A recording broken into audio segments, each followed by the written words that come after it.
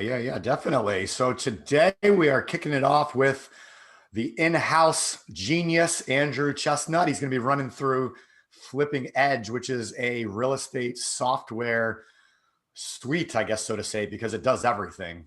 Everything from finding lost kitty cats, which I'm sure we'll tell that story, to finding your next wholesaler flip, to marketing your business and everything in between for evaluating deals, pulling comps, just a full software suite. So it'll be very important to learn how to use this and probably implement in your businesses. Those of you getting into real estate, or even using it to evaluate deals and whatnot. So Andrew's going to kick things off. Then Brent Carlson, who's the CEO and founder of Corporate Capital, will be on talking about entities and asset protection. So get your questions ready, because I know we've had a lot the last couple of days.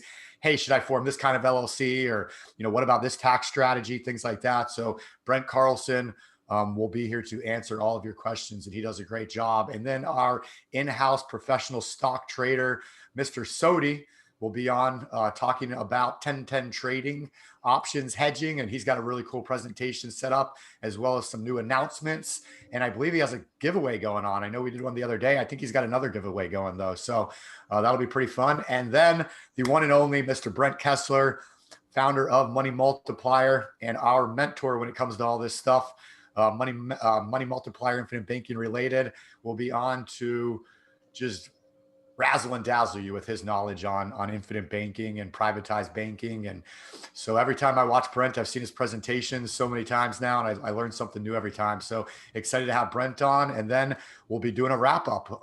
Chris and myself and Andrew will be answering any questions.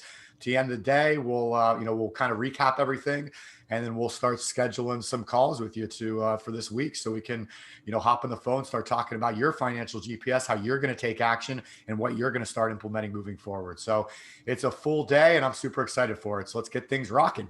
I'm pumped too, folks, and I'm excited that you're all here with us. We've had a great show rate with the amount of people that have come. A little lighter in the Sunday morning, but that's understandable with church and everything else. But for those of you that are here, this software that you're about to see that Andrew's going to present is software that literally changed the way that my wife, myself, and everybody on our team did real estate. Prior to this, we were always trying to find information in various sources. We would go one place for one thing, another place for another. And when this software was created, which was created largely because of Alan Jablonski, who's on our team, he basically got sick of going to all these different places, got sick of using other softwares that never did what he wanted. So he set out on almost a year-long journey to work with the developer, the one that basically this software was designed with, to create what you're going to see Andrew show you. This software will be good for anyone that's looking to get into private lending. If you're going to lend on real estate, it's always good to know what you're lending on. This software allows you to pull all the data very fast, which you'll see Andrew will run you through how it works. And it also gives you accurate data.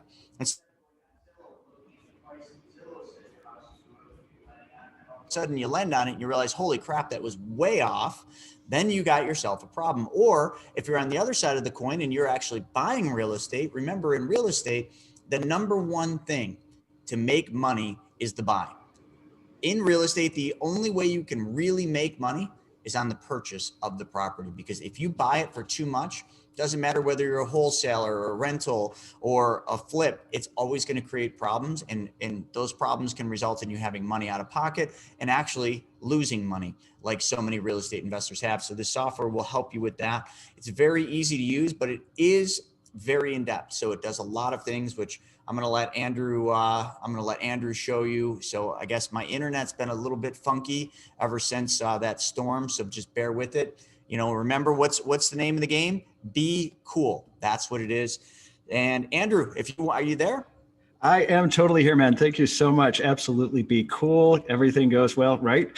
Yeah. Hey, it's all good, man. Welcome. Thank you very much for showing up on a Sunday morning. We really appreciate it. So first things first, Chris, would you kindly give me access to share my screen? Oh, we'll yeah. get started here with it. That button. Zoom's got all sorts of different buttons. It's like getting in an airplane. You just got to hit every button. There you go. Hit all the buttons, all the buttons. All right, folks. So I wanted to get into Flipping Edge, kind of talking a little bit more about Flipping Edge. So I was a realtor, and when I was using When I was a realtor, one of the things that we have is something called Realist, and it's part of the MLS. It's something very similar to this. Frankly, I was using this more often than I was using Realist or the MLS for pulling comps. I think it's a lot more powerful. There's a lot more data on here that I can deal with and a lot more information that I can get. So frankly, it's a really amazing system because number one thing about real estate investing is knowing the information. Information is king in this industry, and being able to do your due diligence to the absolute best of your advantage is something that you definitely want in this industry. So when we first get on, we're going to cover a couple of things today. And the first thing I'm going to cover is something, this is part of what the MLS doesn't really have, is metrics.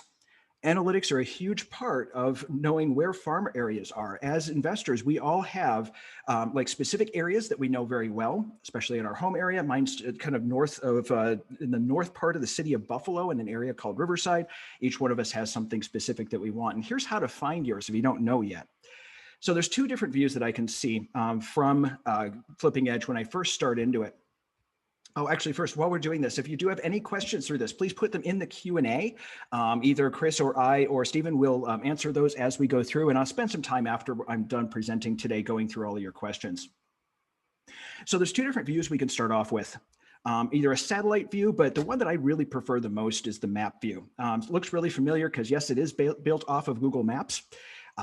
So what I'm going to do, and I can use the little guy here and drag him around, do street view.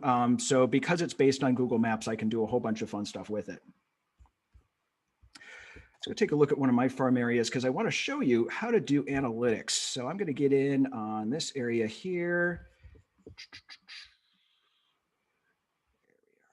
Okay. So up here in the corner, I've got analytics.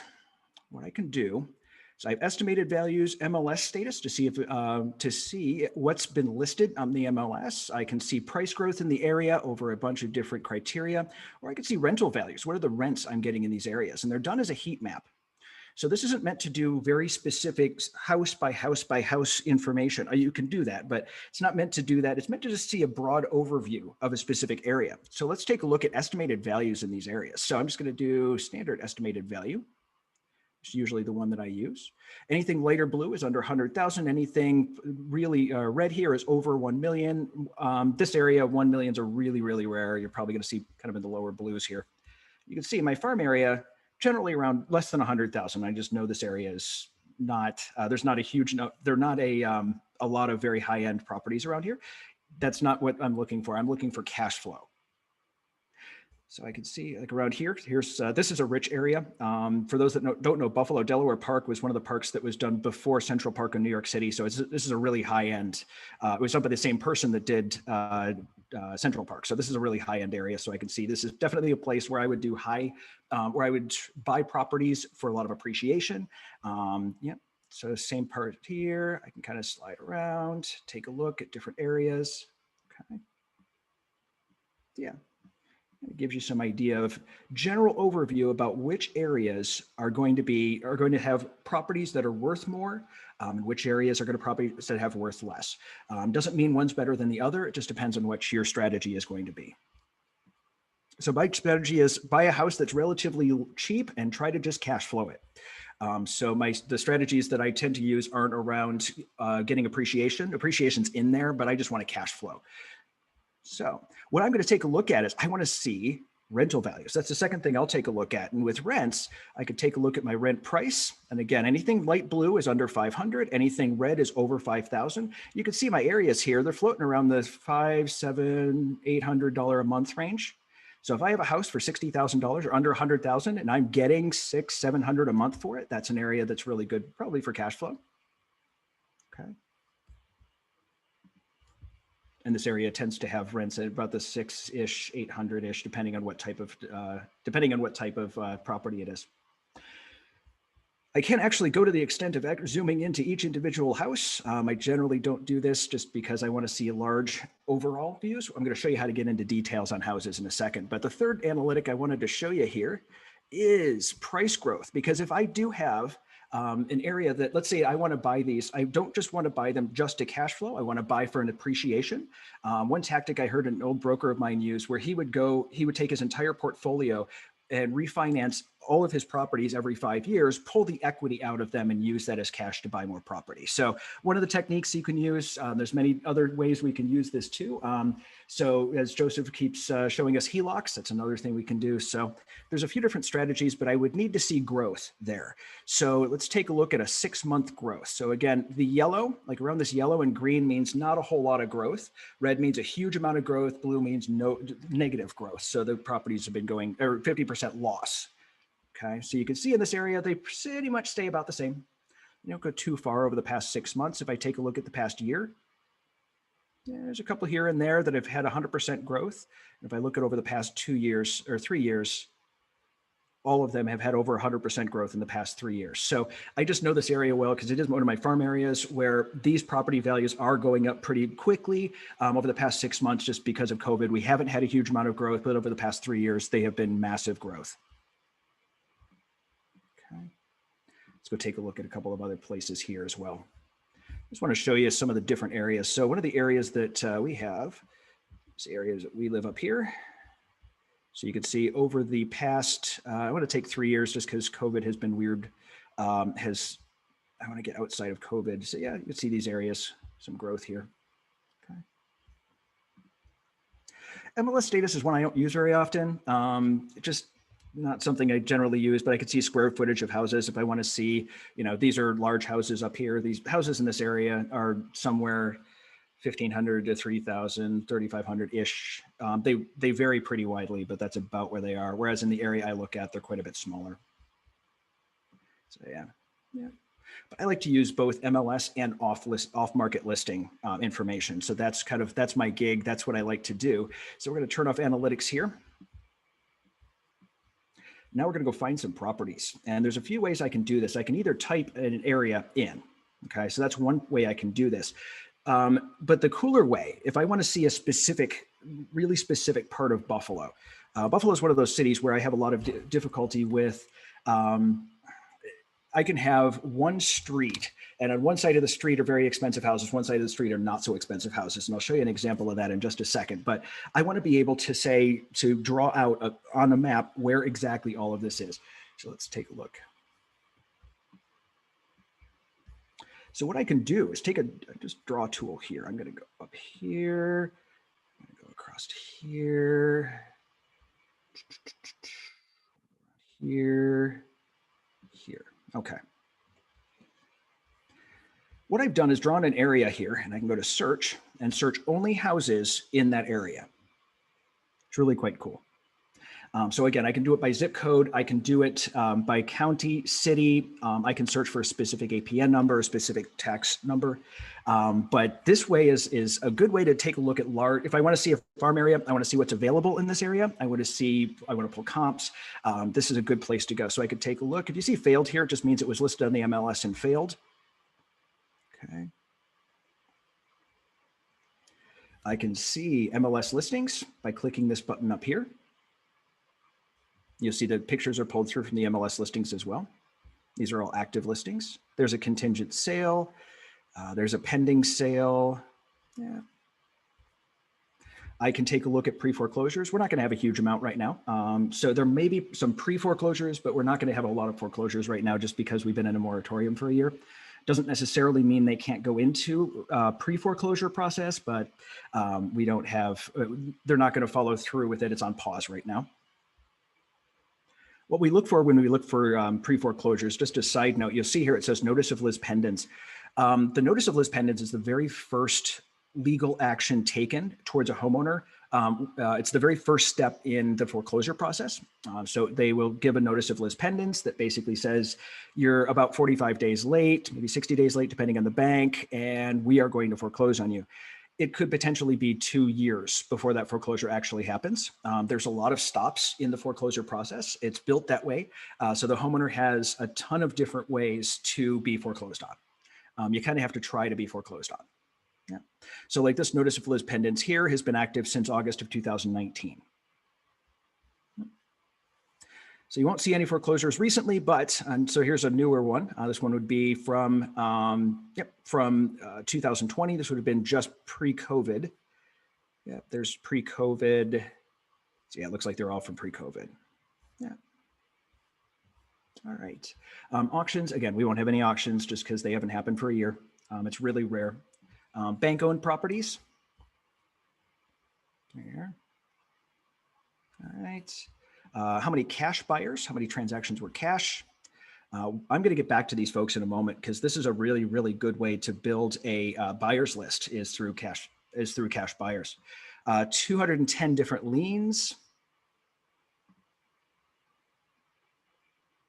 Vacant properties and high equity properties. This is based on when a loan balance of 0, estimated equity is this. So it's based on when we think it's never an exact science, but if there's a 0 loan balance or it looks like the loan has been paid off or is recorded as paid off, and there's a decent amount of equity in them, that's where the high equity comes from.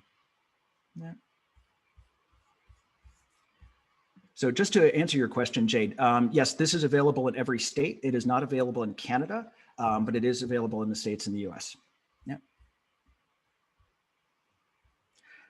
I also have some other searches I can go through. I can go through specific towns. I can go through zip codes. I can, so there's other searches I can do, but these are the buttons I tend to use the most because you'll see them a few different times. Okay. Now let's say I want to go through and do a mailing on this part. So I'll go to cash buyers because what I want to do is I want to see people that have had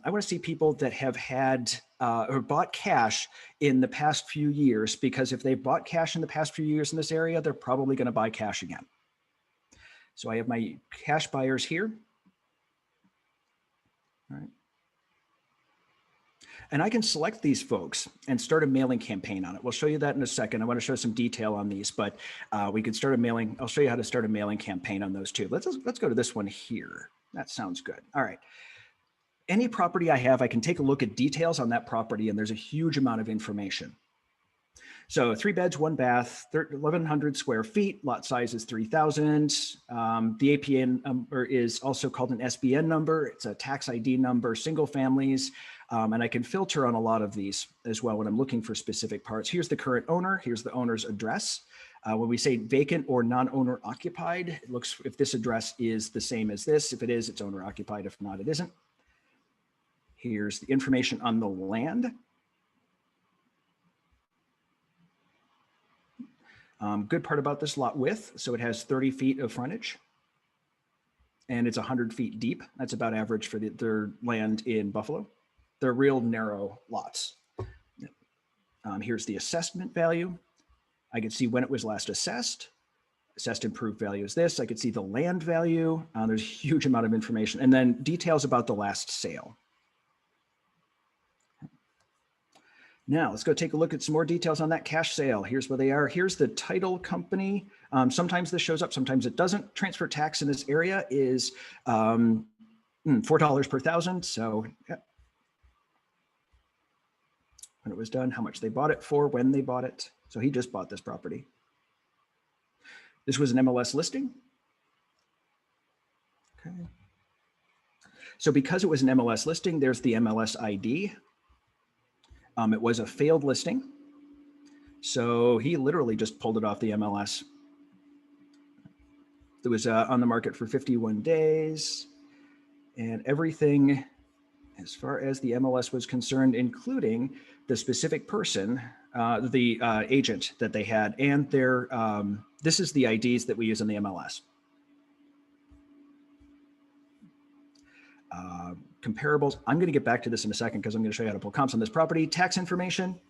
When you're getting tax information, always make sure to double check, even realtors check against the MLS just to make 100% sure it's right. But this sounds right for this area. So yeah. Any other properties? This is a cool new feature that that Flipping Edge just put in. This are all the properties that this owner owns. So these are all of the properties that this current person owns. And this is brand new. We just released this a couple of months ago. So I can take a look at total properties. I can take a look at the total loan amounts he has open, total estimated values, total portfolios. So that is a really cool thing to see. And I can also often see photos of each of these as well.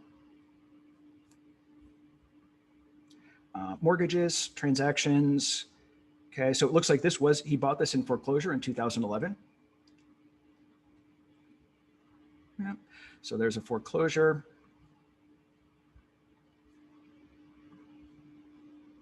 Okay. I can also order documents on any of these. To be really honest, I don't often order documents unless there's a compelling reason for it. For me, what I do is I will, so what I'll do is if I need to order a survey for a property, if there's some reason I need to order a document, I will it from here. But honestly, I generally don't because they do cost money. That's because Flipping Edge is charged by the county to provide those. So an assessor's map is $1.50, document image scans are $5. That's what we're charged. So there's not really any, they're just passing through the charge for us. It's not, they're not trying to make any markup on it. But I can do my own analyses. I can do my own mortgage analysis. These ones are free and they're included. Yeah. Okay. Go up here and analyze the properties. I can put in property purchase price, the number of improvements I want to do. I can even break down exactly what improvements I'm going to do on the property. There's the estimated market value. Take a look at mortgages. So fixed, interest only. Okay, how much is the down? Mortgage amount. And I'll enter all of this information. So there's the amount of rent that I think I can get from it. This is Flipping Edge's best guess at rent. It's actually pretty accurate for this area, just knowing how much that would get. It's based on averages in the area, number of expenses I have, whether I want to sell it at the end and recoup that, and I can do a full analysis on these properties as well. This is a really powerful thing. And it gives us a PDF at the end, so you can give it off to specific investors and things.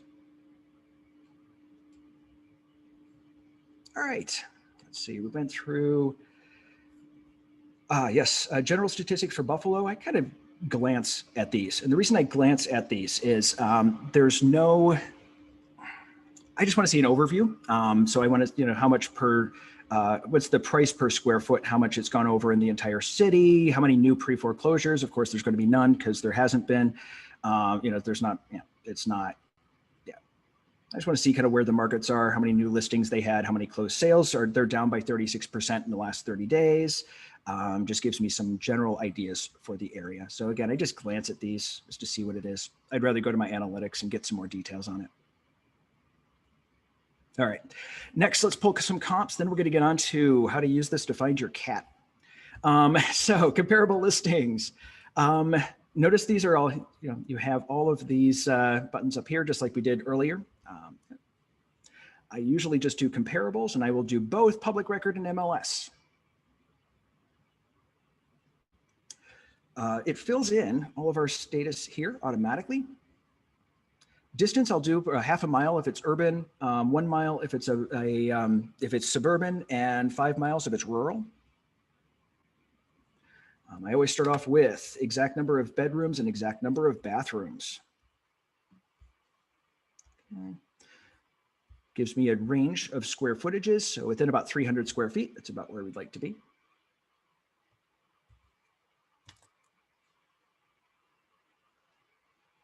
Hey, Andrew, there's an interesting question that maybe we could hit right here. It's Sure. somebody was saying with this person, we can see all the properties from this owner. Does that mean that this person owns these all in his name and not the entity? Yes. Wow. Yep. Because it was entity owned, it would be actually, while I do this, Chris, I'm gonna look up one of yours. Where is it? I was gonna do. Which one you want to do? That's what I'm thinking. One of yours on the west side. Do 172 Albany. Okay.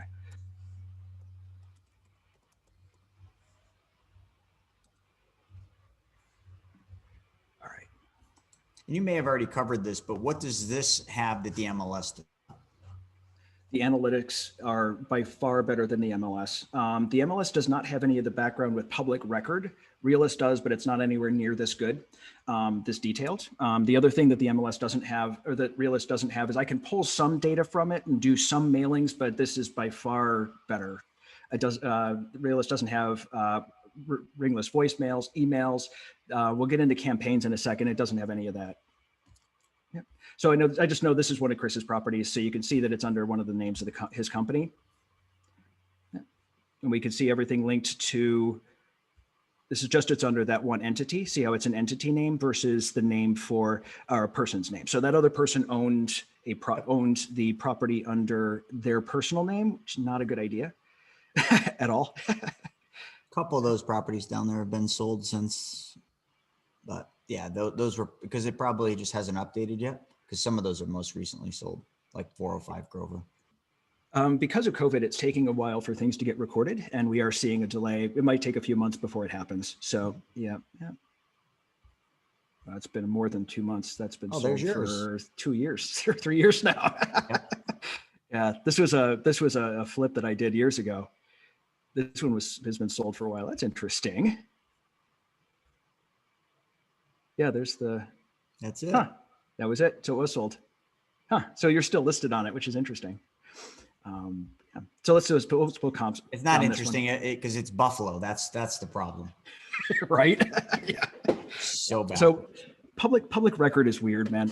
It just gets to that point where sometimes it takes them forever to record it. Sometimes it's not online. So the public record, we can only pull from the data that we get, and the data is only as good as what we get. Yeah. Huh. I'll have to look at that. I'll have to go back through title and see what's going on. I know exactly what's going on. It's just Buffalo's very slow. That's exactly what it is. Eric, the attorney's told me that before. I bet you if you did this in Williamsville or Clarence, I bet you it would all be pretty accurate. It's just Buffalo. Because it's been 2 years. That's why we're kind of curious about it. It's been a couple of years at least. So, yep, there it is. There's the listing update. Yep. Notice I went to the MLS details and said sold. There's my name. I was the agent on it. Yep. So we listed it there. We sold it in about a week. Or was it? No. Yeah, sold it pretty quickly. That days on market isn't right either. It's weird. All right. Let's take a peek here. Got photos, all kinds of fun stuff. But let's pull some comps just because I know this area. I pulled comps on this property, so I just know the area really well. So it's a 4-bed, 2-bath. It is a double. So I'm doing 4-bed, 2-bath. Property type is a multi, and it was a multi to begin with. Yeah.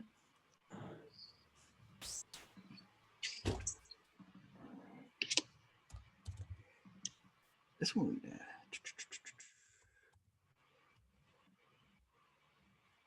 Yeah, is there a way to make your screen the full page here, or is that just how Zoom's doing it? I think it's just how Zoom's doing it. Okay, that's what I thought. Yeah. All right, we're not pulling comps on that one. This one was hard to pull comps on just because of the area that it was in. It's one of those areas where it's you go into on one side of the major road next to it. The properties are 500,000. This side they're like 2, and so it's kind of a weird place to pull it. We're going to go back to my other place here because I know exactly how we're pulling comps.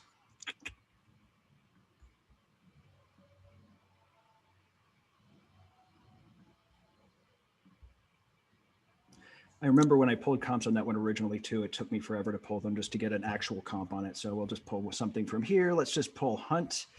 Let's go to, and again, you can see it's an owner is in an LLC. Let's pull comps here. 4 and 2. Just from looking at that, I'll tell you that's a multi. Yep. Quick thing on multis, the reason why we have these separated between 2 to 4 and 5+ units. 2 to 4 are still considered residential, 5% are considered commercial.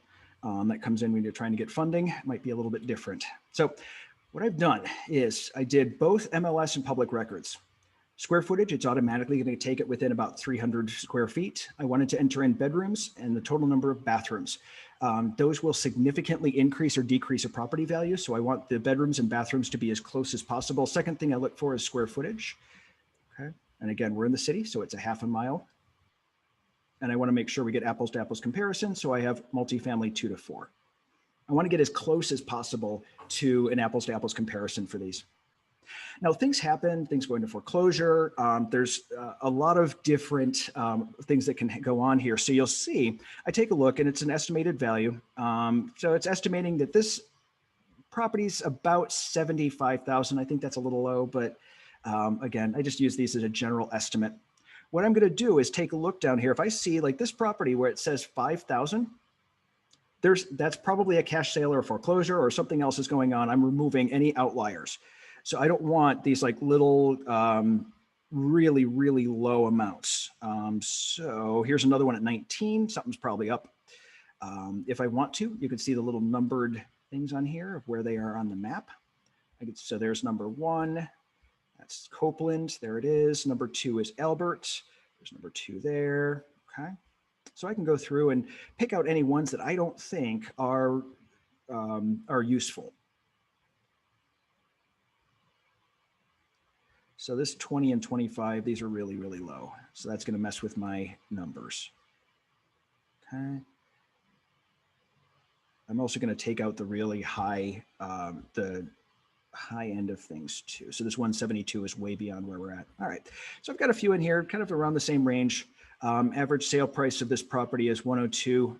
I think that's about right. Sounds right for me. Average price per square foot, 50. It's just about right for this area. And there's your average days on the market. Okay. So that is how I pull comps. It makes it super easy. Another thing that the MLS doesn't have that this has, under property types, I have to go into a separate database in the MLS for each one of these types, and it just makes things kind of clunky. So this has it all in one area. So blue ones are MLS, green ones are public record. Yeah. Cool. Now that you've, let's see, one other quick thing is our rehab calculator. So let's say you've said, I want this property, I've done my numbers on it, I think the after repair value is going to be 103. I know I can pick this up for like 60. I've worked my numbers on it. I think that's a good idea, but I want to see, let's say there has to be a lot of repairs to it. All right. It looks like it's in decent condition. This was listed in the MLS, so you'll see a lot of pictures of it.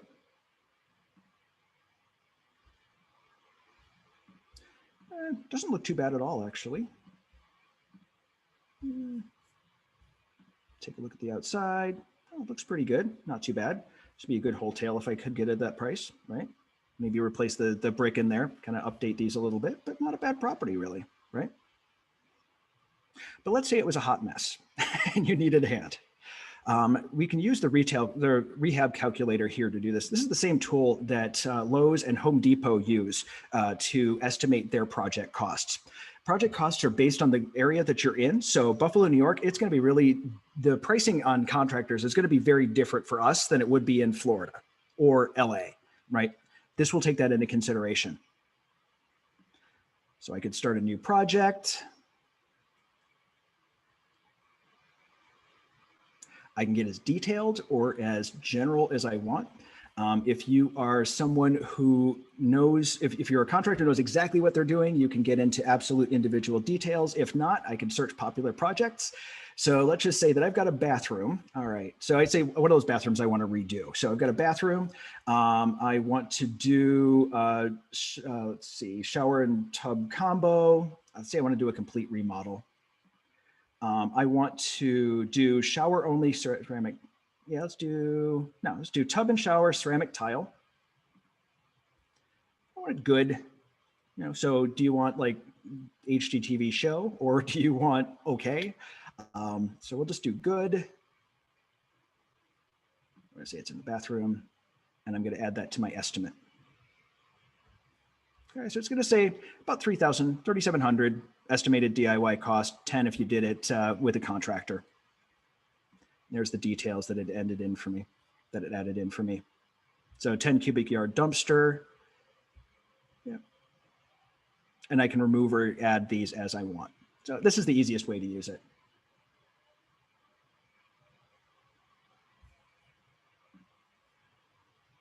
All right.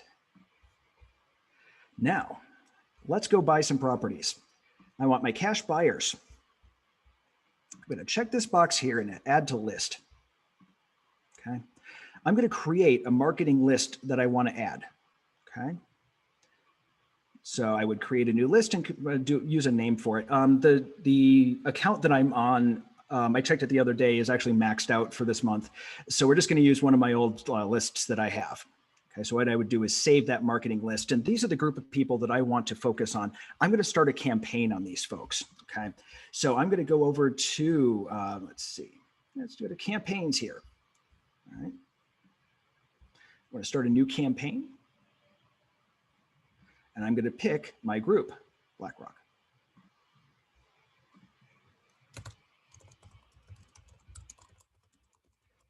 BlackRock is the area in Buffalo that is. I can add multiple groups to this as well. There we are. And I am going to, I can see who I have. All right, so I can see who I'm adding. I can take out individual ones. So if I want to, let's say I want to remove them, I want to remove this person, remove this person. So if you had a mailing and you're doing a second campaign, I can remove like things that I've gotten back again, right?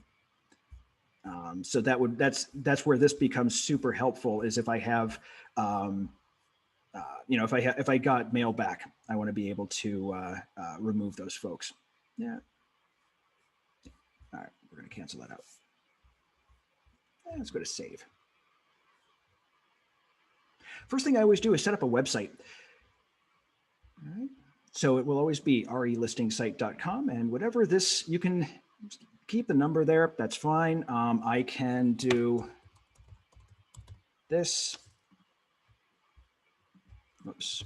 This is where you're doing a campaign, right? Like for finding properties? So I can find properties here. I can, if this works. So what I can do is I can find properties. I can find buyers lists. So if I want to do a mailing, I just want to send out a postcard mailing, I can do that here. So this is the main part, and we're going to walk you through the process of doing that. This is the main part where I find, you can find properties. Yeah. So this one has already been taken. I think I used it already. Yeah. Let's do this. There we are. This name is available. There's the email address that everything is going to go to. Anything that I have, or any of the postcards that I'm doing, any of the ringless voicemails, any of the anything that I'm doing within this, I can use these as a template for future websites. Okay, so I can always use it as a template so that I can just reuse it later on. And I'm going to start with a predefined website. This one is usually fine. There's not too many websites here. We don't need a whole lot. I can change my logo. I can change this banner image. I can change any of the text here. I can, and I'll go down here and change this text. I can customize this website however I want. And as soon as I'm done, I will hit publish. You'll see it says website access, and there's the URL for this website. So now this campaign has a website. Any person that responds to an email or a ringless voicemail will go, or email specifically, ringless voicemail, if you put it on there, we'll go in here, contact us, send it, and you at that email address will get the message. Okay. Let's go back to the campaign here.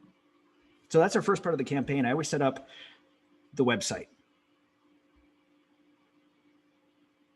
Now let's send, here's my total number of recipients. Let's send a postcard to all of these people. So again, these are cash buyers in my farm area. Two choices, either 4.5 or 5 inches. These are the pricing on it. This does include postage. I can either start with a predefined template or I can start with a blank postcard. I almost always start with a predefined template. Just makes it easier because there are a lot of templates. I will choose a template based on what I need. So I have the ability to do investor only. So bad tenant stressing you out, you use this one. Okay, but they have a lot. They have a lot of templates. So yeah, let's use bad tenant stressing you out. I think that looks like a good one. Here's what it's going to look like. Yeah, that's what I look like exactly when I have to deal with tenants. Yeah, Chris. I would take notes of that. Bad tenant stressing you out. If I got this postcard, I would absolutely pay attention to it and probably call you back saying, yeah, do you know my tenants? Is that how you know I'm stressed out? Mm-hmm. So true. That's why I figured I'd use this one as our first one here, right? It's going to mail it to their specific, return address is always going to be an address set within Flipping Edge. When you first set it up, you get that one.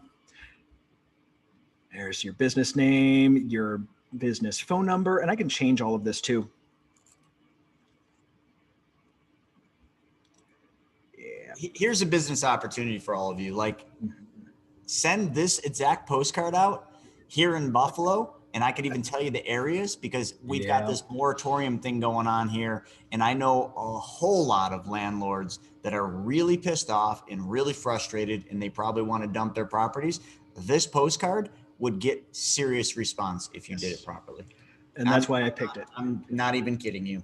Yeah, that's why I picked it. There are so many landlords right now where, that's how I have my haircut. There's a lot of that look like this right now because we are under a moratorium, and a lot of small landlords are going out of business at this point, and they are just done. They just want to keep going. They just don't want to have anything to do with it anymore. So that's why I figured I'd pick this one for you.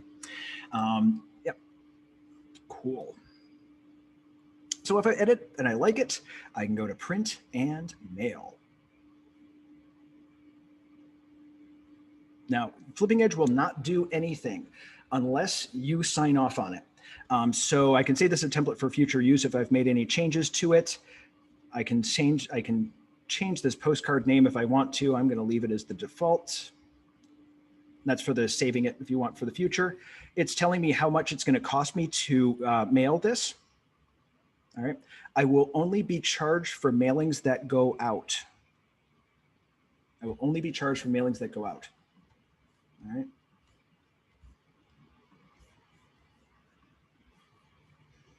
So if not all of them goes through, or like there's a mailing address that can't go through, that'll work. So I'll just check all of these off and hit place order. I'm not going to place this order today, but yeah.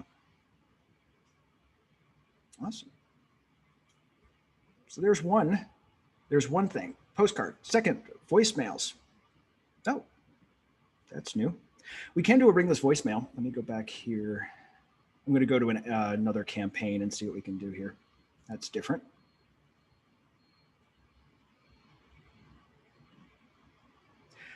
Okay, there is a story behind this campaign, this specific campaign. That black cat is Chris's cat, Kittles. Kittles is what, 19 now? 18 or 19? He is 18 years old. Yeah, he is definitely an elderly cat.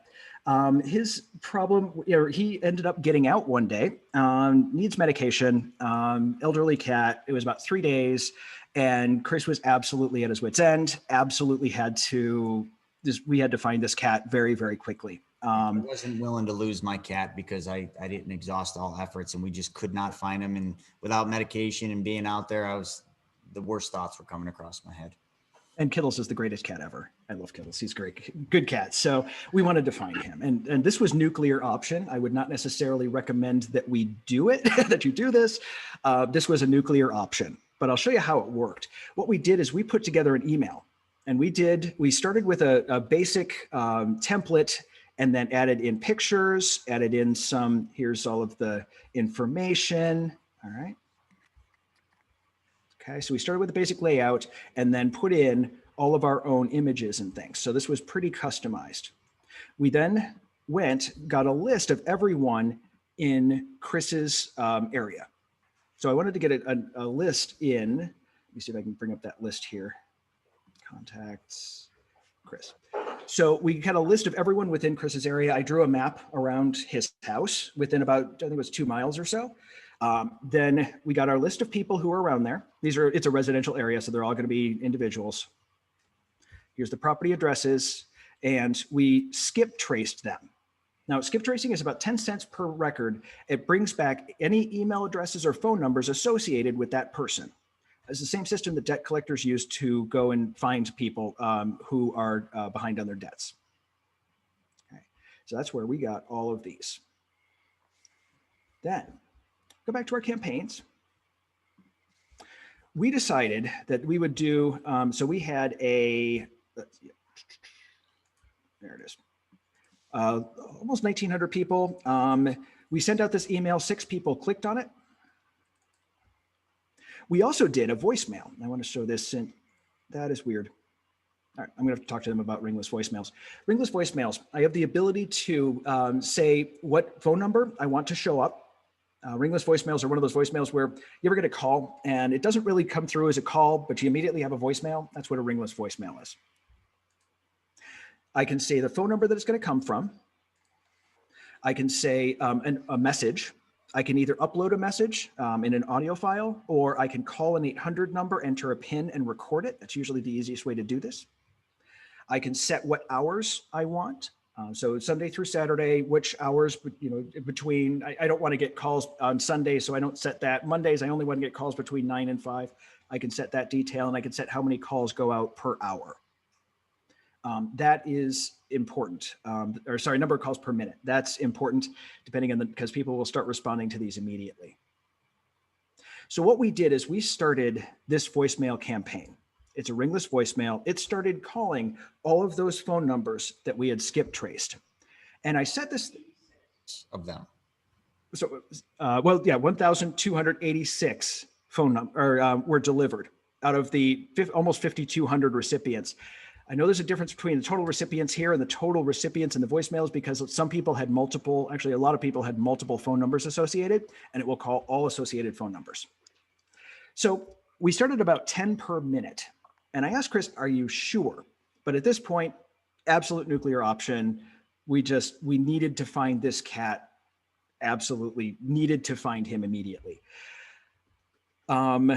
I can remember, I think about, 10 minutes into this campaign, Chris, I got a text from you going, what have I done? Or something. It was so insane. Like I literally couldn't even text people back. If I was on the phone, my phone would ring 5 more times. It was just ironic that I actually took the one call, and it happened to be a girl about a mile away who said she saw my cat and actually had my cat because her friend down the street had been feeding my cat Temptations. Mm-hmm. Yep. And the funny thing is, he and I had been around the neighborhood trying to find this cat. We camped out in the backyard. I mean, just trying to find this cat. And he was about a mile and a half away. So we found Kittles. I don't think I've ever heard another human being that happy in my life. I get a call from Chris going, we found him. Now stop the voicemails. So we were able to deactivate the campaign and stop the campaign. So instead of getting 5,000 instead of having 5,000 calls go out, we only had 1,200. Quick thing, just like with the postcards, we were only charged for 1,200 calls. So you only charge for what goes out, right? And emails are always free. So yeah. So if you can find a cat, can you find a property? Can you find an undervalued property? I would say so. So it's all the same. Too. It's the same concept. And, this is just a unique idea and a unique way to use it. But I think it's just shows you the capability of how refined you can get with this. And every time we do campaigns, like mailing campaigns on real estate, which I haven't done any in a little bit, we get a ton of calls. And one suggestion I would make, and this is maybe different in different areas, but when those incoming calls are coming in, have a female answering the calls. Yeah. It works so much better. When I was answering, when Larissa was answering the calls, tremendous success. There's something to it, and it's just more of a trust factor. I guess people don't trust men, but women, they do. Well, that's what we did with the cat, with the ringless voicemail for the cat. Actually, Shauna here recorded the voicemail off of a script for us, and that's how we got the response for it. Yep. So the RVMs are absolutely, if you are new, I would not recommend RVMs. You'll get an immediate response to them, and not all of them are terribly happy. You get a lot of people who are quite angry. I would start off with the postcards first, then go to email, then go to ringless voicemails once you've got your confidence up. But even the postcards, I would say out of every 1,000 postcards we're sending out, I think the last students we had out of 1,000 postcards got 1 or 2 deals out of it. So, it's really definitely law of numbers. Yeah. Oh, really good deals. So it's all law of numbers. Yeah, we just did a campaign for, 2 of our students, but for one in particular. And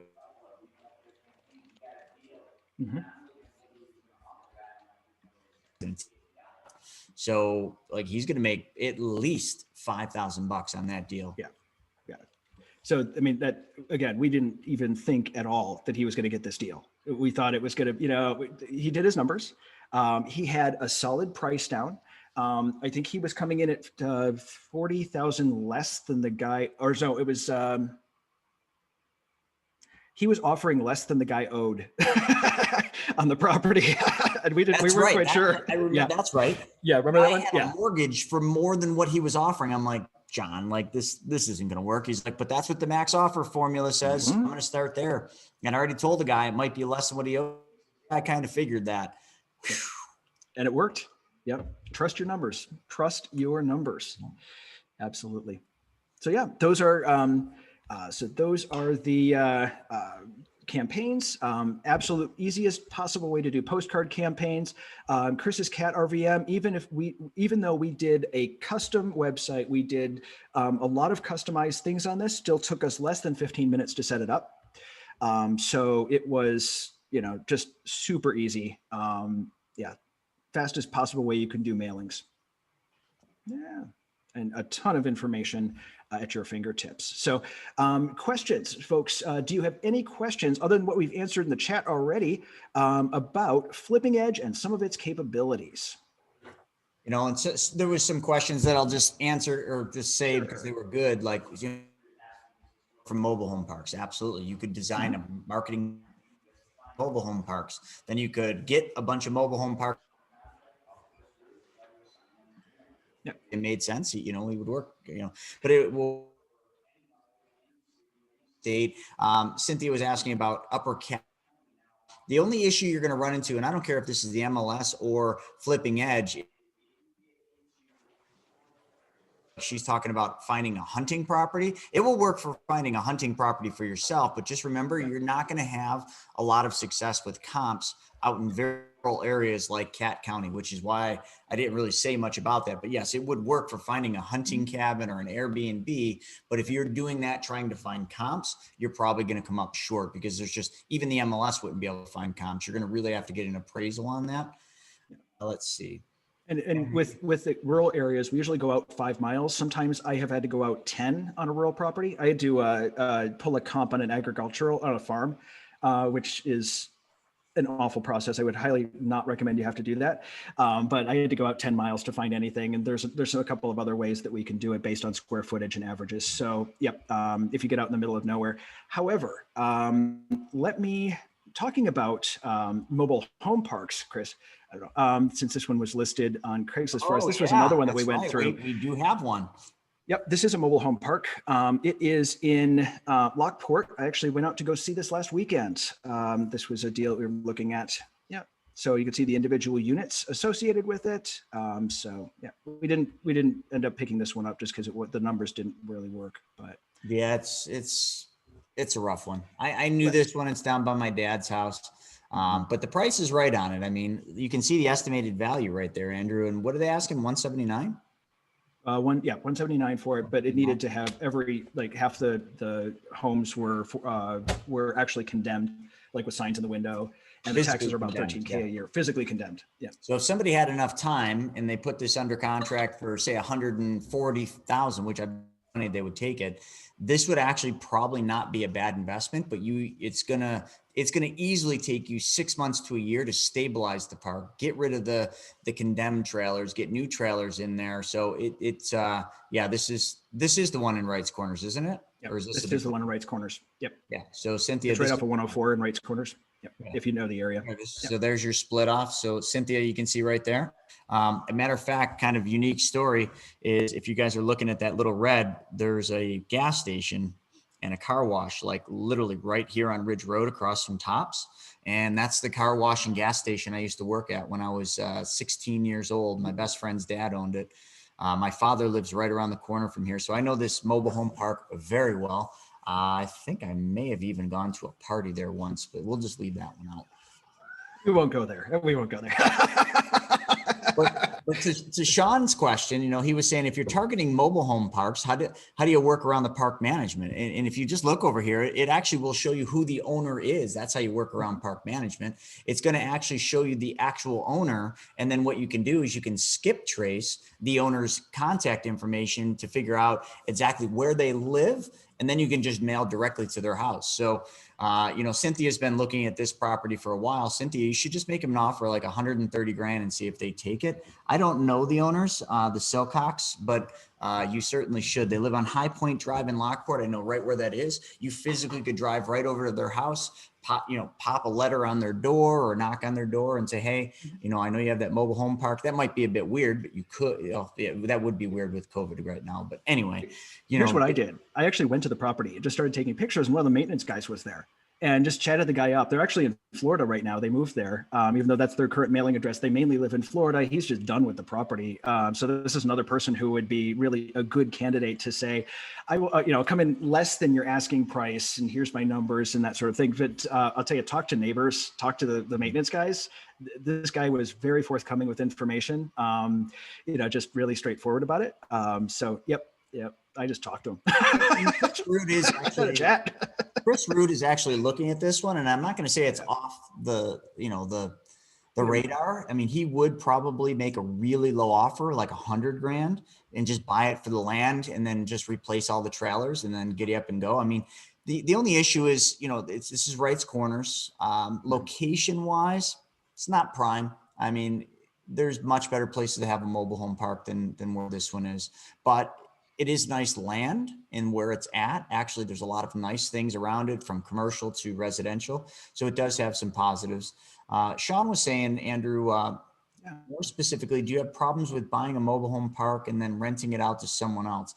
So Sean, I don't have experience with mobile home parks. That would be a Chris Root question. I don't know what kind of problem you would have. In this example, if they're mostly condemned, probably not much of a problem at all. But remember, you would have a problem if you're buying a mobile home park here in New York specifically, and there's existing tenants not paying rent. You cannot evict them. Under no circumstance can you get them out of the property. Believe me, I know. You can't. I think that's been extended to September. Story. Don't even and everybody's always got their magical way. Oh, you do this. Oh, you do that. The only way I've been able to get rid of tenants, and borderline probably not even legal, is going to the tenants and telling them that their unit is going to be condemned by the health department. And, the health department is going to come in and tell them that they can't live there safely. I just did that because I got so pissed off. I'm at my wit's end, and it worked. Now, there, and it wouldn't have probably got condemned, but that's what we told them, and they moved out. So that's the only thing that's worked. I think it looks like it's been working with this guy too, because they have 14 trailers, and out of the 14, only 4 are habitable. So I think that probably is what he did. But yeah, let me clear this out. I know there was a question here about looking for land and looking for just trailer homes, and I want to go over another filter. Yeah. Yep. So we've got these filters up here. These are your standard ones. So this is just your standard run of the mill. Hey, I want to, easy ones that I want to look for. Like I want to look for cash buyers. That's a really common one, right?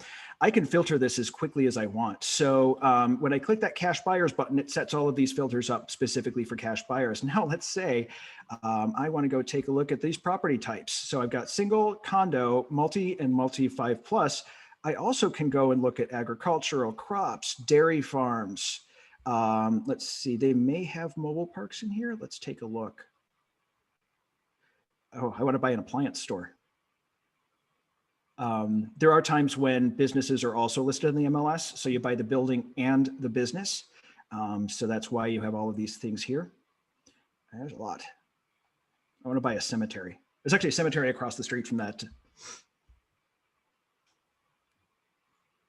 Yeah, so you have a lot of different property types that you can buy. We just go for the big ones, but yep, whatever you want. Bedrooms, property classifications. So agricultural, recreational, vacant land.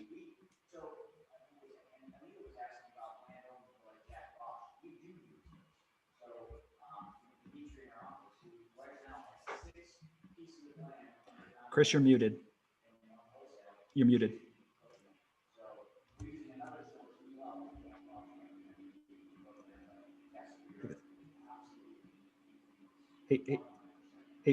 Hey, bud, you're muted. Darn it, all that for nothing. So I was just talking about the land, and Dimitri here in our office, who now has 6 pieces of land under contract and 1 actually sold. He is using this software to help find and help him with his land flipping. That's about all I said. And then Matt had a great question. Do you want to tackle that one? I've been looking for multifamily now. Will be owner occupied for 7 months. Haven't had any luck because of such limited MLS inventory. And he's losing out on competitive bidding wars. Any general advice for me moving forward? I'm excited about what Flipping Edge could potentially do for me and appreciate any advice.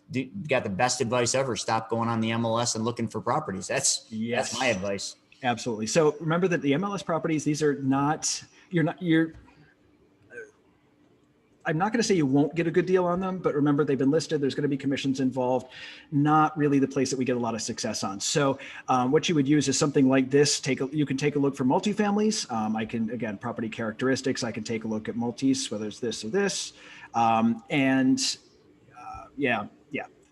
The MLS is there are so many bidding wars in the MLS right now. It is such a hot market, especially, Buffalo is one of those areas.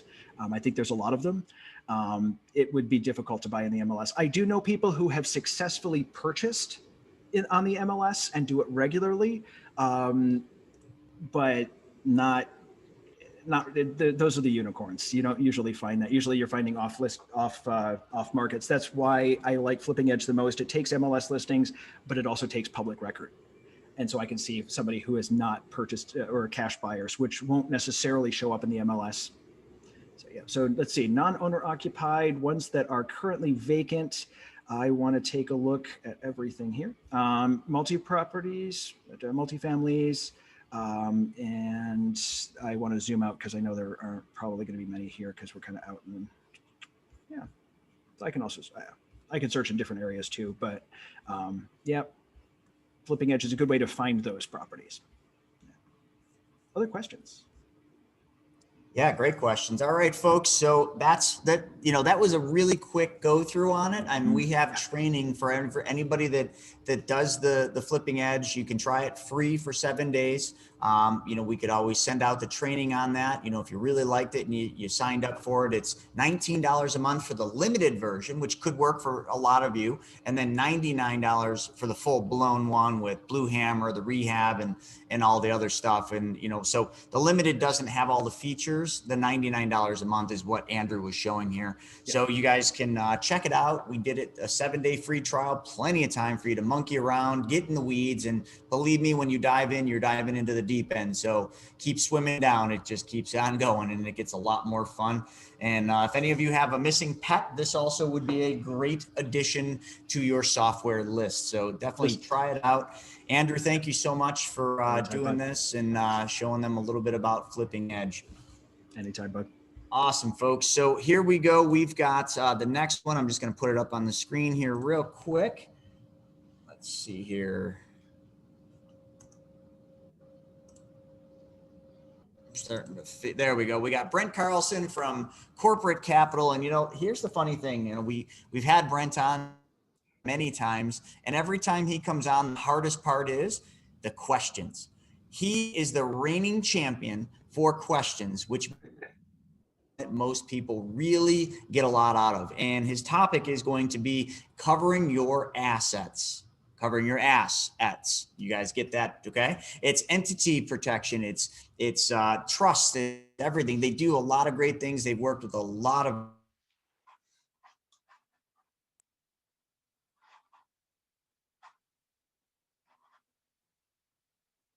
they want, what they need, and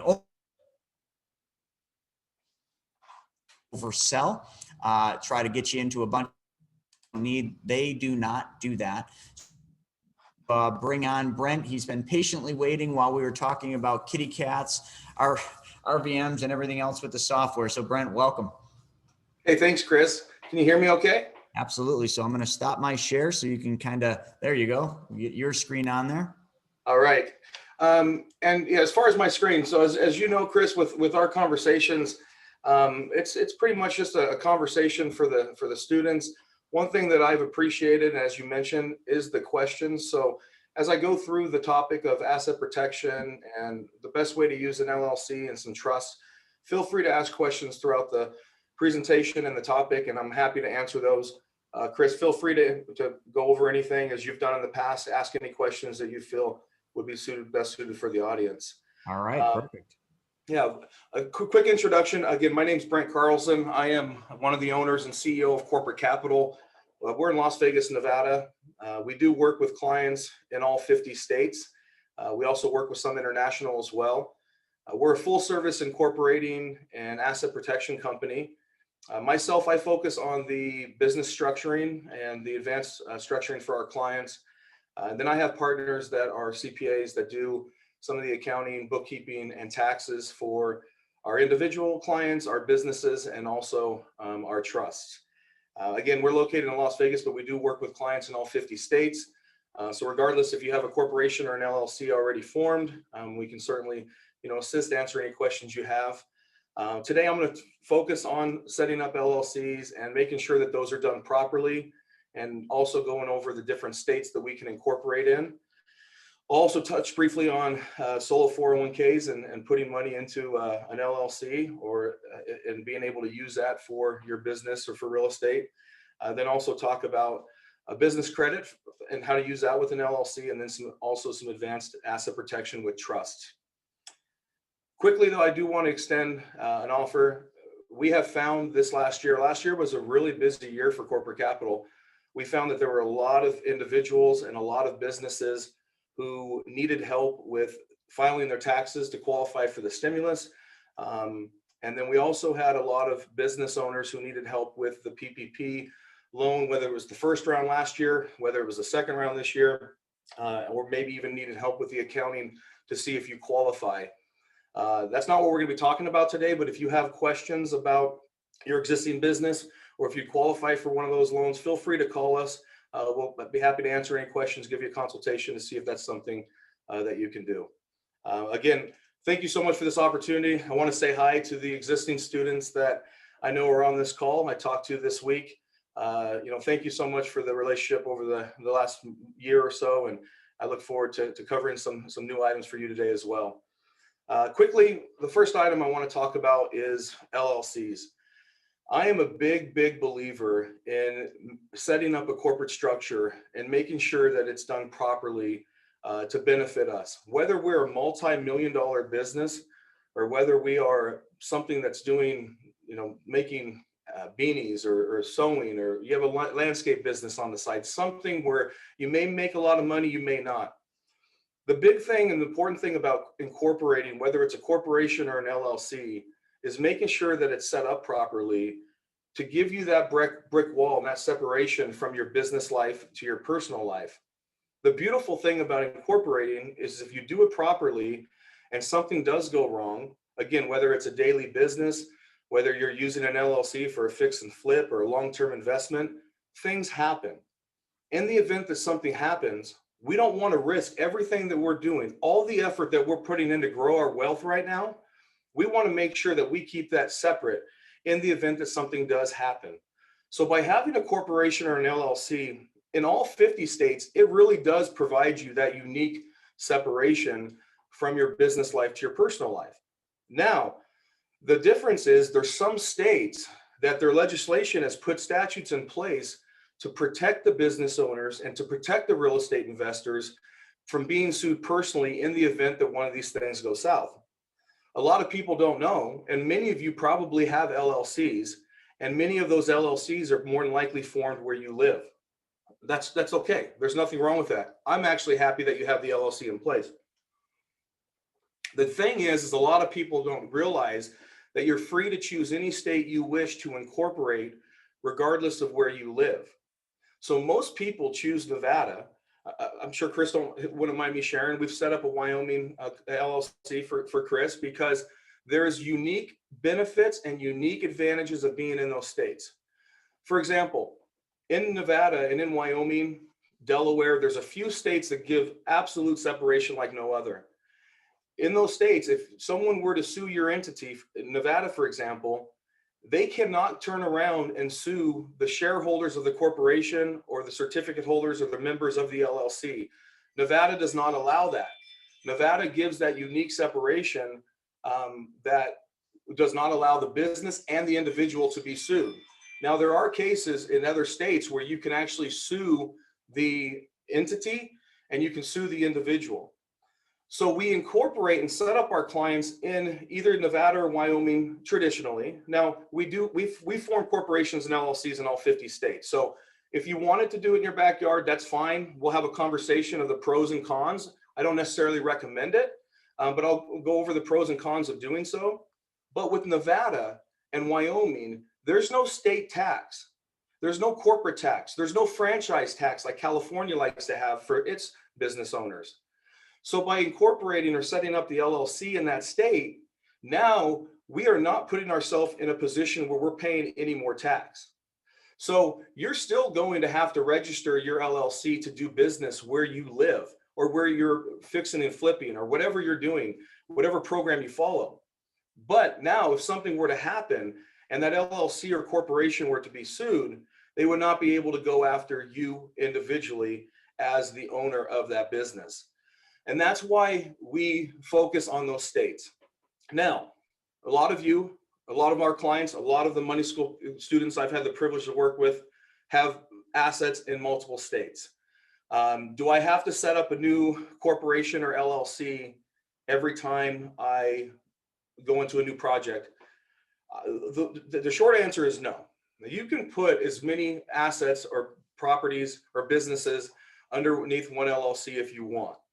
The risk that you're taking, though, is, again, the LLC can always be sued because there's a business or there's an asset in there, whether it's a rental property and someone slipped and fell, whatever the case may be, that can be sued, that entity. So by setting that up in Wyoming, by setting that up in Nevada, you give that separation and you ensure yourself that that will never be the case.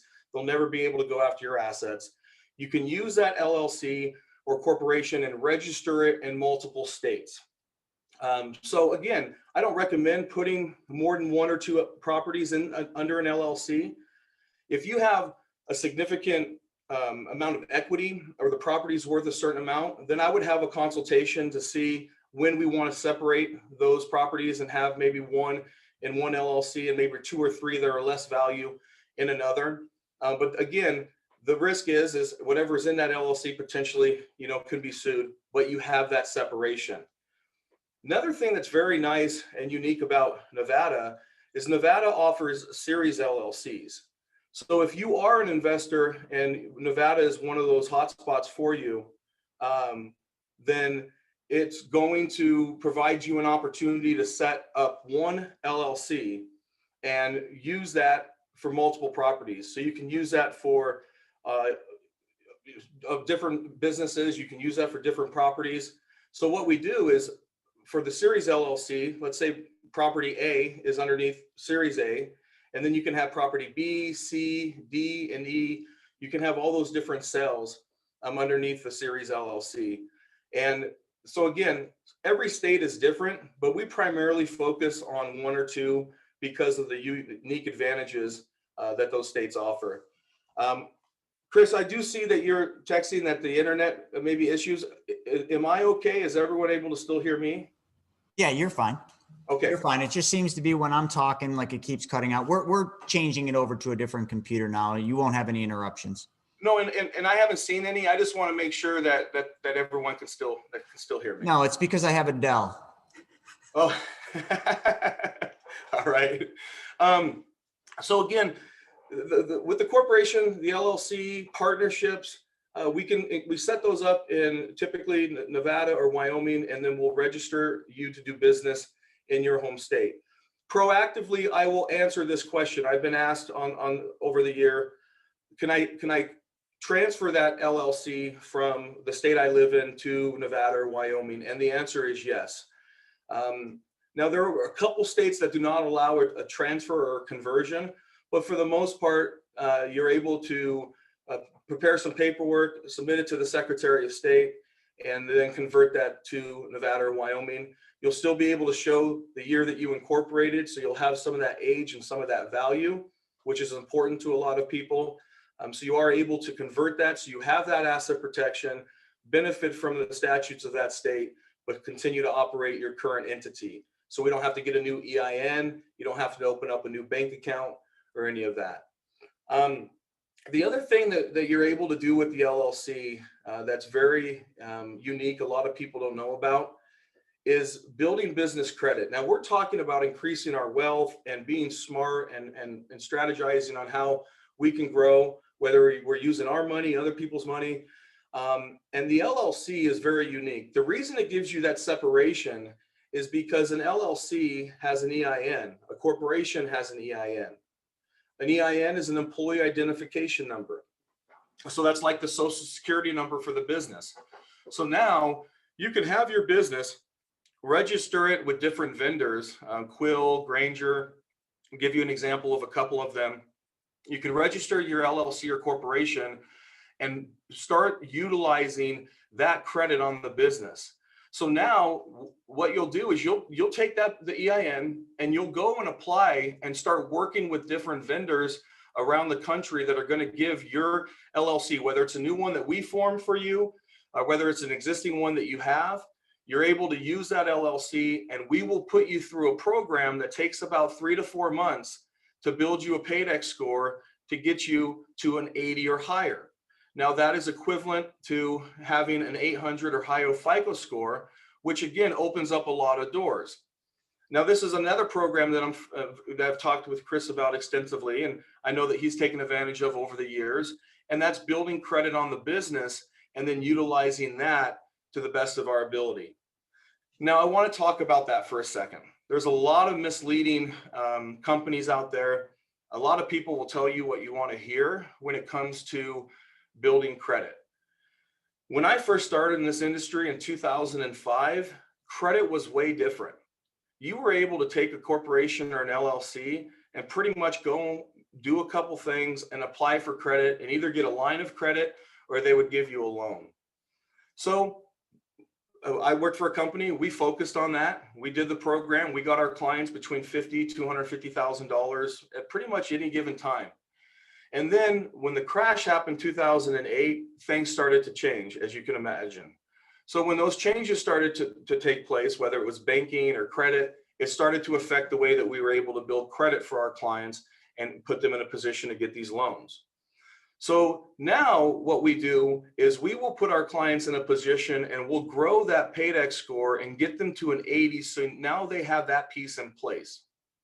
But like any other loan or any other program, if they're going to look at giving you a loan for your business or credit for your business, they want to see some type of skin in the game.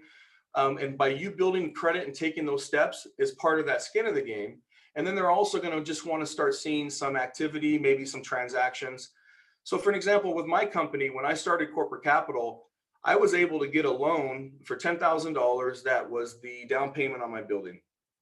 Then I was able to get a $40,000 loan from a company out of New York, and I was able to do it all in the name of Corporate Capital. I did not have to sign a personal guarantee. Now, this was also, again, in 2013, December of 2013, when I started my company, but I got a $40,000 loan at that time and did not sign a personal guarantee. So if something happened and my business did not make it, they were not going to be able to come after my personal assets. That's why we set up the LLC for that separation. If we can build credit and use credit for the company and not personally guarantee every transaction or lease, that is going to benefit you because everything doesn't work out. Now, my experience with everyone on this call, Chris has done an amazing job teaching you, motivating you, and everyone I've talked to has had success to this point. Well, let's face it, things like that don't always happen, and you never know what tomorrow is going to bring. My point is put yourself in a position, have that structure in place. So if something does happen, they can't come after you personally. Have credit in place because it's available to you, and use that credit to apply for maybe a cell phone plan, maybe leasing a vehicle. When I leased my first vehicle, the first year I was in business, they had me sign a personal guarantee because, again, I was new. So GMC had me do it. I got a $40,000 loan from a company in New York without it. GMC Financial had me sign a personal guarantee. That was fine. We made the payment. 3 years later, when we went back with the credit, having more of a history with them, and we were able to do everything in the business name with no personal guarantee. The payment is significant. It's a big risk, but they know that there's that credibility now from the company. There's this credit history, and the payments are being made on time.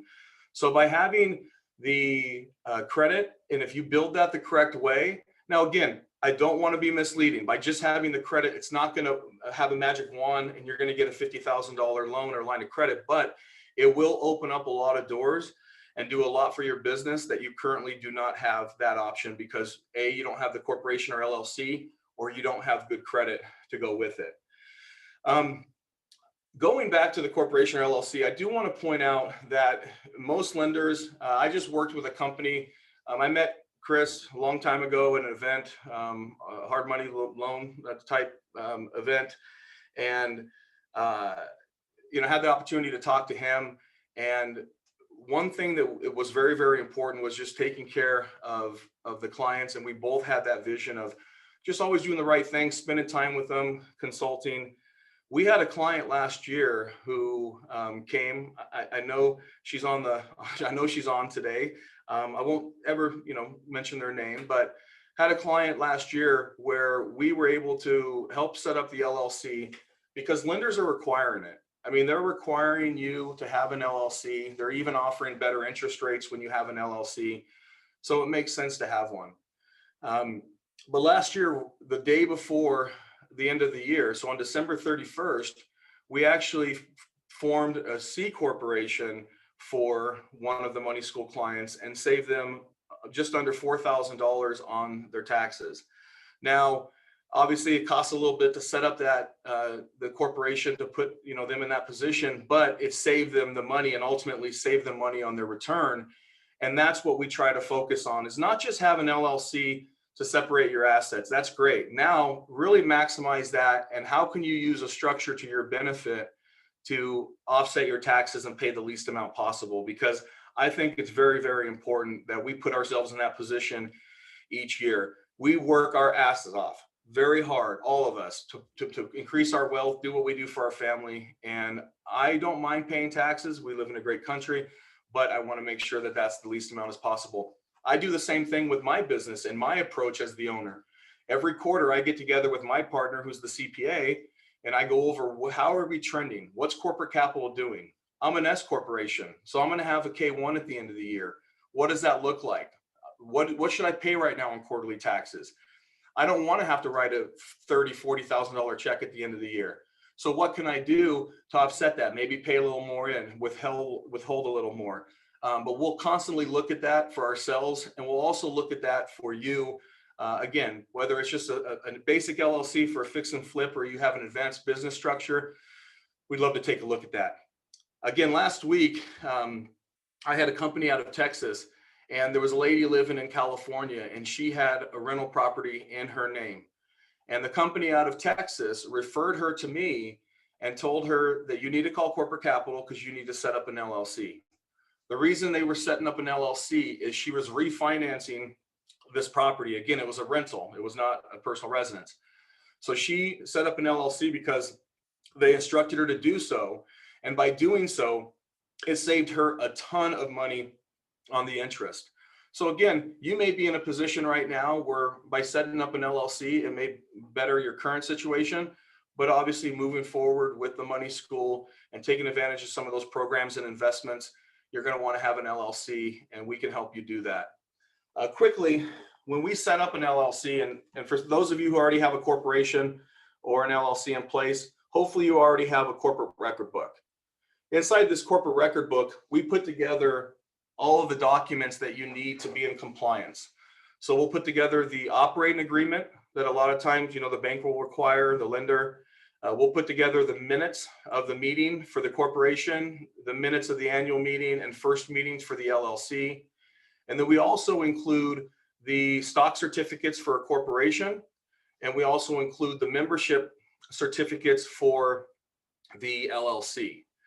Now, that's going to bring me into my next topic. And this is a very, very, very important topic to me.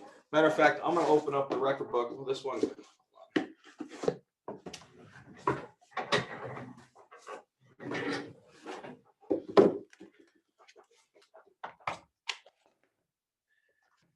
Inside the record book, we have these green membership or stock certificates.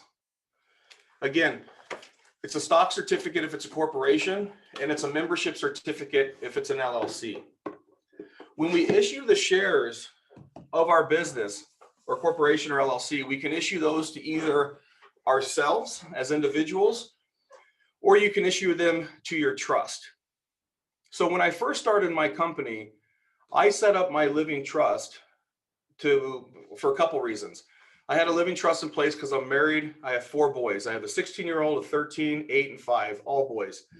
I knew, because this is my line of work, how important a living trust was, regardless if I owned corporate capital. Just to make sure that everything I had avoided probate court and went to my wife, and if something happened to both of us, it went to our kids, without having the state and judges and lawyers getting involved to tell them or to figure out what to do with my stuff in the event that I go.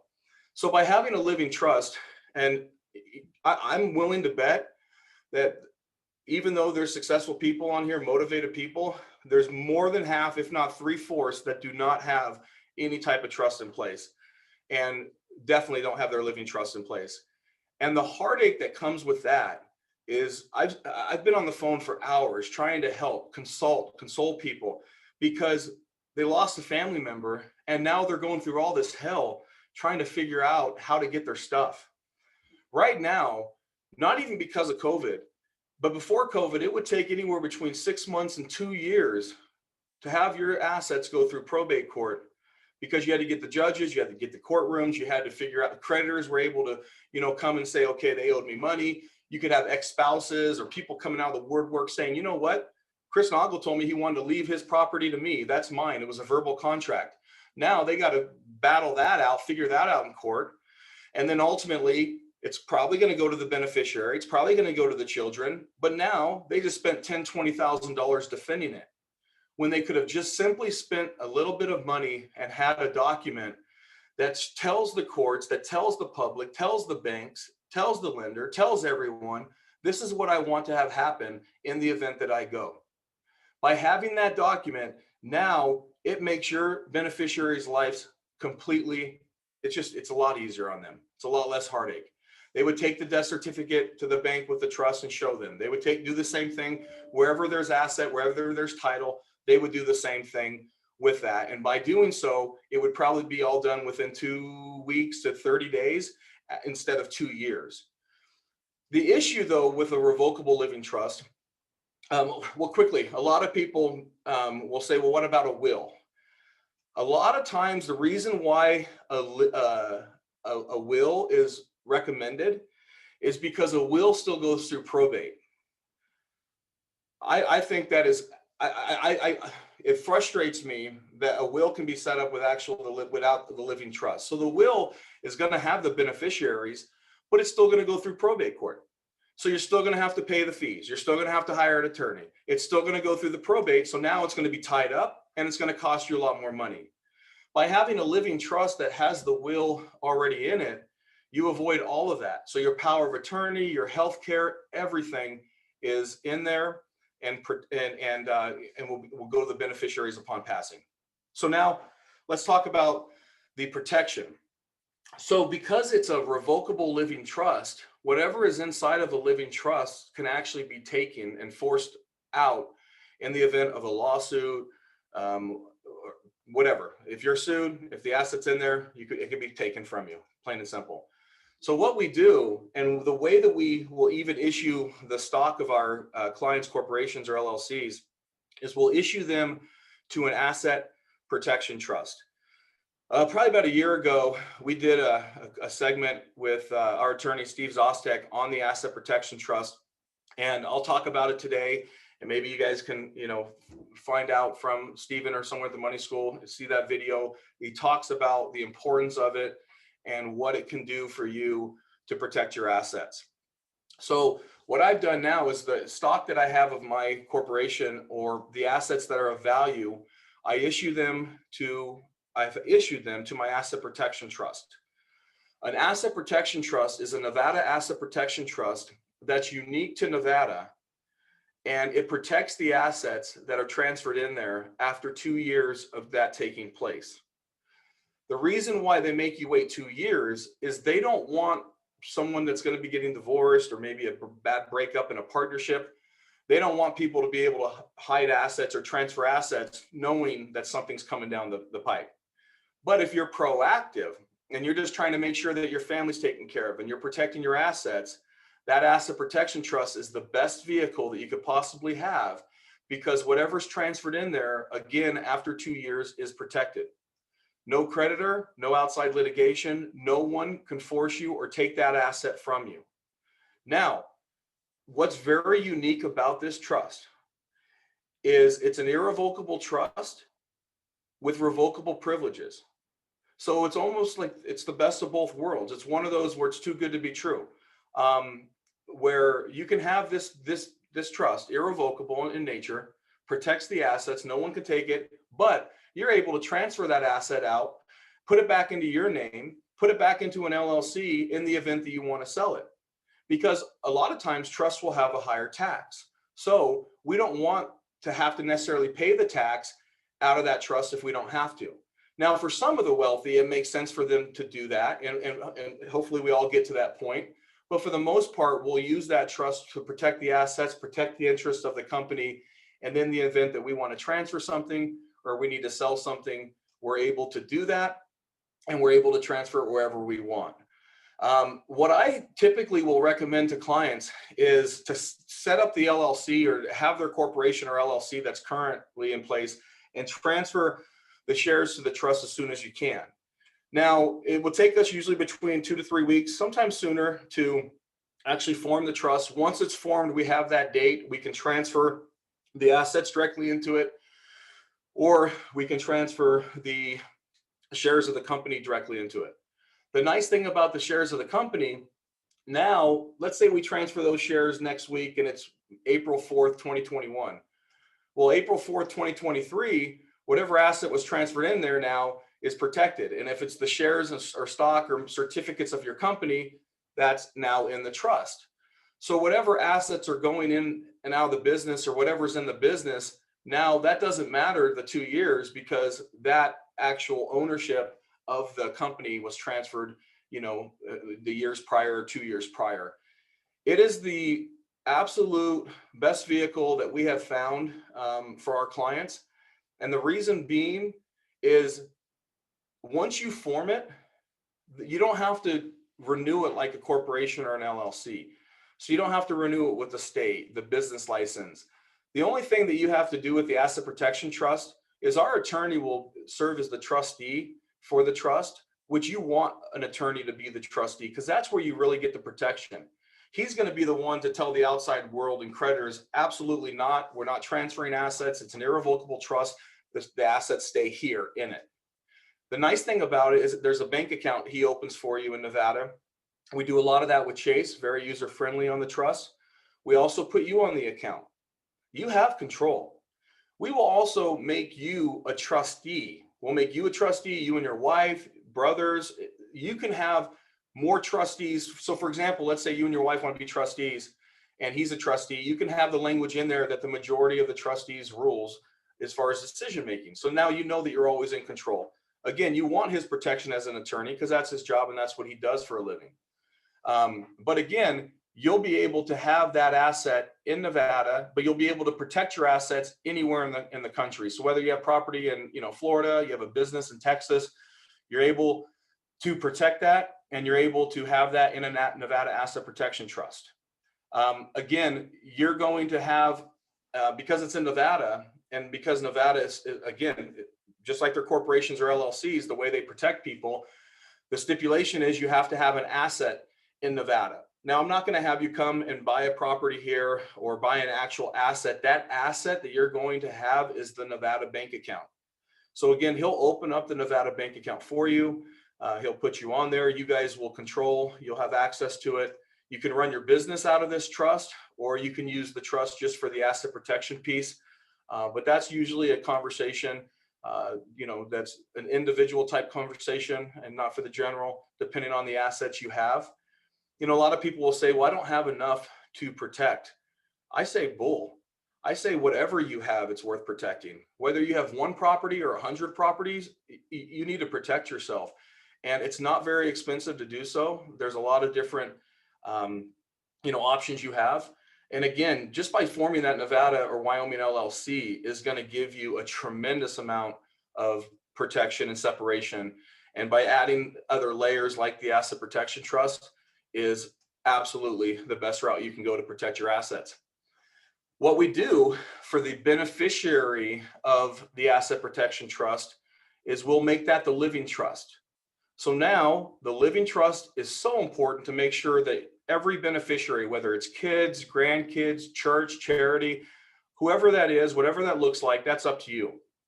So the beneficiary of the asset protection trust is the living trust now. So all those assets that were in that protection trust, the business, everything that we've assigned to the AST, now upon your passing, it automatically goes to the beneficiary, which is the living trust. And now all of those assets get dispersed to your family. All of those assets get dispersed right away. There's no probate court. There's no extra expense to it. And I think you'll find for, what it takes to actually do it, it really is a no-brainer. I think a lot of people feel that, the life expectancy is 80 years old or higher now. So no one thinks about that. We'll do it someday. And I can respect that. But at the same time, I've seen a lot of tragedies. I've been in this business since 2005, and I've seen just a lot of heartache, unnecessary heartache, for something that just should have been addressed. Once you address both trusts, whether it's the asset protection trust or the living trust, it might take 10 to 15 minutes to actually fill out the questionnaire and provide the attorney the opportunity to put together the rough draft and now really get something for you to see and finalize and finish. And then the nice thing about it is, as I mentioned, you'll have the trustee with the attorney, and I think he charges a couple $100 a year to remain the trustee. But part of that is being able to make changes to the trust anytime you want. So if you have an asset that needs to be transferred, you need a quick claim deed done, anything like that, by being a client of Corporate Capitals and us doing the work in the first place, we just always jump in and do it. We do that because we're a full service incorporating an asset protection company. There's a lot of things that we do for business owners. A lot of our business owners keep everything under one roof, which provides value to them and obviously opportunity for us. So we'll just maintain that relationship and make sure that you do it properly. If you're not protected, if we set up corporations and LLCs for our clients and a year later they're out of business, then I'm spinning my wheels as an owner. So we do everything we can to really position our clients, set them up properly from the beginning, make sure those assets are protected. Heck, use the LLC to their advantage so they don't have to use their personal debt to income ratio and their own money. There's a lot of things that good corporate structuring can do for you if you know about it and you take advantage of it. But I would challenge you to have that conversation, maybe do a little research if you have a current entity on the best states to incorporate in, and you'll find, Delaware, Nevada, Wyoming to come up. Delaware is very popular for publicly traded companies, and that's not a big niche of what we have. And I'm sure, the audience that we have on today. But we can certainly go over those pros and cons and look at your current situation.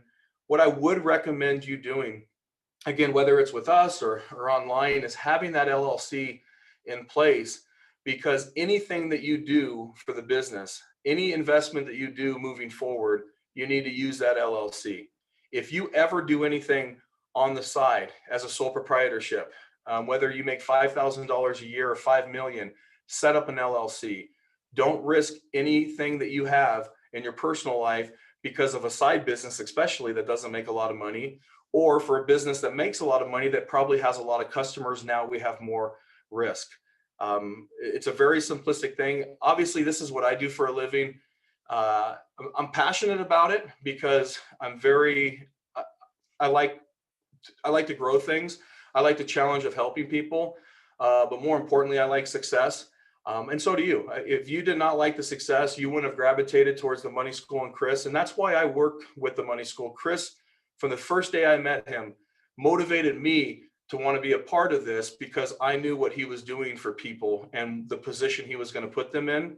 And that's the same approach that we take at Corporate Capital. I think you'll find from, existing students that we'll always answer our phone. We'll always, email you. We'll do everything we can to make sure that your questions are answered in a timely manner, so you do not miss out on some of these opportunities that are going to present themselves within within the Money School. So those were the topics that I wanted to cover today. I'm happy to answer any questions at all. I do want to give you guys, I know that Stephen will give you this information, but we do have a phone number that's set up specifically for the Money School, and that's 855-410-7667. Again, that's 855-410-7667. And then we have an email that is info at corpcapinc.com. So info at corpcapinc.com. And thanks, Stephen. I see that you just put it on there for me. We do have, the guys that I work with. So there's 3 partners at Corporate Capital. Josh McLean's one of our CPAs, Nate Capps, our CFO, and then myself. I also have Flo Turnus and Charlie Fitzgerald, who will work exclusively for the Money School clients. And we've actually had it set up to where, because these events are taking place on the weekend, if you call that phone number, if you send an email and you would like someone to reach out to you today, we can certainly do that. Kind of answer the questions while they're fresh on your mind, and help you any way we can. But yeah, thank you so much for the opportunity. And if we have some questions, I'm happy to answer those. Yeah, Brian, how's it going? Good to see you again. Hey, Stephen, how are you? I'm doing well, thank you. It looks like we had a couple questions come in, but you always share such good information, especially about the trusts and the asset. I mean, it's just so important this day and age. So I'm just going to go down through a few of these questions here. So that sounds great. Do you need a transfer out of the trust to open a HELOC? Do you need to transfer out of the trust to open a HELOC? Yes. All right. Yes, you do. All right. Jade was asking, who is the registered agent? So that's a great question. We actually are a registered agent in all 50 states. So if you have a corporation or LLC in any of the states, we can certainly provide that service. And I'm glad they asked that, because part of our registered agent service, to give you an idea, we charge around $197 a year. So we're a little higher on the registered agent service side of things, and I'll be very transparent about that. But what's unique about us is there's those minutes inside of the record book, and there's things each year that you're required to do. So whether it's the director meetings or the shareholder meetings for a corporation or the annual meeting minutes for the LLC, we include that for the Money School clients, and we will actually do those each year as part of that registered agent service. And the other thing, to answer that question, by just having us be the registered agent, we include the consulting membership with Corporate Capital. So by just having that $197 a year relationship with us, you're able to call me, Charlie, Flo, anytime and ask any questions, to make sure that you guys are doing the right thing for your business. All right. Awesome. All right. Somebody said they live in a horrible state as far as high state taxes and strict laws. Is New Jersey one of those states that might be a problem you were talking about earlier? Yeah. New Jersey is tough. Matter of fact, I work with, I'm on a panel every month. I'm part of it. And one of them's the mayor of New Jersey, and a small little town there. And it's very, very expensive. A lot of tax there, but there are some things that we can do and we can look at. For example, we'll have clients that will set up maybe a C corporation in Nevada or Wyoming and have that C corporation own the LLC. And if there are ways for us to charge, management fees or ways to get money out of that state, we'll strategically look at that. Now, states know that we're trying to do this, so they don't like you to do so. So you want to make sure that you're able to, and you're not just transferring money from New Jersey to Nevada, because ultimately those states expect you to pay taxes on them. But there are ways that you can set up multiple entities and eliminate some of that. And we can look at it from cost of setting it up to what you would save to see if that would be in your best interest. All right. Has Nevada's corporate veil been pierced? So their corporate veil has been pierced. The companies were committing fraud. And I'll be honest with you. Again, I'm not the perfect guy in the world, but if you're committing fraud, blatantly taking people money like that, then I think you should be held accountable. But Other than that, as far as just day-to-day practice or, mistakes happening, the insurance will cover it and they'll provide that separation. But no, it has been pierced before. Okay. But I do want to say this though, pierced, handful of times in Nevada and let's just say California, there's 20, 30 different ways you can pierce the corporate veil. Like in Nevada or in Utah, even if you're commingling funds in Utah, you can pierce the corporate veil and go after the owner personally because of commingling of funds. So, no states absolutely has a perfect track record, but Nevada has the best. All right. Let's see. Someone said, I need to create a living trust, LLC, and asset protection trust. What is the best order to start? Does it make sense then to have a living trust created first and then LLC and asset protection trust? So that's a great question. I actually am a big believer in, well, it depends on what they're using. So as far as the LLC, I'd set up the LLC right away. As far as the living trust, if we can do the living trust and the asset protection trust at the same time, then that's typically the best way to go about it, because then we can make the beneficiary of the asset protection trust right away the living trust, and then that's just the cleanest structure. So if we could do all three, that would be great. If not, I would actually say, as hard as it is to say this, because I don't want anyone to ever have to worry about probate court, but if you are looking for the asset protection and we can't do all three at the same time, then I would probably set up the AST so we can start that date, that 2-year window, and then do the other pieces. But in a perfect world, if we could do all three, that would be ideal. All right. Can you represent one against an LLC registered in Nevada who has ripped me up? Ripped them off? I'm not sure. Do you know what that means? What would they say? Can you represent one against an LLC registered in Nevada who has ripped me up? I don't know. Farzan, if you want to redo that one, we'll come back to it. Yeah, I mean, let me just answer that. Okay. Anything that they've done with a corporation or an LLC, whether it's Nevada or any of the other 49 states, we can help them. We can answer the questions. We can help with business filings, DBAs, taxes, quick claims. So regardless of what they're saying now, if there was a company that didn't do them and they're actually talking about going after them, like my attorneys don't do that. We're more of an asset protection firm. So if that's what they were asking, then I would obviously have relationships here in town with some people that I've done some business with, but that we don't specifically do that. All right. All right. Can my oldest daughter be listed as a trustee and also be a beneficiary of the asset protection trust? Additionally, is there a minimum age requirement to be listed as a trustee? 18. And then again, the reason why we don't want to necessarily make the daughter the beneficiary of the asset protection trust from day one is it's difficult to change the beneficiary. The grantor and the beneficiary of the asset protection trust can be difficult to change. So that's why we recommend to do the living trust at the same time, because then we can just make it the beneficiary, and then that daughter is going to naturally probably be the beneficiary of that living trust.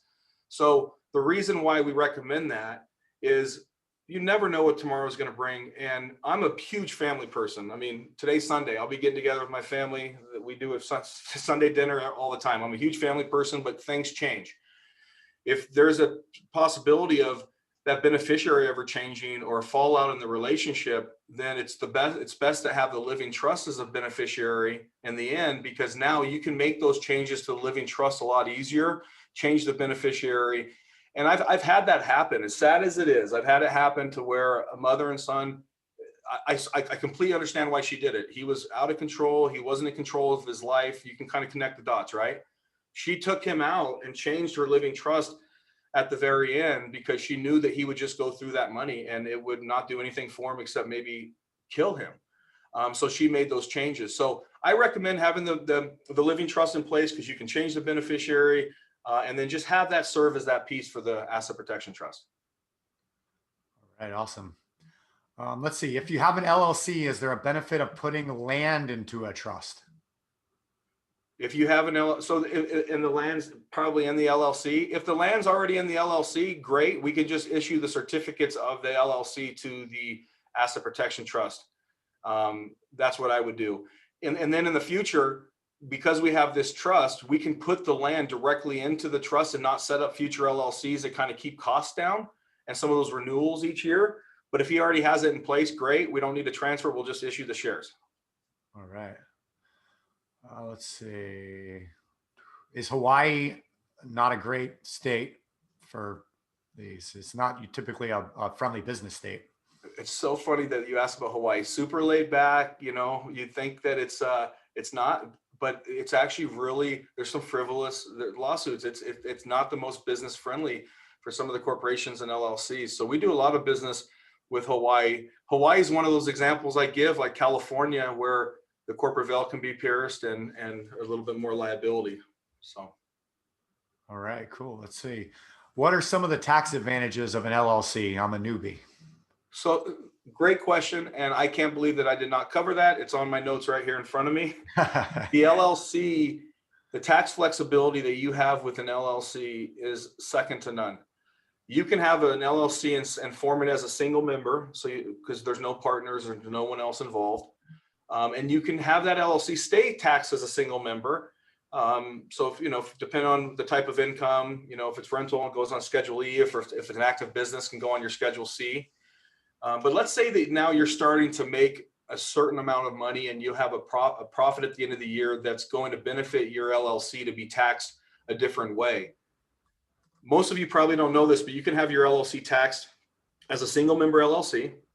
You can have it taxed as a partnership. You can have it taxed as a C corporation, and you can also have it taxed as an S corporation. So what we do, and this is another thing that we do with our clients, just having that relationship and that consulting, and we did with one of the students last year that I told you that saved the money, is go through and make sure that at the end of the year, you're doing what's best for your business. Let's say that you set up an LLC and all of a sudden at the end of the year, you had a huge profit that exceeded this threshold that makes sense for you to be taxed as an S corp. What we would do at that time is we would go and we would file paperwork, and there's a rev proc that you can file to be basically ask for forgiveness to say, hey, I wanted to be taxed as an S corp from day one. I forgot to fill out the paperwork. Here's a provision that allows me to do so. Long story short, you can have your LLC taxed however you want that benefits you the most to put the most money in your pocket at the end of the year. Now, once you make that election, you can't go back and forth every single year. The IRS won't let you play that game, but you can do what's best for you in that current situation. So for example, let's say that you elect to be an S corporation and then you change that. The IRS won't let you go back to being an S corp for 5 years because, again, they don't want you going back and forth to manipulate your taxes. They just want you to do what's best for your portfolio going forward. Right. Let's see. They said, I was told if you have a rental that has a mortgage, they won't let you put the mortgage in the LLC's name. Is that true? Because they can call the mortgage, etc. So is it true? It's not true because you can't put it in there, but they if they could call it, and then you would have to maybe have a transfer tax, or like you said, the due on sell clause because you're transferring it. So what we can do in that situation is you can actually put it in a land trust, and the land trust does not have any transfer fees or due on sell clause. So you can transfer it in a land trust, and then again, a land trust is like any other trust that has a beneficiary, and then we would make the beneficiary the LLC. And then that way you can avoid the transfer. We don't do a lot of land trusts because, again, there's no asset protection in a land trust, but the asset protection comes from the LLC, which is the beneficiary. So you get the best of both worlds there. Yeah, and there's a lot of little things like that pop up and that can occur and happen, and every situation is different. So if you have personal things going on like that, definitely set up a call or email Brent's team so they can get on and do a consultation and really, dig in what's the best way to do this, best way to do that. So, yeah. And I want to say, Steve, I think a lot of people, and I don't know the relationship and how much, students communicate, but I have done my best. And there's a pretty good amount of the students that I've actually worked with directly. I've helped set up the trust. I've helped set up the LLC. The Asset Protection Trust is a very, very popular, vehicle for the money school students and where they're going, where they want to be. And they might not have the assets right now, but again, that 2 years, it's good to have that trust and the company's issued to it. So that 2 years starts. So as we start increasing our portfolio and that wealth, it's protected. I mean, just a simple LLC. Somebody was saying this earlier, but I just thought I'd point it out. Whenever you set up an LLC for somebody, you send it in this nice box with everything right in there. So you literally just go to the bank and you just drop it on the bank teller's thing, and everything you need is right there. So it's very easy to set up bank accounts and stuff like that with what you guys provide, which is pretty cool. This was one of the last LLCs you did for me. Yeah. Well, and it's just very important. A lot of people, when they form an LLC on their own, they just go and file with the state. The state doesn't tell them you need an operating agreement and you need, the stock certificates. That's not their job, and they don't care. They made their money on the filings and they have a business that's in place, right? So yeah, we could just take a look to make sure that you're in compliance. Compliance is a very strong word. You always want to be in compliance. LLCs are a lot easier to run and a lot simpler to be in compliance in corporations. But if you have a corporation, definitely want to take a look at that, because each year you're required shareholder meetings, director meetings, list of officers, all of that needs to take place. Yeah, it's very similar to, we were talking yesterday about private money lending coaching that we're doing. It's so important because anybody can go out there and lend, but how do you protect yourself and do it the right way where you're not breaking laws, where you're not going to lose your money by doing it? And it's very similar when it comes to asset protection and setting up LLCs and corporations, because one thing you do wrong could kind of ruin the whole entire idea of why you're doing it. So having it set up properly is just so important. And you guys really do a great job of personalizing it for whatever the situation calls for. All right, I think we got time for a couple more questions here. Does the IRS target one type of LLC over the other? Example, a sole as opposed to an S corp. So S corporations are the most friendly, probably less audited from our experience. Single member, no, not necessarily, because again, a lot of times with a single member LLC, they're paying a lot of the self-employment tax and they're paying a lot of the tax because it's a single member. So not necessarily it really goes back to how the return was filed, and if there are really any red flags, whether it's a single member or an S corp. I think it has to do with the preparer and what you try to get away with, or maybe it's not intentional. Some professionals just don't know what they're doing and they put it in the wrong category and it gets you audited, right? So I think a lot of that just has to go back on the professional. Okay. If I live in California, can I file in another state? At which one would be the best one to file at? So if they live in California, then I would absolutely, if you live in California and you're buying a rental property in Texas or Nevada, then don't file in California, because you're going to have an $800 a year franchise tax by having a corporation or an LLC there. So again, going back, I'm fine with either Nevada or Wyoming as far as setting up that LLC, and then we would foreign file it to do business wherever you are, wherever you either have a business or you're going to be investing. You would do what's called foreign filing. So we would file all the paperwork with, let's use Texas as an example. We'd be the registered agent for you in both states, let's say Wyoming and Texas. And each year we would do all that paperwork and make sure that everything's filed for that 197 RA fee, as I mentioned. Then we just go and file everything with the states and make sure you're in compliance. But yeah, stay away from California unless you're investing there and you have to have an LLC there. Then it is what it is. But other than that, anywhere else but California, but specifically Nevada, Wyoming. All right. If somebody has a will, a living will, a medical and financial POA, would you still do the trust for them? Say that one more time. If they already have a will, a living will, and a medical and financial POA, would you still do a trust for them?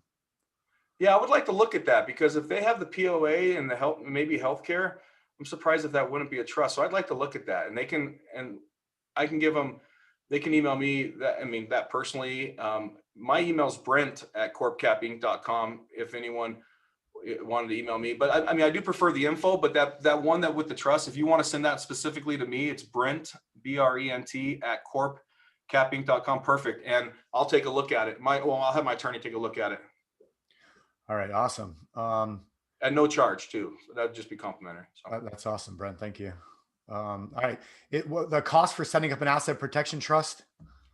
It just depends on the assets. So it really just depends. But I mean, there on average, I mean, it really is a difficult answer, because if someone has very minimal, then we'll try to work with them. But if they have a lot of assets, because again, we're going to be, over the years, we're going to provide those changes and taking things in and out as part of that. So we'll just evaluate it. But, they can vary anywhere between, 4 and 6 grand. All right, 2 more. Let's see. Being completely new to this, maybe not a question for Brent, but should they set up, if Chris, if you're listening to me, should they set up a life insurance policy first, then go to an LLC?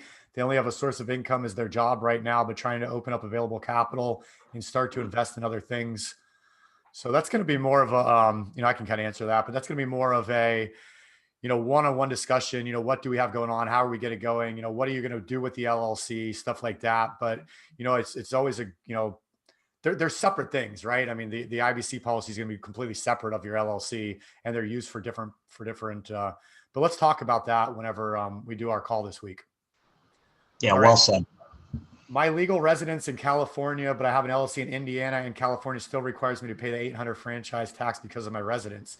Should I have to pay $800 since my residence is here? So, I mean, if they have the business domiciled in Indiana, like with a business address, and because they're going to have to pay the income tax on it, so whatever they pay themselves from that. But as far as the again, that just depends on the professional, because we'll fight that, and try not to have them pay the actual franchise tax for that entity, just because they live there. So again, it just depends on the business. If there's employees, is this a fix and flip? It really depends. I'd like to have that conversation. Okay. And then last question, I set up with another company for asset protection holding company in Wyoming, and cannot open a checking account in my state because the business is registered in Wyoming. Are you able to help them set up a business checking account?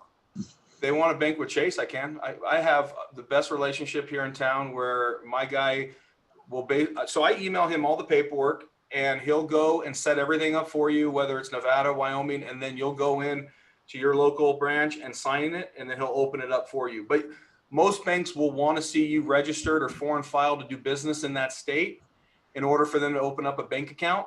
But there are plenty of banks that will open up the bank account without you being registered there. So my second piece of advice would be go to another bank, and they'll probably open up that account. And then the last thing is if you do need to register in that state, give us a call. We can help you foreign file and get the certificate of good standing and the registered agent service, everything you need to register there, if indeed you need to. But we have a banking solution as well. All right, awesome. I think we got to all the questions. Brent, you're always a hit with the questions, and being able to get some. And there was another message that just came through that said that they had learned a lot of this reading books, Start Your Own Corporation and Tax-Free Wealth, but you've really gone into the weeds and gone above and beyond basically what they were talking about in the book. So very, very valuable stuff right there. And welcome back, Chris. Hey, thanks. Yeah, we had a big issue here with the computer, which is what all those delays were. So we're now switched over to a Mac, and we are having no issues. Well, so happy to be back. Well, we can hear you clearly. You're very choppy moving, but hey, Chris, I got to tell you real quick. So usually when I do this, there's some interaction, or I could see you, and it was so quiet on my end. That's why I wasn't sure if everyone was able to hear me. So I'm glad that it all worked out. Yeah, we never lost anything, which is kind of how this is all set up. The only thing we had to do is, switch computers, switch cameras and everything else. So the only thing that'll happen is I'll be a little bit delayed just with this setup, but that's all right. That's okay. You sound good. You look like a robot. Right. like a strobe light, right?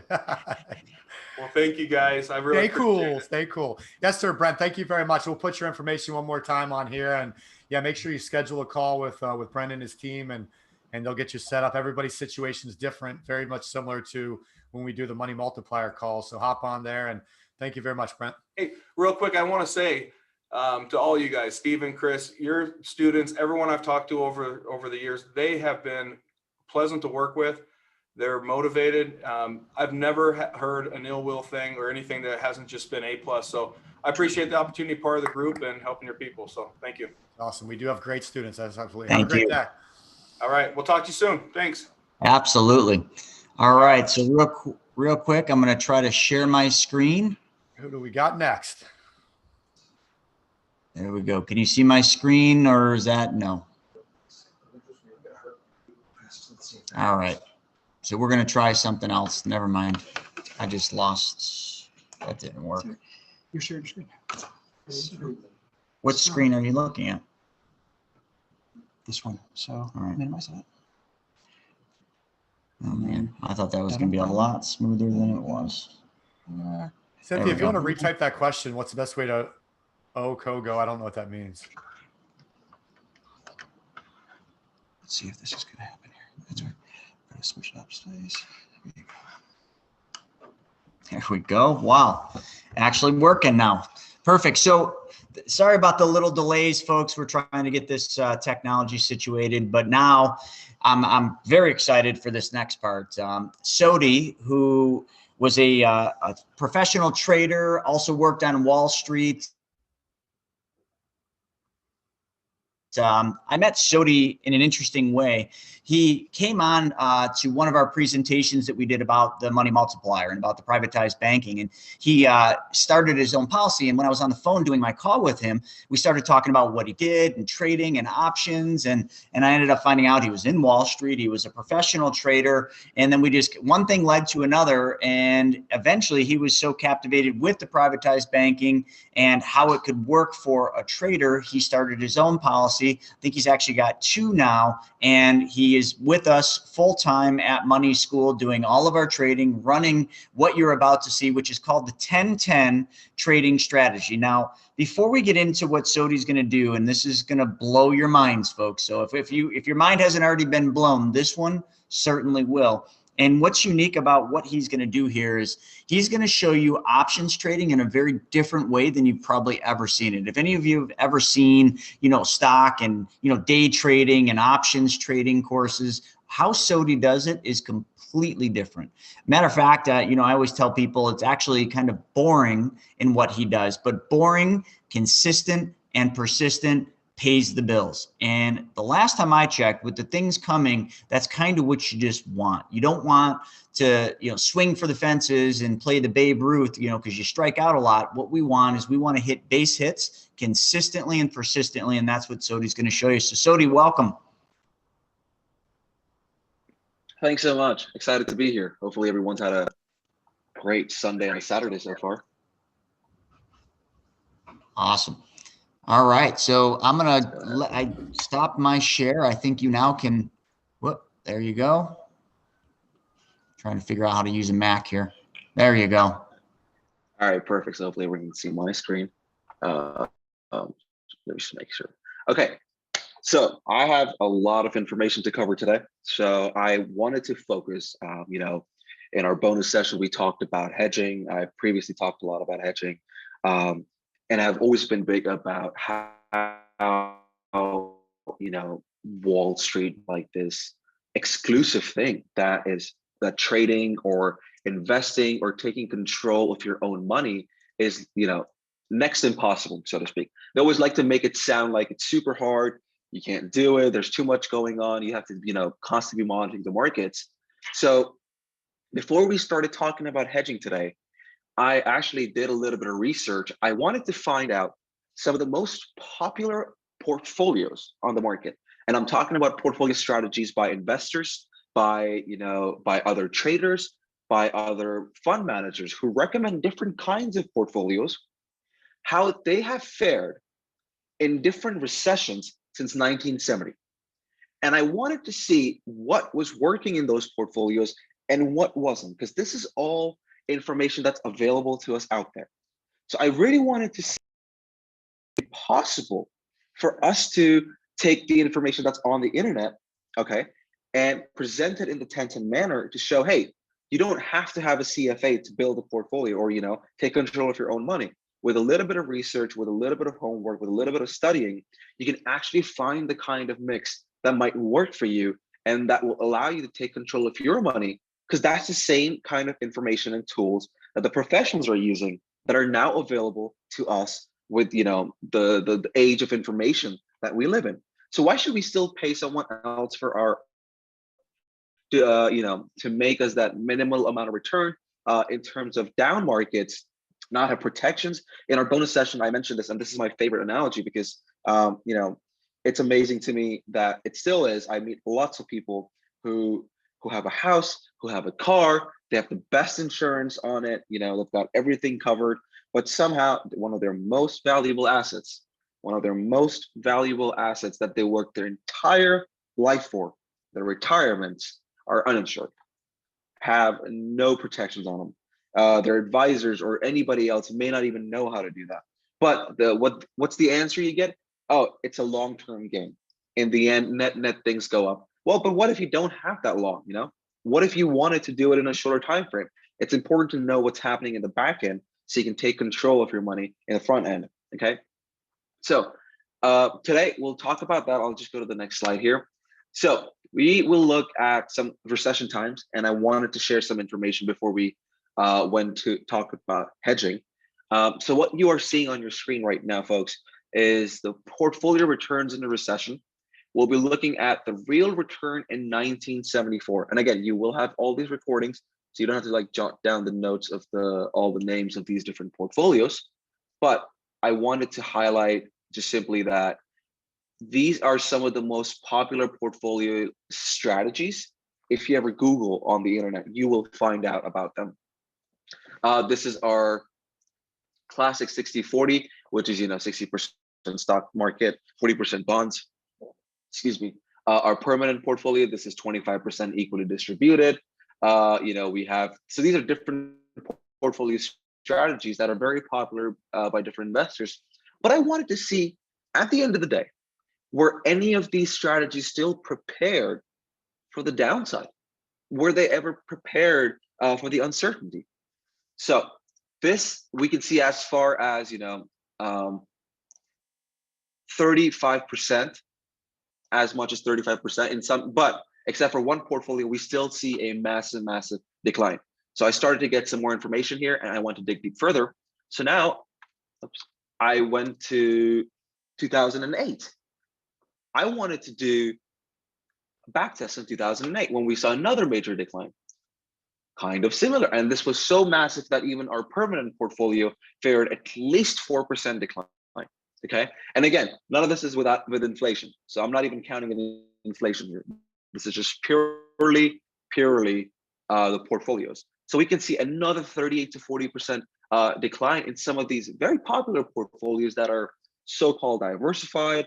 They work great in bull markets, but somehow a lot of the portfolio strategies were lacking protection, were lacking hedging. That just didn't make sense to me. There was something about it that I understand the long-term markets go up, but also the short terms or events like these, when they don't, 5-7 years worth of gains can be, given away in about a year or 2 years. And then you kind of are backtracking, you have to start again. So I really wanted to do this, take a more bigger picture. And what I did next was I looked at the deepest drawdown. Now this isn't time specific for each portfolio. There's a different year here. I wanted to see the deepest drawdown for each portfolio since 1970. And this also includes 1987's market stock crash, when the market, I think it was 20% or something, dropped in a single day. So, sorry, there we go. In this case, there was as far as a 48% decline. That's almost half the money is gone. Half the value of the portfolios is gone. Even the portfolios, that have fared well in other situations could not avoid at least a double-digit drop down.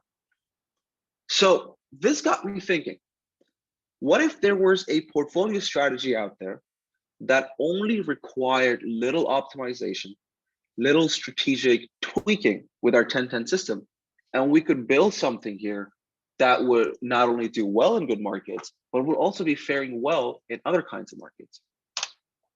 So after doing some research, these were the 4 portfolios that seemed to survive almost anything.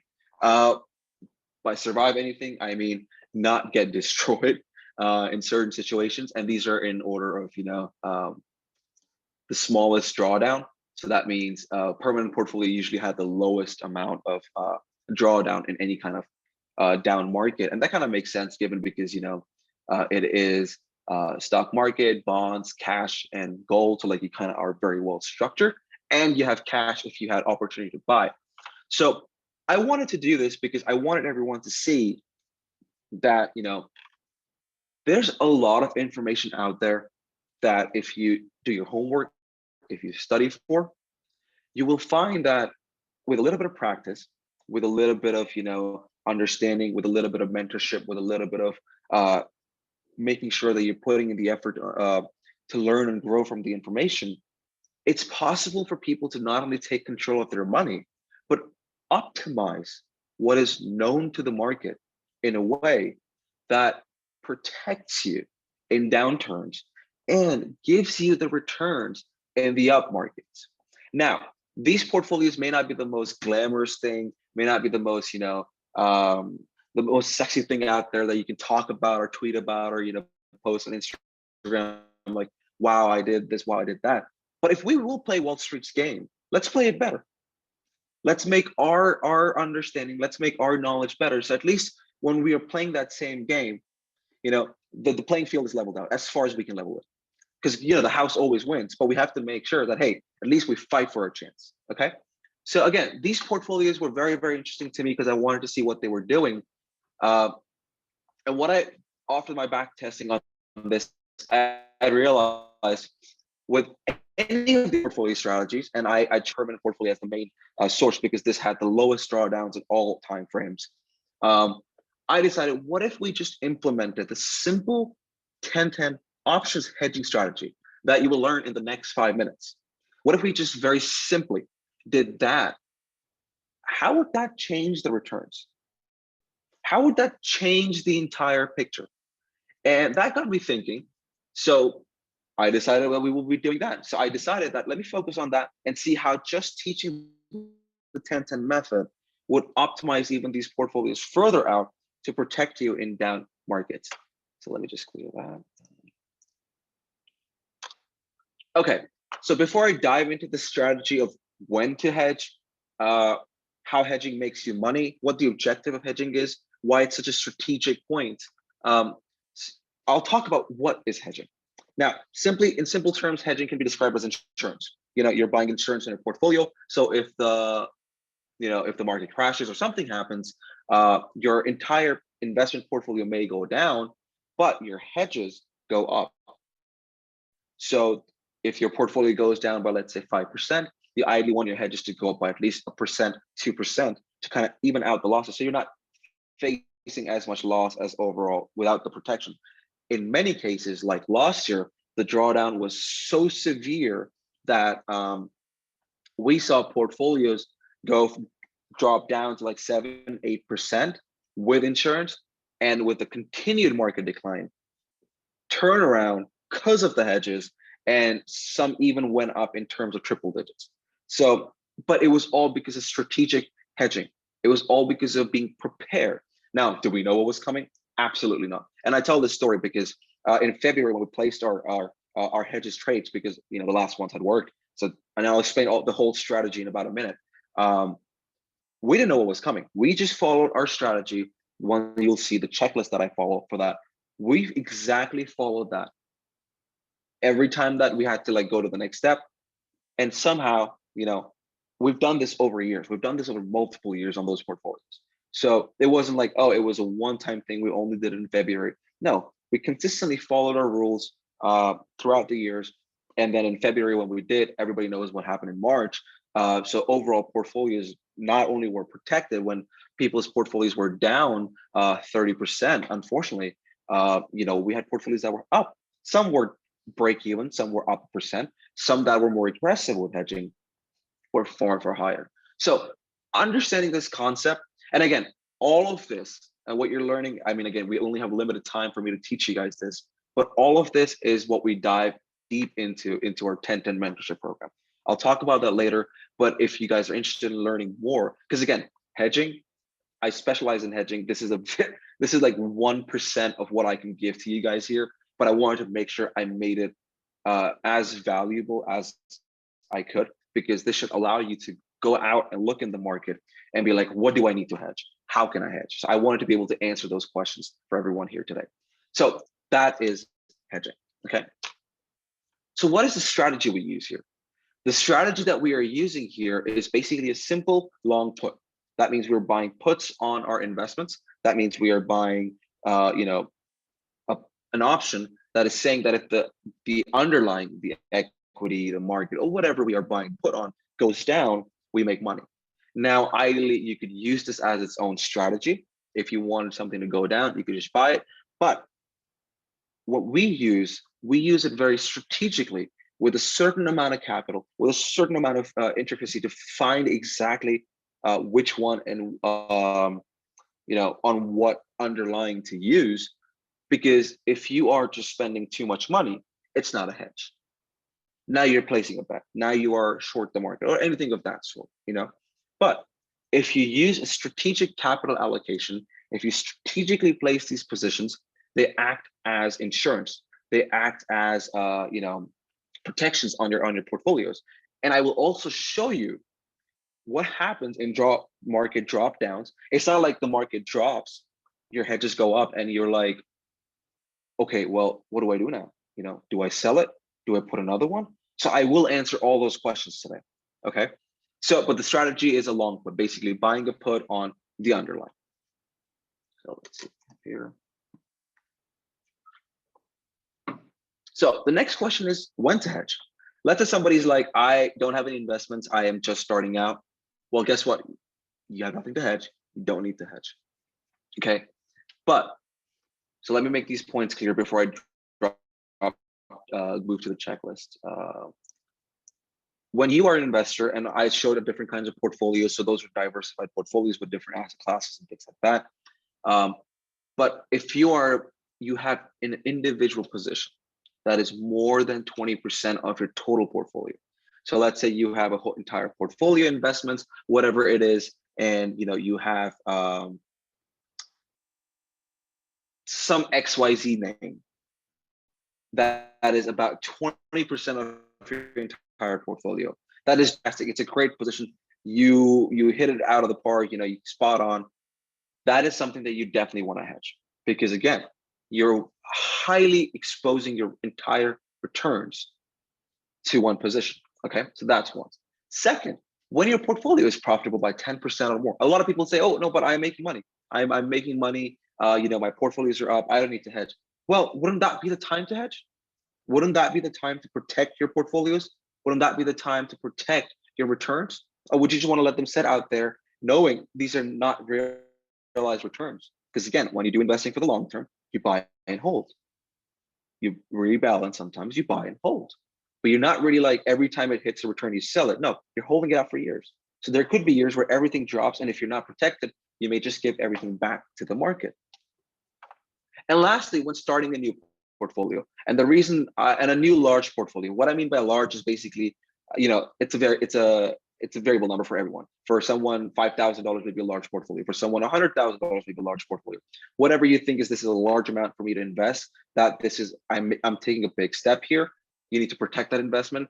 It's more, that will be a large portfolio for you. So the moment you feel like I'm investing now, this is a good amount, I want to make sure that I do this correct, I want to protect it, that's a large portfolio, because that's a large amount for you to, make you think about it.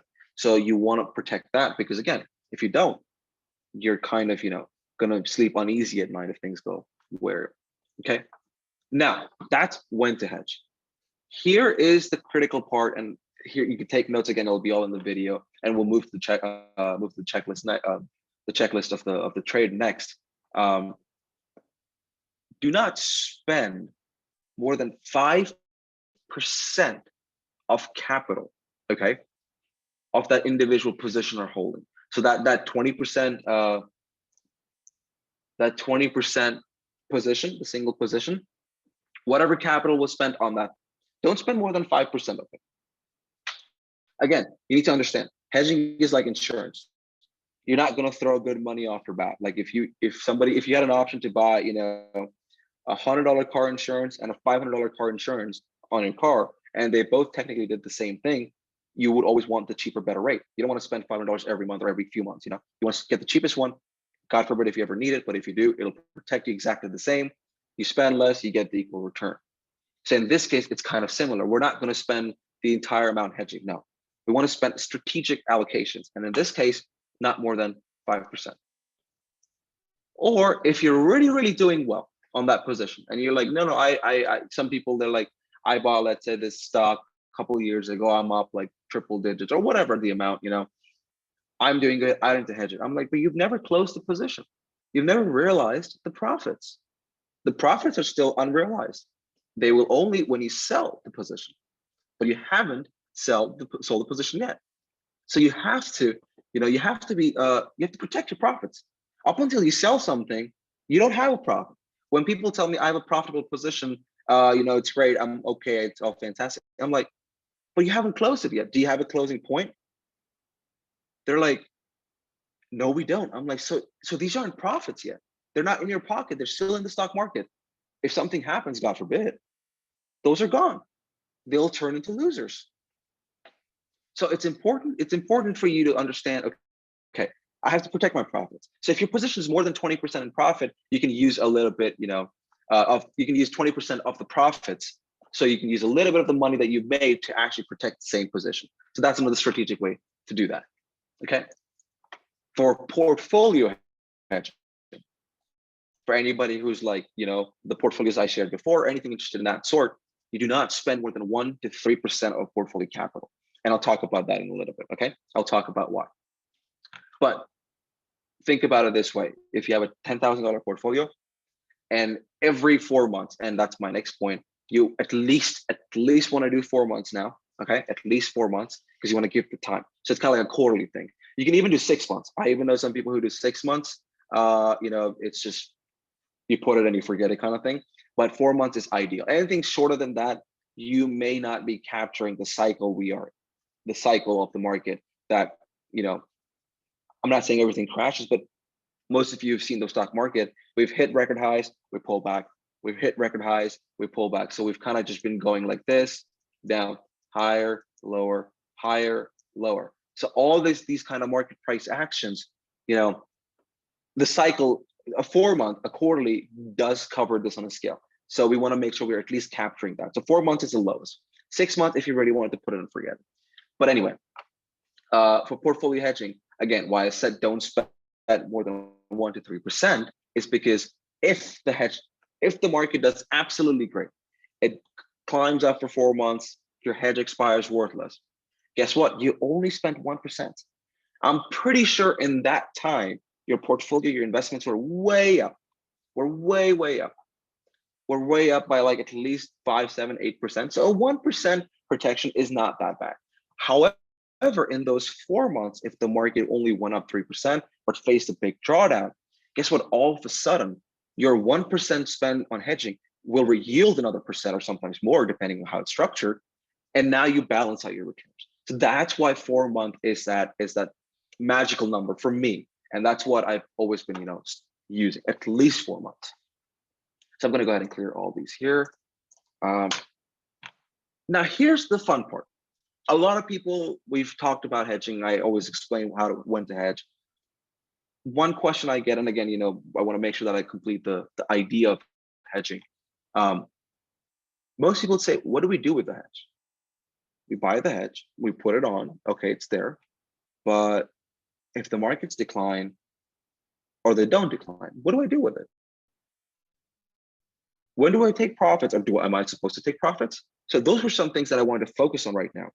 And I know we have some questions coming, so I will get to those. Again, so time frame 4 to 6 months. Capital allocation 1 to 3% of portfolio. Okay, and I will talk about which option to select. You always want to target. Okay, if you're conservative, you can take this number and play around with it. That's perfectly fine. You're more than happy to do so. But if I have a hedge on a portfolio, I target 100% return on the hedge. So if I bought a hedge for, let's say, $150 on my portfolio, in 4 months, if something happens, the market pulls back.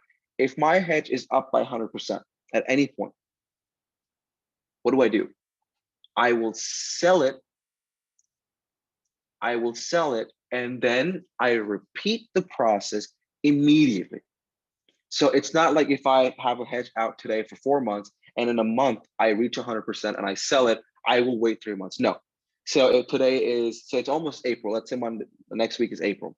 So in April, I put on a hedge for, May, June, July, August. So let's say I do it for August. But in June, something happens and I take the profits on the hedge. Guess what? Now in June, you need to go out again 4 months. So out in October, and you need to put a hedge on immediately. And here is the critical part. Please, if you are watching this, do not ignore this part, because this is where people make a big mistake. With the same 1 to 3% capital allocation. This is a part where you'll get the first hedge done correctly, but you will screw it up in the second if you don't pay attention to this. When you take profits on a hedge and you decide to go out another 4 months, you still need to only spend 1 to 3% of your capital allocation as it was before. And I'll break it down very quickly. Why? Because remember, if you are spending more than that, it's not a hedge anymore. And if you're making profits from a hedge, it's not like, oh, let me just run these profits again. Please don't do that. You still want to stick to those numbers, because it's not about, your hedges are not about making returns, making profits. They're about protecting you. So I always say, hopefully you never have to use, a hedge never makes you money, because it will cost more in other returns. So a hedge is more for like a peace of mind, protection there. But when it does, you don't start throwing more money at the hedge just because you're like, oh, this is working, let me make more money off of hedges. No, because when it doesn't, you're going to end up, wasting away more money. So when you stick to that 1 to 3% rule, so, and I'll write these out now here. So let's say I want to do this live. There's a portfolio for $10,000, okay? And you decide to hedge with 3%. 3%, which is basically, $300. Now, if something happens in 4 months and that hedge makes you money, you make $300 on it, perfect, fantastic. Now it's time for you to go out again.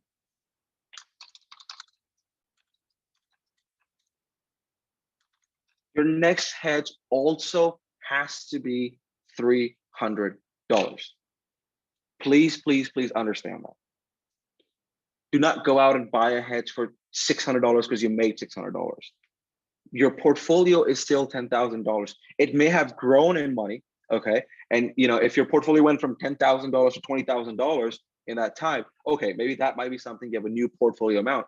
But in most cases, your portfolio would grow from 10,000 to 11,000, maybe 12,000. If you're really that concerned, take 3% of that new number. You can always do that, but don't go out doubling your numbers and saying, oh, I made $300 on a hedge, let me go out and spend that on a new hedge. Those aren't hedges. Those are your bets. Those are you're betting on shorts. Rules, structures, and guidelines are very, very important for trading because they take human emotion out of it. For any successful investor, for any successful trader, a strategy is a very small part. A good strategy is important. You need to know, hey, I'm tech focused, or I'm a long-term investor, buy and hold, short-term trader. This is my strategy. A strategy is very crucial. A system is what makes you money. And a system happens only if you are willing to work and understand, okay, I have a portfolio, but how do I hedge? Okay, these are my numbers. These are my rules. That's what I follow. No ifs, no buts. Emotion is out of it. That questioning is out of it. The hesitation is out of it. Wait, should I even buy a hedge? The market looks pretty good. Why do I need to hedge? Why do I need a hedge? You don't need any of that. So once you have a system, once you have a guideline, you are automatically structured in a way to protect yourself. You don't have to go out and thinking. And that's why a system is very important. That's why I wanted to do a whole run through of what, thinking about when to hedge, all the way to how to take a profit off of hedge and what you need to do is so crucial. But it's a step-by-step process. So the process never changes. The process hasn't changed for me in over 5 years that I've done this. What Chris said in the beginning, and now I'll circle back to it, what we teach at 1010 is consistent, is boring. It's a little bit of understanding, but it's about simplifying that entire world of, options are complicated, investing is hard, Trading is not for me. All those myths into a very distilled down approach, a simple process to eliminate all the noise that you do not need. That's been our focus at 1010. Ever since Chris started it and ever since I became part of it, how to simplify this information out there for everyone to be able to understand, for everyone to be able to take it in and be like, okay, that makes sense. It's a system. 1010 trading is not a one-time class you take. It's not a one-time mentorship. We've had plenty of mentorship sessions. We are finally, after a lot of waiting and a lot of everyone bugging us, hey, when are you going to open it? Hey, when are you going to open it? People that missed out in December who didn't sign up have constantly been emailing us for months. Finally, April 1st is when we're going to open the mentorship and you will be able to sign up again. They understand that it's a process. Mentorship, we don't do mentorship where, hey, you're paying for one session, that's it. No. We've had students go through mentorship in November, then back again in January, February, and now starting April, they will be going back again with it. The markets are evolving. The markets are changing with every few months. Every time we're doing mentorship, there's something new for me to offer to you. There's something new for me to teach you. So we always make sure that we are building our curriculum as the markets evolve. And once you are our mentorship, once you're a member of that mentorship, you never have to pay again because we understand you made that commitment to yourself. You made that commitment. You wanted to do it. You wanted to follow through. So now that you're part of it, not only can you go back and watch all the recordings. So let me tell you what the mentorship does for you. You can watch all the previous recordings, but every time we do a session, we're starting a third one in April. That's why we're opening up the mentorship finally. Folks, you get to be part of that and the one in June and the one in August and the one in November and the 1 year after that, all at once. But you are constantly learning something new. You're coming back and gaining more and more knowledge. Okay. But before I jump into that, because I always get excited about that, because again, I've been training for about 10 years and a good mentor to me helped reduce that timeline of learning options and other investment strategies from multiple years to a couple of months. Because again, what I want to do for you guys is eliminate the noise. There's so much noise out there. There's so much information. There's so much content. You can't even watch all of it. If you wanted to learn one good thing, I'm sure there's hours and hours and days worth of content. You won't even be able to get through it all. So we want to distill all of that out for you and give you only exactly what you need. But before I move forward, I think we have some questions. Let me take these. Cynthia asked, any Bitcoin in those portfolios? No, they have. I'm still waiting for the numbers on the 2020 returns. I think those portfolios might have Bitcoin then, but this is 2008 and 1970, so Bitcoin wasn't a thing there. Bitcoin is still not they don't do it in portfolios, unfortunately. But I'm sure if you replaced gold with Bitcoin in 2020, the numbers would change. So I guess that would be one way to play with it. How would one hedge crypto? That's a good question. So again, unfortunately, there are no options like cryptocurrencies. There are no options like cryptocurrencies, but there are instruments out there, that you can on the stock market that may allow you to short a little bit of crypto or something of that sort. But again, you might want a little bit deeper because again, since you're only hedging equities, you're really not hedging crypto. If crypto has futures on them, well, that's a very highly leveraged market, and it doesn't really work for everybody who just wants to hedge a little bit of it. But I guess if you wanted to hedge crypto, there are some equity products that we were talking in our bonus session that you can look to short or something. Again, not a recommendation. See what works for you, but that's one option available. I think there's an ETF coming out that Spencer was talking about, so that might be your second option that would offer, not pun intended, but that would offer options on it. Keith asked, do you use theta as well to determine your profit taking? No.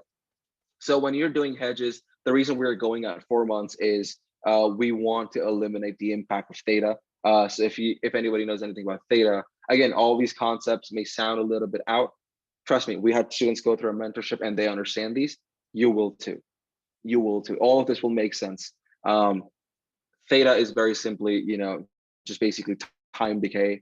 So that's why we go out 4 months. So we give ourselves 3 months of not have to worry about time decay enough to ruin the option strategy. So we make sure that theta decay is working in our favor rather than against us.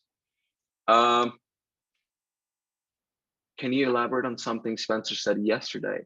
He noticed crypto. Chris, and if you have any answers, please chime in. Please add anywhere, wherever you, you know. Yeah, that one I don't have an answer for. I think he was just making a general statement about that. There's no real tie to option expiration and the price of crypto outside of maybe when options were expiring, people had additional capital. Who knows what that statement was? I don't think it's really relevant for what we're really discussing in this topic here. Right. And I think in our bonus session, Chris mentioned this, and we asked Spencer too, like if he thought the market was what was bringing crypto up, was the crypto bringing the market up? So again, you know, it's one of those things. It's hard. It's more about what you see in the market. Hindsight 2020 always. So whenever everything like calms down, you can go, oh, see that happened. So I'll never be like, oh, we know what's happening. But again, it's a very new asset class. So there's still a lot of people are trying to digest and understand about it. What makes you say a certain amount is considered a large portfolio? Your risk level, or is there a calculation people use to help them see where they are? So like I said, it's risk level. So like I said, for someone starting out to invest, maybe $1,000 would be a large amount. That's okay.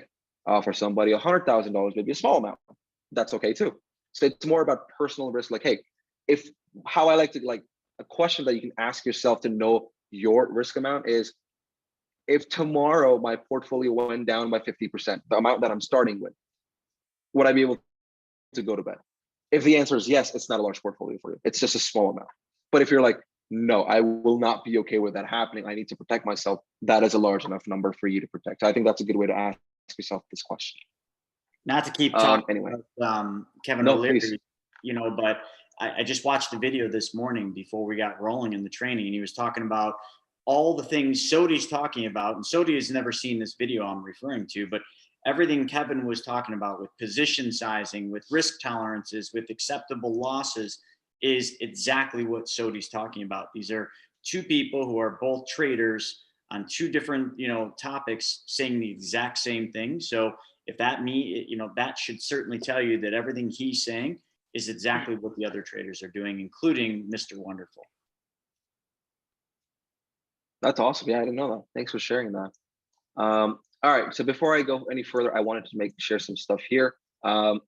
So I know we're talking about this in our bonus sessions. We've kind of like been teasing up to it a little bit. We are actually having our first 10-10 trading workshop on April 10th, 2020, Saturday, 10 a.m. to 3 p.m. EST. We have other investors and traders coming in talking about, you know, day trading, options, cryptocurrencies. We'll hit a little bit about investing, you know, long-term and short-term. We're in 2021. Just wanted to put. Oh, I'm sorry about that. There we go. There we go. I will post this link. So again, for anybody, registrations are opening April 1st for everything, but we only have limited seats. So since you guys are here, part of this event, anybody who fills this form out will have their seats reserved. So you guys already have an in before the registration even opens. So you guys will be able to just sign up. There's a form in the chat. Feel free to use that. You know, just put your name and email there. The moment the event registration opens up, without even having to do anything, you guys will be on the list. You will automatically get an email with the Zoom link, with the agenda, with all the information. Oh, I'm sorry, it's not. Let me just do that. Let me fix that for everybody.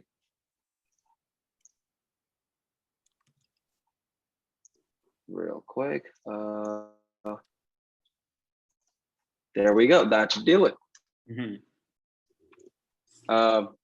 Yeah, if you want to just try that one more time, that should do that. But again, you guys, we only have limited seats because it's one of those webinar things. So, you know, seats are reserved. But since you guys are here, we wanted to give you guys that opportunity to be able to automatically reserve your seat. So now if you put your name and email there, the moment registration opens up, you won't even have to sign up. You'll automatically receive an email with the Zoom link, with the agenda, with everything. It's absolutely free for everyone. I'm sure you guys will love it. There's a lot of information we have that we wanted to share with everyone. And again, for anybody interested in mentorship, again, that will be opening up as well on the first, and we'll talk more about it. We have our mentorship starting in on April, let me just look that update here. April 17th. Our first session will be April 17th for our mentorship. So like I said, we've been, the last time we opened it up was in December. We closed it off for that, and we've had amazing response of people just wanting to get in. So again, we have limited seats because our mentorship is not about, just filling a classroom up. It's about making sure it's for you and you understand the value of it, because we invest our time in you. We take pride in the content, the course that we create, everything that we do out there to give you the best information. So we want to make sure that you guys are, taking it and doing the best with it. So we don't like put like 100 people or 50 people in a class. We want to make sure we are small, we're concise, and you guys get the best value of it, and you get to ask me questions one-on-one. We have a whole group setting. Everybody's learning from everyone. So if you're interested in it, make sure to attend this event. But April 17th, our first mentorship session will open up. You will receive, so if you're signed up for this, you will receive an email for this, and you will also receive an email for our mentorship opening up. You will receive all of that. You will receive the whole schedule of the mentorship, all the sessions that we will be covering, and you will be able to sign up then if you wanted to for our mentorship.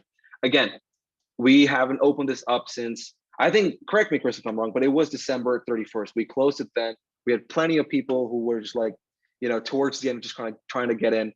But we wanted to finally open it up again because,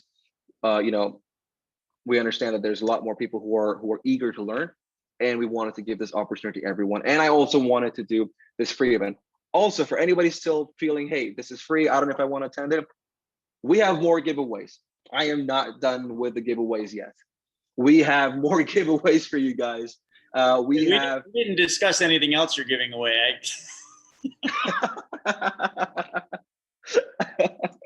We have more giveaways coming up. And okay, so we have all that stuff coming up for you guys. We want you to understand that there's so much noise, there is so much extra content, there is so much information out there that even if I was starting out, I would get overwhelmed. And I'd been trading for over 5 years before I switched to options. So even I'm like, I don't know what video to watch or who's to follow or what to do.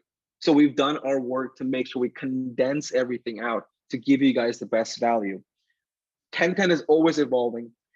We have amazing things coming up. You'll get an email about the mentorship automatically for an option to sign up. You will be on the list for the 1010 event. Your seat will be reserved if you filled out the form for me. But like I said, we're constantly trying to make 1010 the best out there. So on our video wall, we have new courses coming up that we're working on still. Trading courses. We're working to introduce you guys to, different kinds of markets. We have Forex. We've had people ask about Forex, cryptocurrencies. So we want to make sure 1010 trading is your one-stop shop for everything trading related.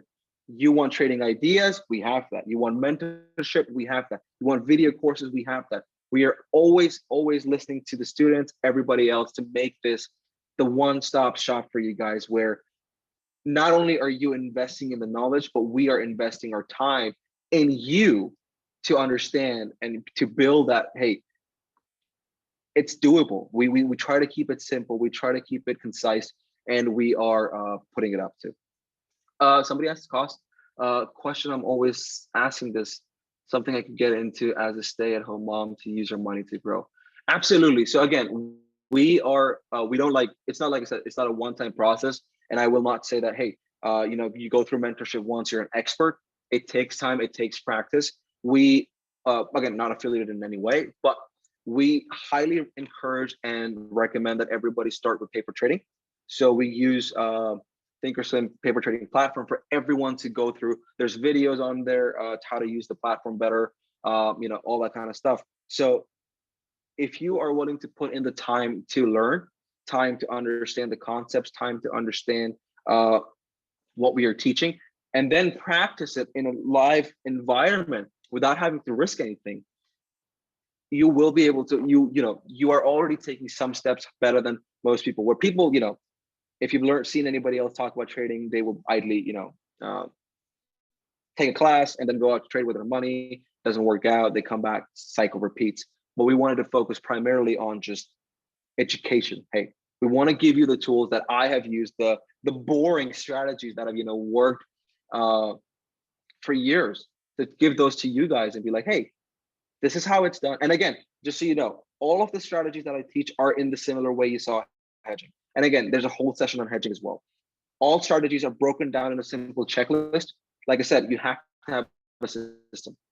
To me, trading, when I start questioning, when I start having emotions, I know I will not be a good trader. So I eliminate all of that by having preset rules, preset checklists.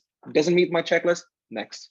If it does, let's go to the next one. So there's no ifs and buts here. It's just a process. It's a system. The 10-10 system is what we want to teach and want to give to you guys. Can you give up some of the indicators you like to use for overbought and oversold?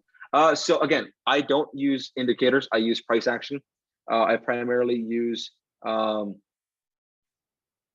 candlesticks in itself. So if you've done candlestick study, you will understand candlestick patterns in themselves can show oversold and overbought situations. But there are plenty of good indicators. I always recommend, if you see an indicator that's popular on the market, find an alternative or find a way to tweak it. Because again, if you know, and Chris talks big about like MACDs. MACDs are very popular, a very strong popular divergence indicator. You know, but using that, and Chris does this in his 10-10 trading program, where he's like, but he's not only using the MACD, he's combining the MACD with stochastics, with two stochastics oscillators to find the correct setup. Because sometimes the MACD could be off, you know, sometimes the stochastics could be off, but a perfect alignment increases the probability. So again, there are a lot of indicators out there. Find one works for you. Not everyone works the same way. Some people like it on the chart, below, things like that. But if there's something that's very popular, try to make it better by making it more, you know, confirmed, by adding an extra layer, an extra step to it, to make it a little bit more like, get an edge over the market, get an edge over everybody else out there who's using the same thing. That's also what we covered there. Yeah, candlesticks are probably the best price. There are price actions, so understanding price for what they are is very, very important. But before we go any further, I don't have a drum roll machine, but I wanted to share the winners from our giveaway for this time. Again, if you did not win, come to the 10-10 trading workshop. We will have more for you guys there. You guys will get the email. The moment registration opens on April 1st, anybody who's filled out the form will automatically get that email. They will be signed up, so you don't have to worry about that. But for our winners, we have 3 winners for our 1-month free trading ideas subscription. You will receive an email from me, and you have about a week to start your free month. You will receive all that information. And we have Roberto, who won our 101 coaching call. Roberto, I will reach out to you as well. We'll set up a time. If there's any something specific you want to do, you know, if there's anything specific you want me to go, we can build something up and we can put all that together to make sure it's the best coaching call you can get. Again, folks, by no means this is the end of it. We got plenty more out to give away for our 10-10 workshop. Make sure you sign up. Make sure you fill out the form. There's so much information that we have to share with you guys. You know, we want to make sure that 10-10 trading is your one-stop shop for anything markets related. And we're always here working to make this better. So if anybody has any feedback, anything, we always welcome that. But I am so excited. I hope you guys understood a lot about hedging today.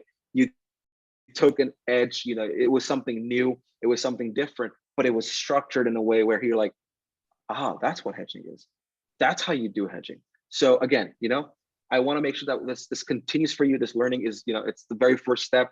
And we start off always on like, you know, a very important step, which is hedging, but there's so much more coming for you guys. I'm so excited for that event. We have so many good speakers. We have such a great training plan for you guys. But yeah, I'm really, really excited. And you did mention that it is free, right? Yes, I hope people saw that. I just wanted to make sure that everybody realized it was free. You know, I mean, if that is. I can give. Yeah, no. You want to? You're in the giving mood, and you want to give stuff away. You want to give one more thing? I mean, we got the free 1-month trading idea people there. We got the free one-on-one. I got 2 more things. So anybody that signs up for the free training, i.e., free, we will give you this, which is a manual that I created for 10-10. So this is the 10-10 trading program. It's everything. It's the rules that we use. It's you know, all the things he was just talking about. It's the drawdown effect and the risks, which is the thing. Sodi, I don't think we covered this, but one of the things people don't understand, you know, yesterday in the bonus session, I was talking about, you know, fear and why people, you know, when the market goes down, they get scared, they sell out. But the thing they don't understand is that if you lost 30% in the market, you know, a lot of people think, oh, I lost 30, and then they see in the news that the market's back up 30%, and they think, oh, I'm good, but why is my account still lower than it was? It's the drawdown effect. If you lose 30%, you have to make 43% to make back the original 30, because you're working off of a lower balance. If you lose 40%, you got to make 67% back. And if you lost 50%, which happened in 2008 and will happen again in the future, you'd have to make 100%. It's called the drawdown effect. I'll throw that in. This whole thing, it'll be in there, what MACD, stochastic, Bollinger Bands are, charting, technical indicators, all the good stuff. So it's a super easy read. We'll give this for free. And can I go one more? Yes, please, go for it. One more. So yesterday, Spencer was giving some stuff away for free. So is Vicky Brown on? Do we have Vicky on here? There she is. Vicky, you won the free course from Spencer. So he sent an email. So Vicky, you got it. So that's another winner. You can see we're just giving stuff away left and right here. So that's all I wanted to say. I was going to say we'll just give this away for everybody that joins the free event. Absolutely. And just so you guys know, that manual over there will be a PDF in the email that you will receive for signing up for the event, exclusive for you guys. But just know that that's a manual that Chris put together. It's got everything from the program in there, and he put a lot of effort to put the best information on paper. So even before you went into the program, you already understood the terminology, you were understanding the concepts. So Chris really put a lot into it, and it's a fantastic that PDF. So make sure you sign up April 10th, 2021, not 2020. You guys are in for a treat. If anybody in the mentorship will receive the email on April 1st to sign up.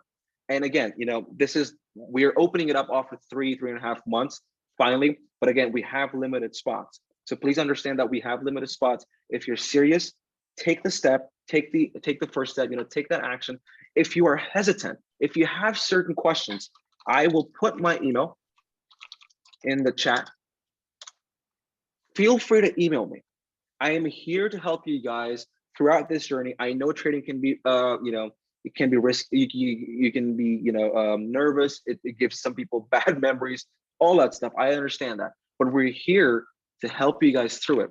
So for those of you who are excited to sign up, you will get the emails. For any of you who have any questions, email me. I'm always happy to answer any questions that I can. If needed, we'll set up a call. We'll set up a call, and if we need to do that, and I will answer any questions that you have to make sure that this is a good fit for you and you will get what you want out of the program. But again, no, it's a one-time sign up for our mentorship program, our 10-10 program. You sign up once, you're in it, and then it's just as many mentorships as we do.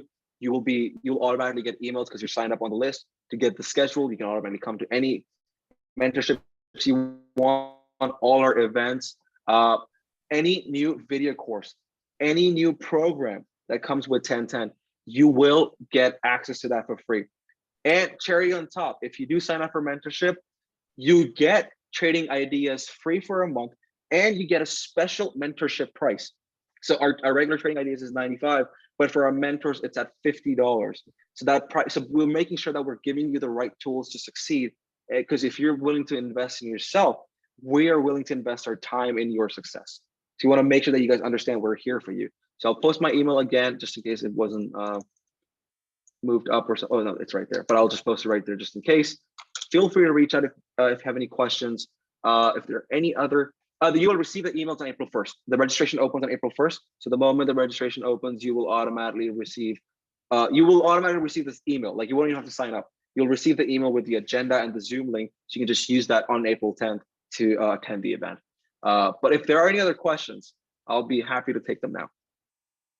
Yeah, and one thing while we're waiting for any final questions to come in, I want to be very clear about a lot of people, when they think about trading, they think about the stock market, they think about all the things that come along, you know, with stocks and options and day trading and all this stuff. They think risk. But what you're going to learn, and I know Sodi will cover it in the free training, is You will learn how you can only lose what you are willing to lose. That is it. You only want to lose 3% on your portfolio. The 10-10 trading system shows you how to only lose 3%. You only want to lose up to 5%? Great. And then those rules that we were talking about and that Sodi was mentioning, you're always going to have those set of rules that you're going to develop. The only way you can lose more or make bigger mistakes is you not following your own rules. And I will tell you, like, I'll make a prediction. All of you that go through 10-10 will break your rules, not just once, but probably at least twice before you decide. How do I know? Because I've done it, Sodi's done it, and every single trader from Steven all the way down the line have broken their own rules. Not because we want to, but because of one thing and one thing only: greed. We think we can get that extra little gain out, right? Which is the exact same reason we were talking in the bonus session why people are plowing into the markets right now. What did you call it, Steven? FOMA? Fear of, or what was it called? Missing out. Fear of missing out. Fear of missing out. Yeah. I usually don't use that, but the fear of missing out. Oh my God, the fear of not making that extra 5%, the fear of I'm going to miss out on Tesla's next big run up. And that FOMA almost always will result in you losing the gains that you had because you didn't follow your rules. Your mind took over and who knows, but it will happen. And you just got to you got to learn the right way to do this. Sodi's had to learn it. And Sodi actually right now is learning a whole new bag of tricks from Michael Jewell, who's a professional, beyond professional futures trader. I mean, how would you describe a futures trader? Is that just somebody that just sits in front of a computer 24 hours a day, never goes outside and just trades futures and becomes multi-millionaires? Isn't that what a future trader is? Yeah, pretty much. Especially with technology now, you can do it from like your house. Before you had to be like at the desk at Chicago or New York. But now you can just do it anywhere. And that's dangerous because this market's open 24 hours. The futures market opens for anyone who doesn't know Sunday evening at 6 o'clock Eastern and closes at 4:15 Eastern on a Friday. It's open. It has little breaks in between every day for the market to settle, but it's a 24-hour market. So for anybody who was trading that, from their home, like Chris said, you're at your desk all day trading. And look at Cynthia's like, who? Exactly. He doesn't, you're never going to know who he is, but we do. And he's teaching us how futures trading works. And we're basically bringing that knowledge to all of you through the 10-10 trading system with this free trading. We're not going to teach you futures. That's a whole nother bag of tricks, but just saying like that, the things that go into the futures trading that we're using apply even better to the stock trading and the options trading. Who knew, right, Sodi? Who knew that it was that simple? Yeah, no, it's, you learn, there's always so much to learn. And I always tell people never, especially with the stock market, being humble is the biggest trait. After trading after 10 years, I can say I know nothing. And I will always say that, but I can teach what I've learned throughout my experience, just because there's always something new for you to learn. You have to stay humble. And there is always a better trader out there that can teach you something new that you probably would have missed. So you always have to be learning. You always have to be evolving in these environments, just because there's so much information. And whatever helps you become a better trader, you can't ignore it. You have to take that, and you have to consider it. So no, that's a great point. That's a great one. Yeah. I love it. Well, Sodi, that was great, man. I really didn't know what Sodi was going to talk about today. It was kind of, he was been working on this whole thing and this free event, and like you guys heard it first, literally by being here at the 3-day Money School Essentials. So Sodi, thank you for everything. I'm sure you'll have an unbelievable turnout for the 3-day. I'll get you over this packet, or Shauna will, and you can send that out with your email for everybody that registered. Perfect. Awesome. I look forward to seeing everyone then. And if there's any questions, you have my email, reach out. It was great. Thanks for having me. Awesome. Thank you. All right, Steven, we got the big dog up next, man. We got the big dog in the house. Brent Kessler, our manager, I almost just said manager, our mentor for the money multiplier method, the privatized banking, infinite banking concept, are all the same thing. And he is going to deliver what I saw back in 2014. Reluctantly, I didn't want to watch the 90-minute video. I wanted to just kind of have Brent tell me everything, but he made me watch the video. And literally, when I say that 90-minute video changed the course of my financial future and my life for that matter, is an understatement. The same thing for Steven when he saw that 90-minute video in the first presentation. Sometimes Things are that simple where all you need to do is see that one thing, and then all of a sudden you know what you have to do. And folks, if you haven't seen Brent give the presentation for the money multiplier, you're in for a treat. I think I've seen it over 100 times. Stephen, how many times have you seen it now? It's getting up there. And it's the best thing about this presentation. It's one of those presentations that you could watch it over and over and over again and always pick up on new things. So like, if you've already seen this, folks, believe me, it's the same. It's just as good the second, third, fourth, and 100th time. So Brent, welcome to the Money School Essentials event. Hey, Chris, Stephen, good to see you guys. I'm happy to be here and share on a Sunday afternoon. I usually go on a Saturday morning, so this is a little different time slot for me, but all good, man. So very good. So I'll tell you what, I'm going to try to share my screen because I don't have Hannah here. That's my assistant helping me today. So let me share my screen, sure you can see what I'm going to put up there. And I think I got to hit share sound and optimize video clip. And hang on here, let me bring it up. Bingo. Yep, is it up? Hang on just a second here. Let me back up one space. There we go. Got the homepage up? Yeah, we got it. Okay, very good. Sounds good. Volume's good. The screen's good. So I'm ready to go. Do I just take over right now? Go for it. I'm going to hit mute and it's all you. So yeah, rock and roll.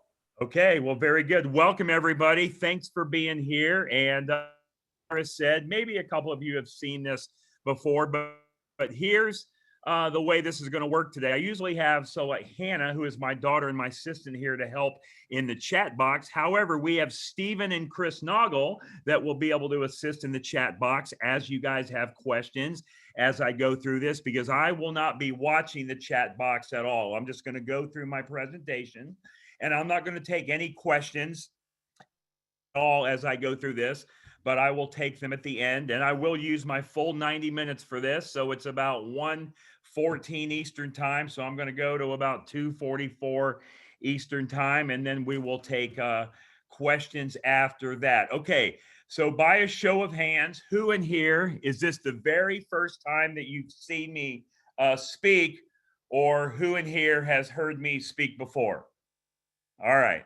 Did we catch anybody sleeping? So everybody's hand should have went up. So I'm going to encourage you guys to pay attention, because this is a Zoom meeting, I know, and I can't see all of you guys. So if you are washing the dishes, watching TV, walking the dog, or changing the baby, or burping the baby, you got to put all of that aside for the next 90 minutes, because everything that I'm going to talk about is going to build up on each other. So I got to get you into attention, into focus here so you can see this information. So anyway, who am I? So I am Brent Kessler. The name of our company is The Money Multiplier. We're located down here in Port Orange, Florida, about an hour east of Orlando. We're up next to Daytona Beach. And yes, The Money Multiplier. And there on the screen, you have my contact information, my email, the website, themoneymultiplier.com. And today, what we're going to talk about is your money. We're going to talk about your wealth, how to build your wealth, how to keep all the money in your family, how to keep control of your money, how to pay your debts, to pay your expenses, all without working harder, without changing your cash flow, without taking any additional risk or losing control. All we're going to do is add one simple step to your financial life. That's what I'm going to share with you today. So who am I? I'm actually a chiropractor. That's right. I no longer practice chiropractic anymore. I haven't done so since 2008. I believe 2008, 2009, somewhere like that. I sold my last clinic in 2017. I had 5 clinics in the Kansas City area, and I sold all of those, and I teach this concept that I'm going to teach to you today full time. As a matter of fact, the concept that I'm going to share with you, I first heard about it in 2006. I was actually in a chiropractic conference, and I heard about this in 2006, and I looked at it and I listened, and I said, man, that looks really, really good, but it just seems too good to be true. All right. So how many of you have ever watched something like that it looks good, but it just seems too good to be true? Well, that was me in 2006. So after I heard the information, I left that conference, And I went home, I went back to my life, and I didn't even think much more of that concept that I heard about until about a year and a half later, I go to another chiropractic conference. And about 10 or 12 of my colleagues that were at that previous conference are now at this conference with me. The only difference between them and me is they took action when they first heard about it, and I didn't. And they were just coming up to me and they were going on and on. They were throwing up all over me. They were saying, Brent, isn't this banking concept the most powerful thing ever to build wealth? Keep your money in your family, take control, all without working harder, changing your cash flow, or taking any additional risk. And again, they were just going on and on about it. So I thought to myself, there has to be something to this, right? There's no way that 10 or 12 of my colleagues are lying to me. Maybe one or two, but not 10 or 12. So at that time, it was February of 2008. February 2008. And anyway, I had about $984,711 of debt. That's what I owed to the third-party creditors. So, okay, then back in February 2008, after I heard about this again, and so my friends and colleagues, they were going on and on about it. I came home and I told my wife, I said, honey, I said, we got to start implementing this in our life, because there's no way that 10 or 12 of my closest colleagues could be lying to me. Maybe one or two are lying, but not 10 or 12. So I came home and I told my wife, we're going to implement this into our lives. And at that time, February of 2008, I was $984,711 in debt. Well, I implemented this concept that I'm going to share with you today, and I was able to pay that debt off in 39 months, 3 years and 3 months. I never had to work harder, change my cash flow, take any additional risk, or lose control. All I did was add one step in my financial life, and that's what I'm going to show you. So just to recap, the very first time I heard about this was 2006. I started implementing this in my life in 2008. It took me 3 years and 3 months to pay off almost $1 million in debt.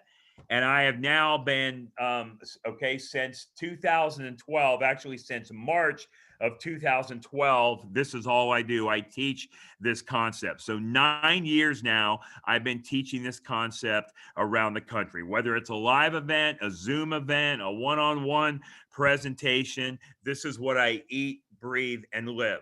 So I want you to keep an open mind as I go through this, because a lot of the stuff I'm going to share with you, I'm going to challenge the way that you think of money, because it's not the way your parents taught you, your grandparents, your friends, your colleagues, or your coworkers taught you.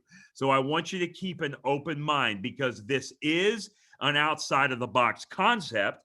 However, it is not a new concept. No, it's been around for over 200 years.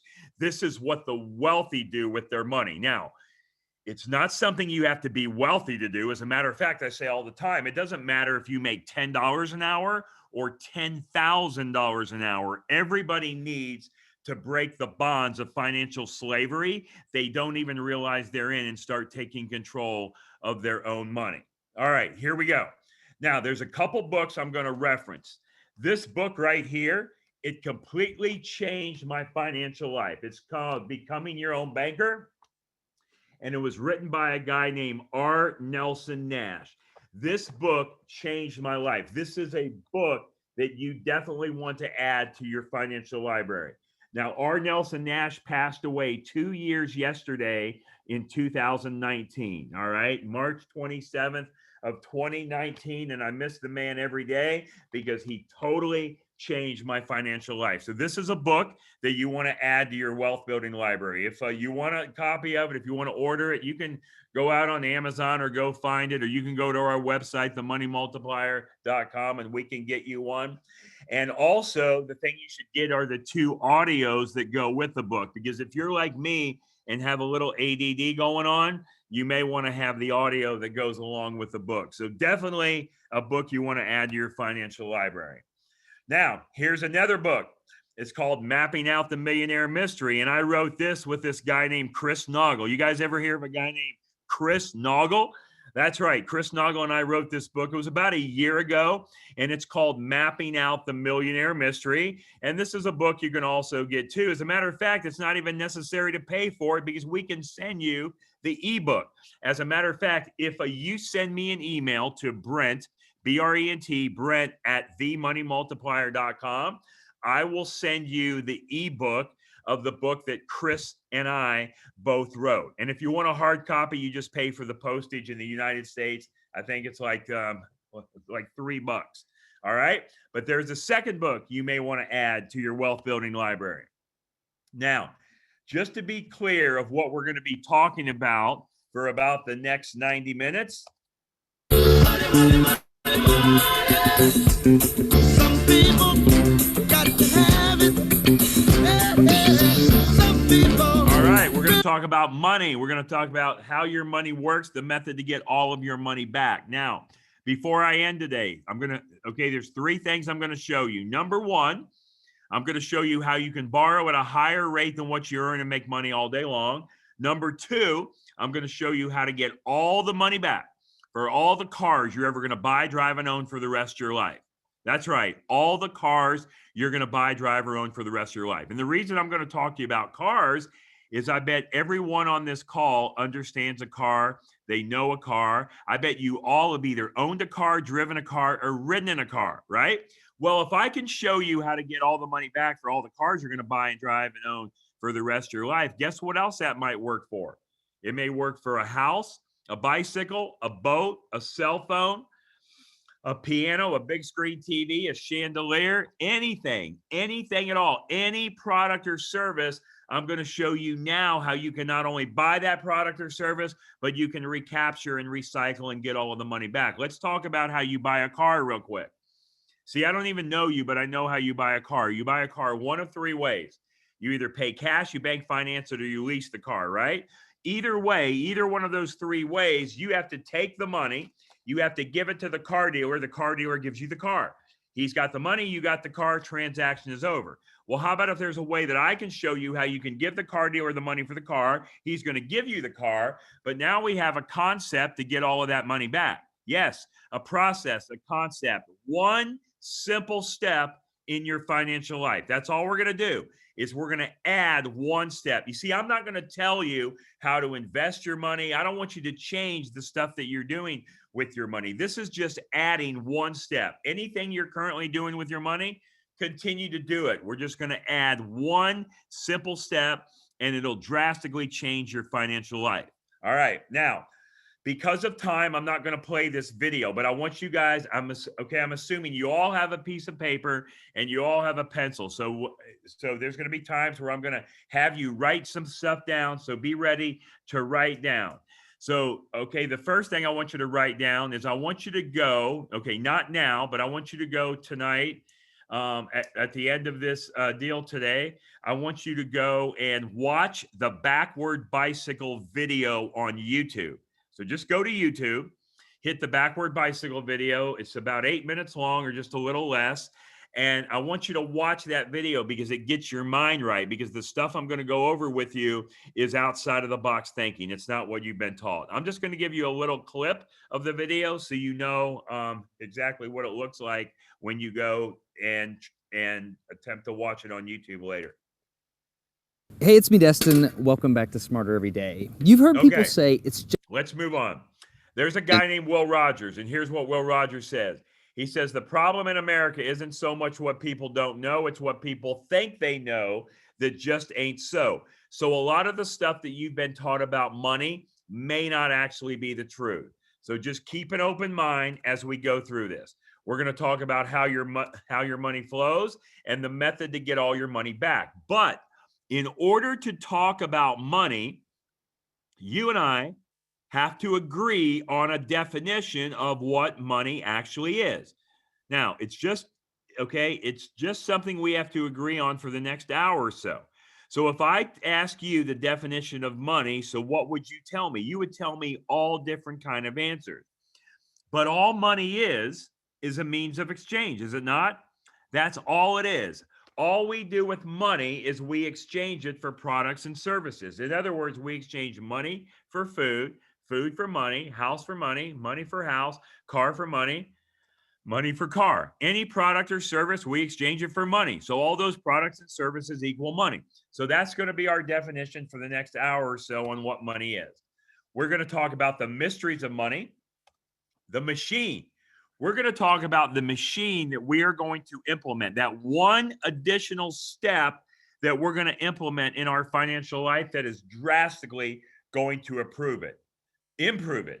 And I'm going to show you that machine in just a couple minutes, and it's going to shock a lot of you. If you've never seen me speak before, it's going to kind of freak you out of what this machine is. You're going to be like, what? It's that? Just wait. You're going to see it in a minute. The mission, we'll talk about the marathon. This is not a sprint. It's not a get-rich-quick deal. This is a marathon. We'll talk about the millionaire and the movement. All right. I have 3 calculators on the screen. You guys see all 3 of those calculators on the screen? If you don't see the calculators on the screen, then turn off my face and turn on the screen. You don't need to see my face. You need to see what I'm showing on the screen. So on the right column, it says your savings account at the bank. It could be your savings account or your checking account, right? Assuming most of you on the call have a checking or a savings account at a local bank. And I'm going to say you have $25,000 in your bank account, okay? And it's in the bank account at your bank where you have your checking account. It can be the Bank of Texas, the Bank of New York, the Bank of Florida, right? Wherever you do your banking. It could be Bank of America, Chase Bank, Wells Fargo Bank, US Bank, right? Okay, so a checking account you have at your bank. And I'm going to say you have $25,000 in that bank account, and it's earning interest. That's what your bank is paying you is 4% interest. Now, I know they're not paying you 4% interest on your checking account, but I'm going to make believe you found a really good bank that is paying you 4% interest. All right. And I'm going to be your local banker at that bank. And you have this money in the bank earning 4%, this $25,000, and you come into the bank and you say, Brent, I want to take that $25,000 out of the bank that's earning 4% interest, and I want to go buy a car. And I say, no, no, no. You do not want to take that $25,000 out of the bank earning 4% interest to go pay cash for the car. Instead, here's what I'm going to do. I'm going to make you a loan for $25,000 and charge you 6% interest. Instead of you taking the money out of the bank, I'm going to make you a loan and charge you 6%. And over the same equal time period that you have that loan and you're going to leave that money in the bank, our bank will pay you more money on the 4% that you're earning than you'll pay us on the 6% that you're borrowing. Now, is that a true statement? In other words, is it possible for you to make more money earning 4% at the same time you are paying 6% over the same equal time period? And you're saying no. You're shaking your head no, the same way that I did when I was sitting in your chair 15 years ago. Because you're thinking, well, Brent, how in the heck am I going to be able to make more money earning 4% at the same time I'm paying 6%? I'm losing 2%. That's what you're thinking, and that's what I thought. Well, let's walk through it because the banker told you the truth. Now, the time period we're going to use is 5 years or 60 months. It doesn't matter if it's 4 years, 48 months, 6 years, 72 months, okay? In this example, we're going to use 5 years and 60 months. Why am I going to use 5 years and 60 months? Because if you go to a bank to borrow money to buy a $25,000 car, you're probably going to pay on it for about 5 years or 60 months. So once again, here's what I'm telling you, that our bank is going to pay you more money on the 4% that you're earning than you will pay us on the 6% that you're borrowing over that same equal time period, 5 years or 60 months. Let's walk through it. If you borrow $25,000 out and you're going to have an interest rate of 6% for 5 years or 60 months, your monthly payment is $483.32 a month. Times that by 60. That means over the course of 5 years, you paid almost $29,000 for the car, right? $25,000 in principal, $4,000 in interest. All right, you guys with me? Now, remember the money I told you to leave the bank. Okay, in the bank, on the column on the right, the savings checking account at the bank. Well, that same 25,000 earning 4% over the same time period, 5 years or 60 months, you actually have a total of 30,525. Now, here's my question for you, ladies and gentlemen, boys and girls. Is this number on the right, the 30,525, is that a larger number than the 28,999, or do you do math differently than I do in Florida? That's right. It's a bigger number. Well, how can that possibly be? How can you have more money earning 4 at the same time you're paying 6? Well, here's why. Because on the 6% car loan, the payment that you're paying each month drives the principal balance down, does it not? It's on a decreasing balance. The principal balance is decreasing each month. Well, the money that you have in the bank earning 4 is going up each month. It's increasing. So one is decreasing and the other one is increasing.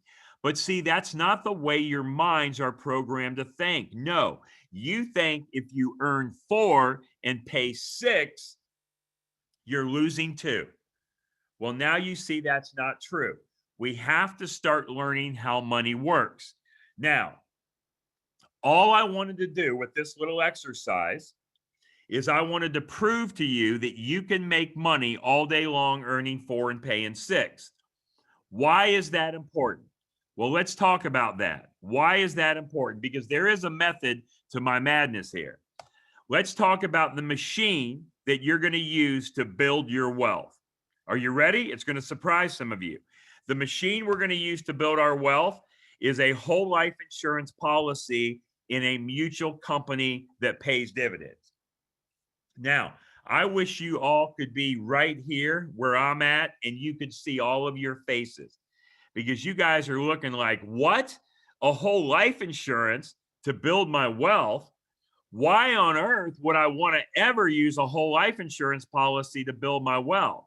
You're thinking, I know everything there is to know about whole life insurance, and I would never want to use that crazy vehicle to build my wealth. Well, let me just tell you, you do not know everything there is to know about a whole life insurance policy in a mutual company that pays dividends to build your wealth. Because if you knew it and you understand it, every one of you on this call would be doing it. And most of you, if not all of you, are not doing it at all. Now, this is not any whole life insurance policy. Let's get that straight. It's not a whole life insurance policy that you can go buy from your brother-in-law that sells life insurance. No, right? Everybody on the call has a brother-in-law that sells life insurance, don't we? Yeah, so no, it's not one of those policies that you can go and get. This is a specifically designed, specially engineered policy that has high immediate cash value. And my definition of high immediate cash value is within the first 30 days, within the first month.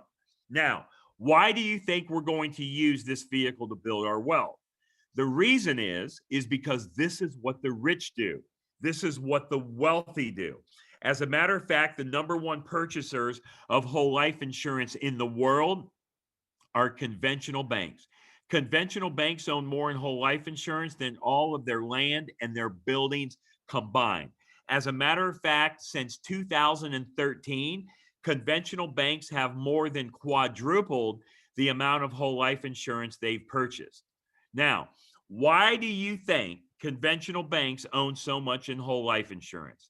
Is it because they're stupid, or they know something the rest of us don't know?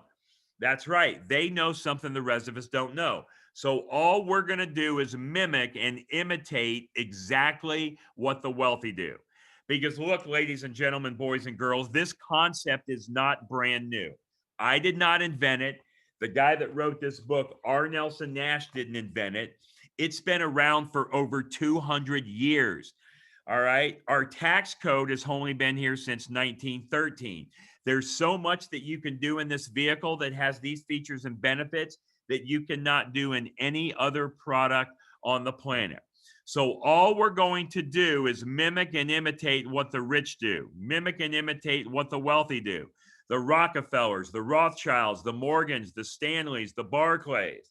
This is how Walt Disney helped to build Disneyland. This is how Ray Kroc funded McDonald's. This is how Pampered Chef got started before Warren Buffett bought Pampered Chef. So it's nothing that's brand new that we're doing. It's not on trial. It's not being tested, okay?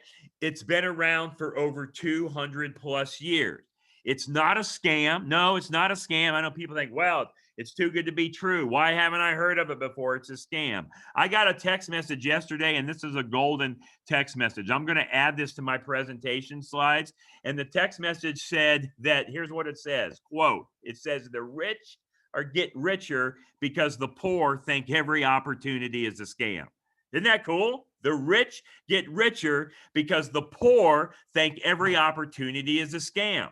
So keep your eyes open as I go through this, because this is not on trial. It's not being tested. All right. It's what our wealthy do. We're just going to mimic and imitate what the wealthy do. Now, I told you that banks are the #1 purchasers of whole life insurance in the world. How can you check out, okay, that to make sure it's true? Go Google something called BOLI, B-O-L-I. It stands for bank-owned life insurance, and you will see the hundreds of pages that come up on how much whole life insurance conventional banks actually own. So we're just going to mimic and do what they do. Now, let's go back to that calculator. So remember I said the thing I wanted to do is I wanted to prove to you that you can make money all day long, 4% at the same time you pay 6%. Well, why is that important? Why is the 4 and 6 important? Here's why. Because the guaranteed growth rate inside of your whole life policy in this specially designed, specifically engineered policy that has high immediate cash value is 4%. That's the guaranteed growth. That's not me telling you. That is in the policy contract. Now, the 4% growth on your policy is assuming the insurance company does not pay a dividend. And all the companies I use have been paying dividends for well over 100 consecutive years without fail. So do you think there's a pretty good chance that the insurance company will pay a dividend this year, next year, 5, 10, 20 years from now? Absolutely there is, because they've been doing it for 120 plus consecutive years. But even if they don't pay a dividend, even if they stop today paying dividends, I'm only talking to you about the 4% growth. All right? That's why the 4% is important. Why is the 6% important? Because when you have your money inside of the policy and you take a policy loan from the insurance company, the highest interest rate they're going to charge you is 6% for that policy loan. So can you borrow money from the insurance company at 6% all day long and continue to earn 4% plus dividends in your policy and make money? Absolutely you can. So that's why the 4 and 6 is important. We can make money all day long earning 4 at the same time we're paying 6. All right, let's move on. Now, the definition of money, the thing is we just talked about that, right? Money is nothing more than a means of exchange. That's all the definition of money is. We exchange food for money, money for food, car for money, money for car, house for money, money for house. Every product and service that you buy, you give them money, they give you the product and service. We exchange money for all of that stuff. Who in here believes in compound interest? Yeah, most all of you, raise your hand. I believe in compound interest. Well, a lot of you have a 401k or an IRA, don't you, that you put money into? A 401k, IRA, a qualified plan. Well, if you're putting money in one of those plans, you definitely believe in compound interest, right? Because that's why you're putting the money in there. You're giving them your dollars, and what you're giving them to the 401k, the IRA, the qualified plan, and you're letting your money sit in those plans, hoping that it's going to compound and you're going to earn more later. You're going to have more in the later years, right? That's why you do that. Now, most of you believe in compound interest. We've been taught that compound interest is a great thing.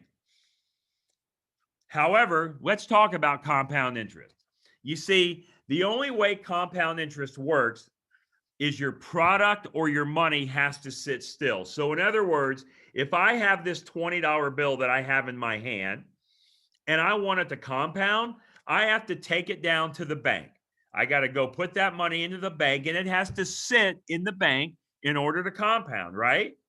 So it has to sit still, right? I can't have that money in motion because if I go get the money out of the bank, say in a month, a week, a day, it's no longer earning compound interest. So compounding stops the motion, does it not? I mean, it stops the motion. So motion is a natural law of God. Everything is in motion. The cars are driving by. The airplanes are up in the air in my airplane community, flying overhead. The birds are flying. I ate, anyway, I ate a meal a couple hours ago. So all the food is in motion. How many of you would want to eat fish out of a stagnant pond? None of you. How many of you went to the grocery store earlier this week, went to the fresh produce? How many of you purchased fresh produce at the grocery store, you brought it home, and you don't intend on eating it?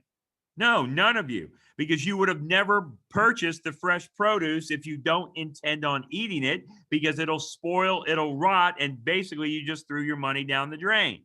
So compounding stops the motion. Everything is in motion, but we've all been told compounding is a great thing.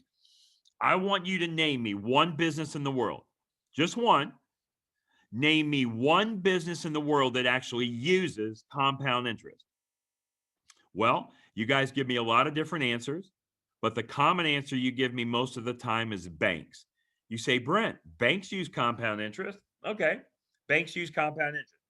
Well, let's talk about that. So do banks really use compound interest? No, they pay you compound interest and they charge you compound interest, but they don't use it themselves. And here's what I mean by that. If I took this $20 bill, I highlighted it in yellow, and I put my initials on it, and I take it down to the bank teller at the local bank. Does that bank teller take that $20 bill?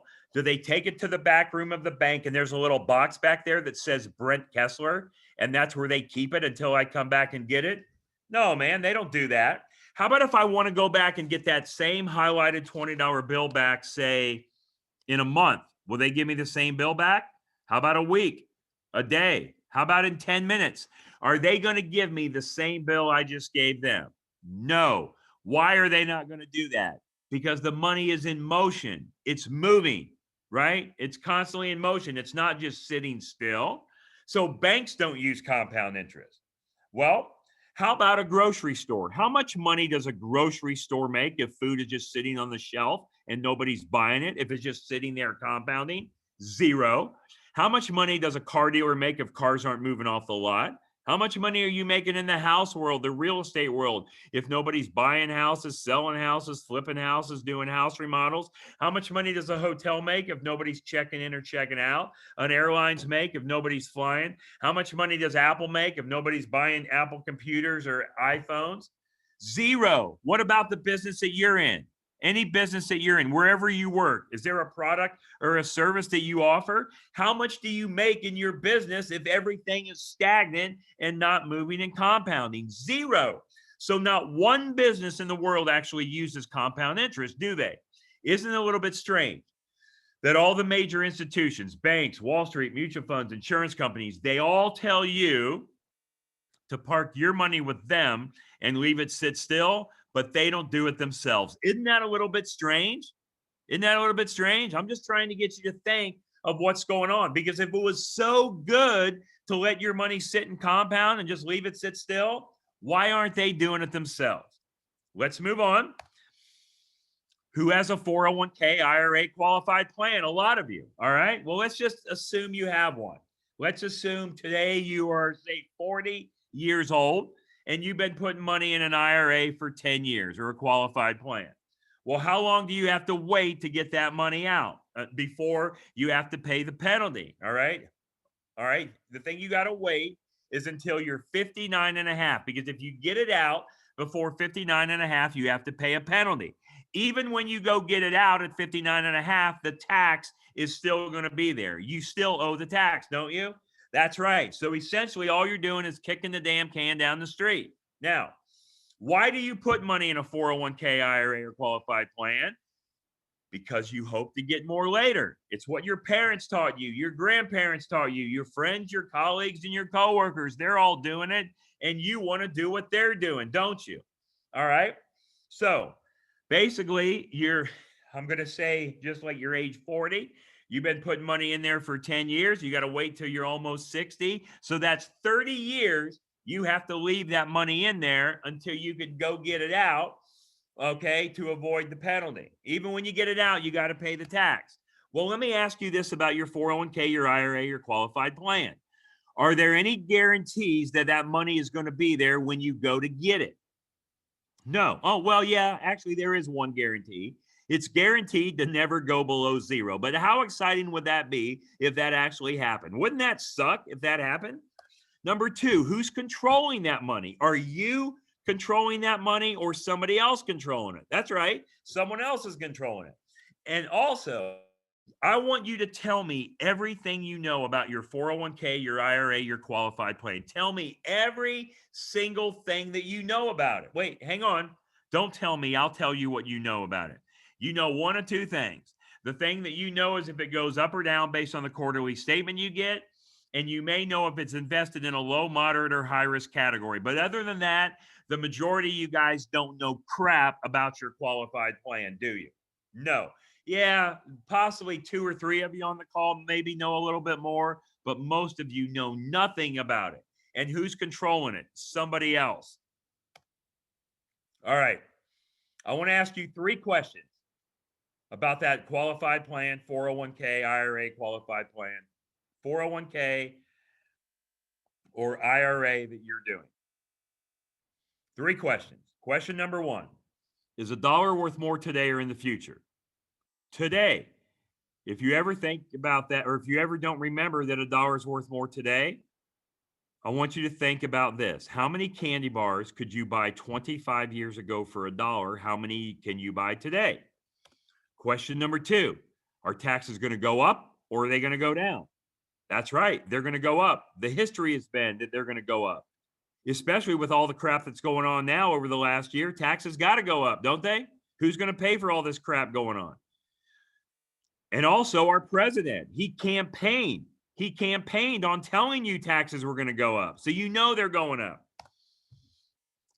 Question number 3, if you have a choice to pay tax on the small amount of the seed or the large amount of the harvest, which one do you want to pay tax on? That's right, the seed, the small amount. I agree with all 3 of those answers. But by you putting your money in a 401k, an IRA, or a qualified plan, you are violating every one of those answers, because what you're doing is you're giving up your good dollars today to get paid with non-guaranteed weaker dollars in the future. You're compounding the tax because the tax is always going to be there. And when you do pay it, you're going to pay it at the higher rate. I'm just trying to get you to think about what's going on. Let's go one step deeper. You told me money is a means of exchange, right? So food is money, money is food, car is money, money is car. Let's say we leave here after this call today. We walk down to the grocery store and we buy a loaf of bread or a gallon of milk. Are you going to wait 5, 10, 20, 25, 30 years to eat that bread or drink the milk? That would be crazy, wouldn't it? You wouldn't do that. How about if we leave here today and we go buy a car or a house? Are you going to wait 5, 10, 20, 30 years to drive the car or move in the house? That would be ridiculous. Well, let me ask you this. Why are you doing that with your money? Because see, you told me all those things equal money. Did you not? See, people do things with money they would never do with things that money buys. You would never buy a loaf of bread, bring it home, and wait 10, 20, 30 years to eat it, would you? But you'll put money in a 401k, an IRA, or a qualified plan and wait to hope to get to use it later. Why do we act that way?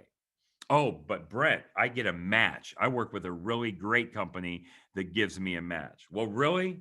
They really do give you a match? Well, let me ask you this.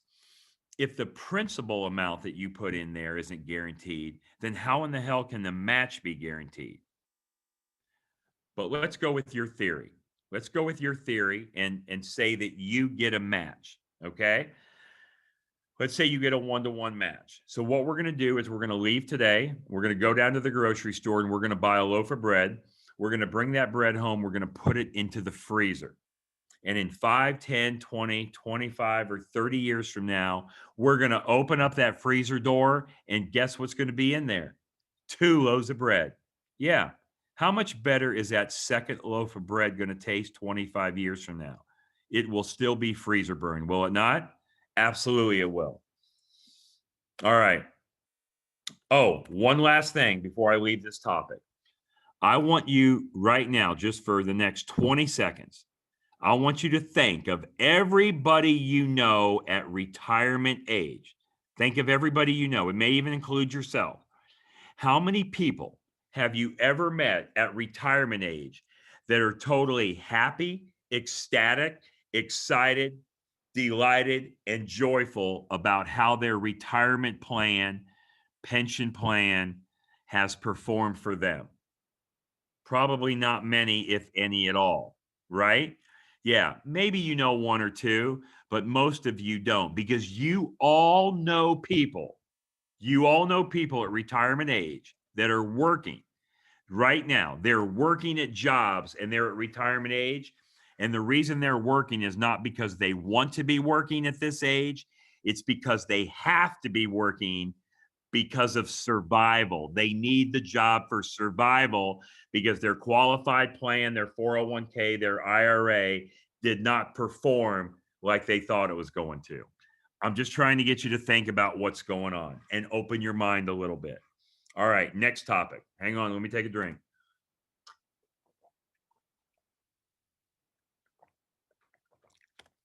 Now we're going to talk about how a conventional bank actually works. This is how your bank works. No matter where you put your money, whatever bank it's in, this is how your bank works. The Bank of America, Wells Fargo, Chase, whatever bank you bank with. The thing that you do is you put your money into the bank. I'm going to just make believe that you're going to deposit $100,000. Now, it doesn't matter what the amount is. It can be a bigger number, a smaller number, okay? It doesn't matter. But I'm going to say you found a really good bank and the bank is paying you 4% interest on your money. Now, I know they're not paying you 4%, but I'm going to say you found a really good bank. Well, every time you put your money into that bank, that money becomes a liability to the bank, does it not? Because they owe you interest. Yeah, they have to pay you interest. So how does the bank take your money and turn it into an asset? They loan it. That's what banks do. They're in the lending business. So they loan money. So loans are assets to banks, are they not? But every time we think of a loan, guess what we think of it as? A payment, a debt, an expense, a liability. We have to start thinking of a loan as an asset the same way a bank does. Because here's what you do. When you put your money into the bank, you are the depositor. Guess what you do?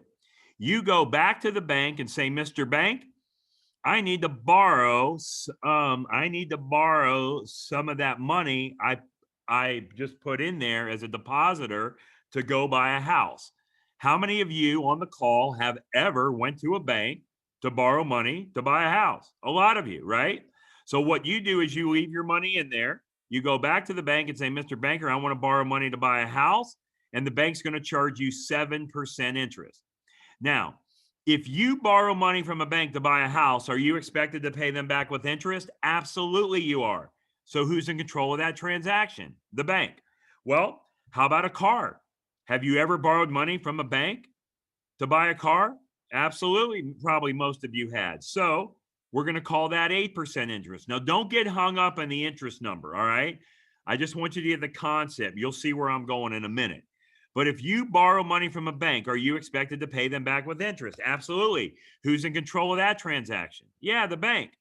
How about a house guys in the real estate world. Have you ever done a house remodel, a fix, a flip, new granite countertops, a swimming pool, a patio, a porch, a home equity line of credit? Yeah. So let's call that 9%. Well, if you borrow the money from the bank, it's got to go back to the banking system. So can you see here with these arrows going in and out? So all banks do is they move money in, move it out, move it in, move it out. That's why that same $20 bill that I had highlighted is no longer in there 20 minutes later when I go back to get it, because the money is in motion. Banks aren't letting money sit in compound. It's in motion. It's constantly moving, just like you see here. All right. Finally, what we're going to do is we're going to pay off all the credit cards, do a debt consolidation loan at 12%. That money has to go back in the banking system. So can you see who was in control of every one of these transactions? It was the bank. The bank was in control. Now let's do a little math. I know it's Sunday afternoon and that's the last thing you guys want to do is math, but I'm going to keep it easy. All right. So let's do some math. Remember, I said you found a really good bank that you are putting in there. You, the depositors, are putting that money in the bank and they're paying you 4% interest. Well, they're going to pay you 4, but they're going to take the money and loan it back to you or someone that wants to buy a house at 7. So if the bank made 7 and you made 4, how much more did the bank make than you? That's right, 3. Well, let's look at the car. On the car, they made 8, you made 4. 8 minus 4 is 4. The bank made 4% more than you on the car loan. The house remodel is 9 they made, you made 4. 9 minus 4 is 5. And finally, the debt consolidation loan, they made 12, you made 4, so they made 8 more than you. So how much more did the bank make than you? Look, the bank made 20% and you made 4. The bank made 20% and you made 4%. How much more did the bank make than you? Well, Brent, that's easy. 20 minus 4 is 16. Yeah, right? 16%. Close. What about 500% more than you? The bank made 500% more than you because look, ladies and gentlemen, boys and girls, if the bank made 20% or $20 and you made 4% or $4, didn't the bank make 5 times what you made?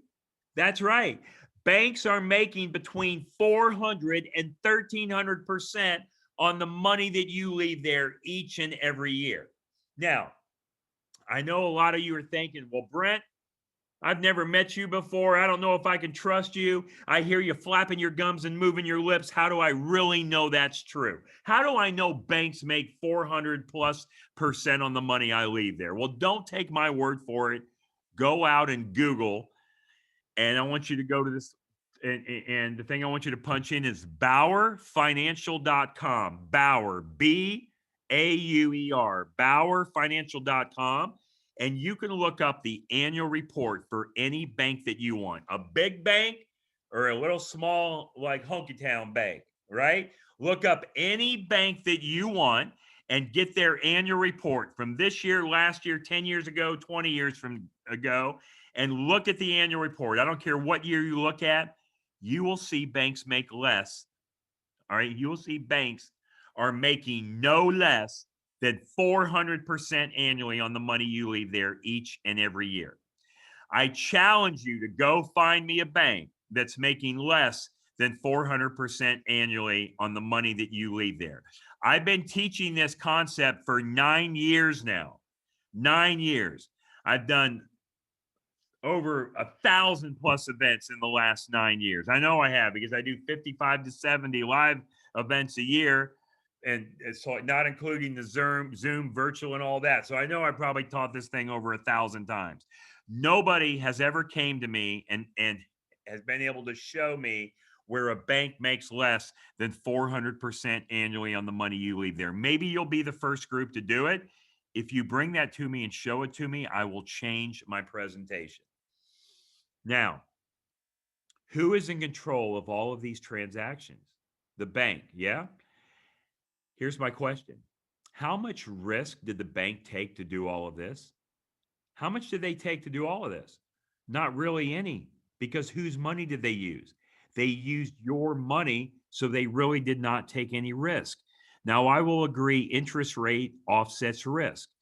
The higher risk that you are as a borrower, the higher interest rate you are going to pay to the bank. But if you're too high of a risk, is the bank going to loan you money anyway? No. So all I want you to do, ladies and gentlemen, boys and girls, is I want you to be your own banker in your own life, because you guys are doing all of this anyway right now as we speak. You're buying houses, you're buying cars, you're doing house remodels, you're just like paying things with credit cards. Who's getting all your money? Where is all of your money going? That's right, to the banks. All right, there we go. Go ahead and take that down real quick. BauerFinancial.com. Banks make 400 to 1,300% on the money you leave there each and every year. All right, I'm going to skip this part just to save a little time, but I'll show you how you go back and watch it later. Now we're going to talk about the fun stuff. It gets exciting from here. See, everything up to this point was boring. Now it gets fun. I'm going to now show you how to get all the money back for all the cars you're going to buy, drive, and own for the rest of your life. Every single car you're going to buy, drive, and own. So that means not only that you get the car, but you also get the money back as well. Now, if I can show you how to get all the money back for the cars that you're going to buy, drive, and own for you and your family for the rest of your life, it's probably been a pretty good afternoon, don't you think? I would hope you would think so, because let me ask you this question. I want you to think of how old you are right now. And I want you to think about the car that you're driving right now. Is the car that you're driving right now the very first car that you ever bought, driven, and owned? No, probably not, unless you're 16, 17, or 18. How about your second car, your third car, your fourth car? Yeah, so what you've done is you've gone through life and you bought and sold cars. Are you married? How about your spouse? Does your spouse drive a car? Do you have children? Do you have grandchildren? Do you have parents, nieces, nephews, brothers, sisters, right? A lot of those guys probably have cars. Out of all of the cars you've ever bought, driven, and owned up to this point in your life, how much of the money do you have today? Here's a little hint. Zero. Zero. So if I do nothing else but just show you how to get part or all of that money back, so not only are you able to buy the car, you're able to give the car dealer the money. He gives you the car, he's got the money, but now you can get the money back. Would that be pretty cool? I would think so. So let's walk through it, because it's really simple. It's only about adding one step in your financial life. Well, let's talk about the machine again that we're going to use to build our wealth. And remember what that machine is? That machine is a whole life insurance policy in a mutual company that pays dividends. Yeah, that's the machine that it is. It is what it is. If it was a book, a pen, a pencil, a phone, a glass of water, if it was a chandelier, a piano, I would be talking about that. I would say, hey, you better go get you some of this to keep your wealth in the family. It just happens to be a life insurance policy. That's the vehicle that we're using. Now, when we have a life insurance policy, we also have a death benefit associated with it, right? Yeah. But I'm not here to talk to you about death benefit. I'm here to talk to you about the cash that you have immediately in your policy, and the cash that you're able to use immediately, and it continues to grow, grow, and grow. Today's better than yesterday. Tomorrow's better than today. It's not me telling you it works that way. It is in your policy contract.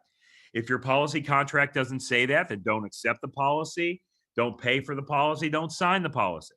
So the machine is the life insurance policy. And we pay premium into the life insurance policy. But guess what the good news is? The good news is you decide the amount of premium you want to put into it. Yeah, I don't tell you how much to put into it. You tell me how much you want to put into it. In this example that I'm about to show you, the guy's going to put in $10,000 a year for 7 years. He doesn't have to. He could put in $1,000 a year. He could put in $500 a month. He could put in $100,000 a quarter. You decide the amount of premium dollars that you want to pay into the policy. Now, a premium, okay, anytime you pay a premium into a policy, you think of it as a payment, don't you? You pay your car insurance, your house insurance, you think of it as a payment. Well, when you're putting money into this specifically designed, specially engineered whole life policy in a mutual company that pays dividends, yes, it's a payment, but in your mind, you have to think of it as a deposit. You got to do a little bit of a paradigm shift here. Because if it's going into an account that you control and you have access to the money immediately, is it treated more like a payment or a deposit? That's right, a deposit. And what word do you like better, payment or deposit? Do you like payment or deposit? What word do you like better? Yes, deposit. And have you ever made too many deposits in your bank account? Never. Okay, so age doesn't matter and death benefit doesn't matter, okay? Just go ahead and scratch that off of your radar for now. As a matter of fact, if you see this screen, age and death benefit, I have it grayed out because I don't want you to worry about age and death benefit at all. I want you to focus on that cash value available column. Don't worry about age. Don't worry about death benefit. Okay, because I told you not to worry about age and death benefit, there's about 3 analyticals on the call right now just going crazy. They're tossing things at the computer screen and they're saying, Brent, I can't move on unless I understand age and death benefit. So let me explain quickly. Real easy. Let's say we have 3 people. It doesn't matter what their age is. They're all in different health, or I'm sorry, all of them are in the same equal health. Their ages are different. We'll say you have 20, 40, and 60, or 30, 50, and 70. They all walk into the same life insurance store today at the same time, and they're going to put in $10,000 a year into their premium, into their life policy. Who's going to get the most death benefit? The youngest one. Who's going to get the least death benefit? The oldest one. That just makes sense, doesn't it? Yeah. Okay, but we're not talking about death benefit. We're talking about cash. So let's talk about the cash. Let's say we all walk in the store, okay, those same 3 people, age 20, 40, 60, 30, 50, 70, you pick the ages. They walk into the same store at the same time, each have a $20 bill in their hand. They go to the same grocery store. They each have a $20 bill. The only thing different is their age. They're all in equal health. Who's going to be able to buy the most groceries with that $20 bill? Yeah, all the same, right? Because it doesn't matter how old you are when you walk in the store with $20, it's going to buy you the same amount of groceries. It doesn't matter your age, the color of your skin, the language you speak, how good you look, how bad you dress, if you got dress shoes on or flip-flops, the same $20 buys you the same amount of groceries. So does age matter when we're talking about cash in these policies? No, no, no. And the reason I'm driving this home is because I teach this enough. At the end of the call or in the chat box, guess what somebody's going to ask? They're going to say, this would be really great, Brent, but I'm too old to do it. No, man, you're not too old to do it. It just means that you have less death benefit for the same amount of premium. The cash is not affected. Okay, now, let's focus in on this screen. On the left, all I have is time. Year 1 to 8, 9 to 13. Time's going to go by anyway. We've already talked about the age column and the death benefit column. Don't even worry about those. Now, I'm going to say that you're going to put in $10,000 a year into this policy and pay it for 7 years and not pay any more premium. Now, remember, I know a couple of you thinking, Brent, that's ridiculous. I'm never putting 10 grand a year in a policy and paying it for 7 years. Well, let me just tell you this. By the time I'm done today, you're going to want to put a hell of a lot more than 10 grand a year into it, and you're going to want to pay it forever. You're never, ever, ever going to want to stop paying the premium on your policy. You'll see before I end. And in this example, we're going to use this policy to buy a car. We're going to buy a car starting at the end of the 3rd year, beginning of the 4th year, and buy a car every 5 years, a $25,000 car. Now, in real life, I would never have you wait to use the policy to the end of the 3rd, beginning of the 4th year. Go see this cash value column available right here. Do you see where the number says 5831? That's right. I want you to start using that money immediately. And my definition of immediately is within 30 days. All right. Within 30 days, I want you to start using the money. Now, okay, the thing is for the time being, you have to trust me on this. If you use the money earlier for the things you're going to buy in life anyway, and you continue to pay the premium, the numbers are only going to get bigger as time goes on. You'll see this by the time I get to the end. So In this case, he's going to wait to the end of the third year, beginning of the fourth year to buy the $25,000 car. So here's what he does in the first 8 years. I want you to see what he does in the first 8 years. He puts in 10 times 7 is 70. Okay, now on the thing he's going to do is he's going to borrow $25,000 from the policy to go buy the car. And he's going to pay himself back with interest. He's going to pay himself back $500 a month or $6,000 a year for a total of like $30,000 for 5 years. So he borrows 25 and he pays back 30 for that car. Okay. Now, if you borrow money from yourself, do you think it's a good idea that you pay yourself back with interest? Yes, absolutely. But do you ever do it? No, you never, ever, ever do it. As a matter of fact, you guys never even pay yourself back with interest, much or just pay yourself back the principal, much less pay yourself back with interest. However, if you borrow money from a bank to buy a car, will you pay them back with interest? Absolutely. You never skip a beat because you know if you don't, they'll come and pick the car up, won't they? So what you have to do from this point out is every time you borrow money from yourself, you have to pay yourself back with interest. The same way when you borrow money from a bank, you pay them back with interest, because if you don't do that, you're saying your money is not as valuable as the bank's money. Okay, so in this instance, in year 1 to 8, he paid premium into the policy. 10 times 7 is 70. He paid back on the car loan payment. 6 times 5 is 30. So he put $100,000 into the policy, did he not? He put $100,000 as his total injection. But he took out 25 to buy the car, did he not? So if he put in 100 and he took out 25, put in 100, took out 25, how much more did he put in than he took out? Well, 100 minus 25 is 75,000. So his true net injection is 75,000. So, all right, that's his true net injection. Well, how much cash value does he have in the 8th year? 73,226. So if you take 73,226, you punch that in your calculator and you divide it into 75,000, that means he just got back over 96 cents of every dollar for that very first car. How would you like to have 96 cents back of every dollar for every car that you bought, driven, and owned? How much do you have now for all the cars you bought, driven, and owned? 0. So if I do nothing else but get you 96 cents of every dollar back, it's been pretty cool, hasn't it? And is there anything stupid, ridiculous, or idiotic that I did? No, man. I just bought a stupid life insurance policy and I'm using it to buy the car. You're going to buy the car anyway. We're just adding one step in your financial life. Now that car wears out. So now I want you to look at year 9 to 13. Now we go buy another car for $25,000 because your first one wears out. Or maybe you're married and your spouse is tired of walking for the last 5 years and you're going to buy them a car now. So where does that $25,000 come from? It comes from the 73. So now I'm no longer putting premium into the policy. All I'm doing is using this policy to buy the car. So so I want you to look at year 9 to 13. I take out 25 to go buy the car, and I'm going to pay myself back $500 a month, $6,000 a year, a total of $30,000.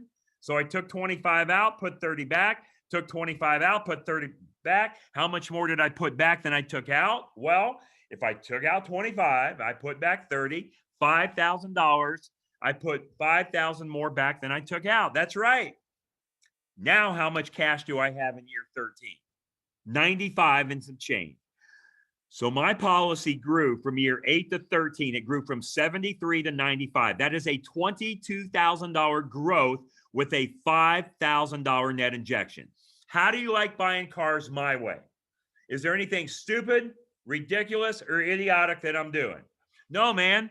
All I did is I bought a stupid ass whole life insurance policy and I'm using it for the banking system. Oh, Brent, that wasn't very nice. Why did you use the word ass? Because there was about 3 or 4 of you that I see are sleeping and not paying attention, but now you're awake and now you're back with me. I don't know what it is, but it's something about the word ass. When I use it, it gets your attention and you wake up. So thanks for coming back and joining us. Okay, now look. Watch this. Watch what we've done over the last 13 years. Now, how fast is 13 years going in your life? I can tell you I'm 53. It feels like just yesterday I was 40. 13 years goes by quick. Let's see what we did in the first 13 years. All right. In year 1 to 7, we put in 10 times 7 is 70. We paid back for the first car 6 times 5 is 30. So 100,000 we put in the first 8 years. And then in year 9 to 13, we put in another 30. 6 times 5 is 30. So we put in $130,000, but we took out to buy 2 cars, one in year 4, one in year 9, for a total of 50. We put in 130, took out 50. Put in 130, took out 50. How much more did we put in than we took out? Well, 130 minus 50 is 80.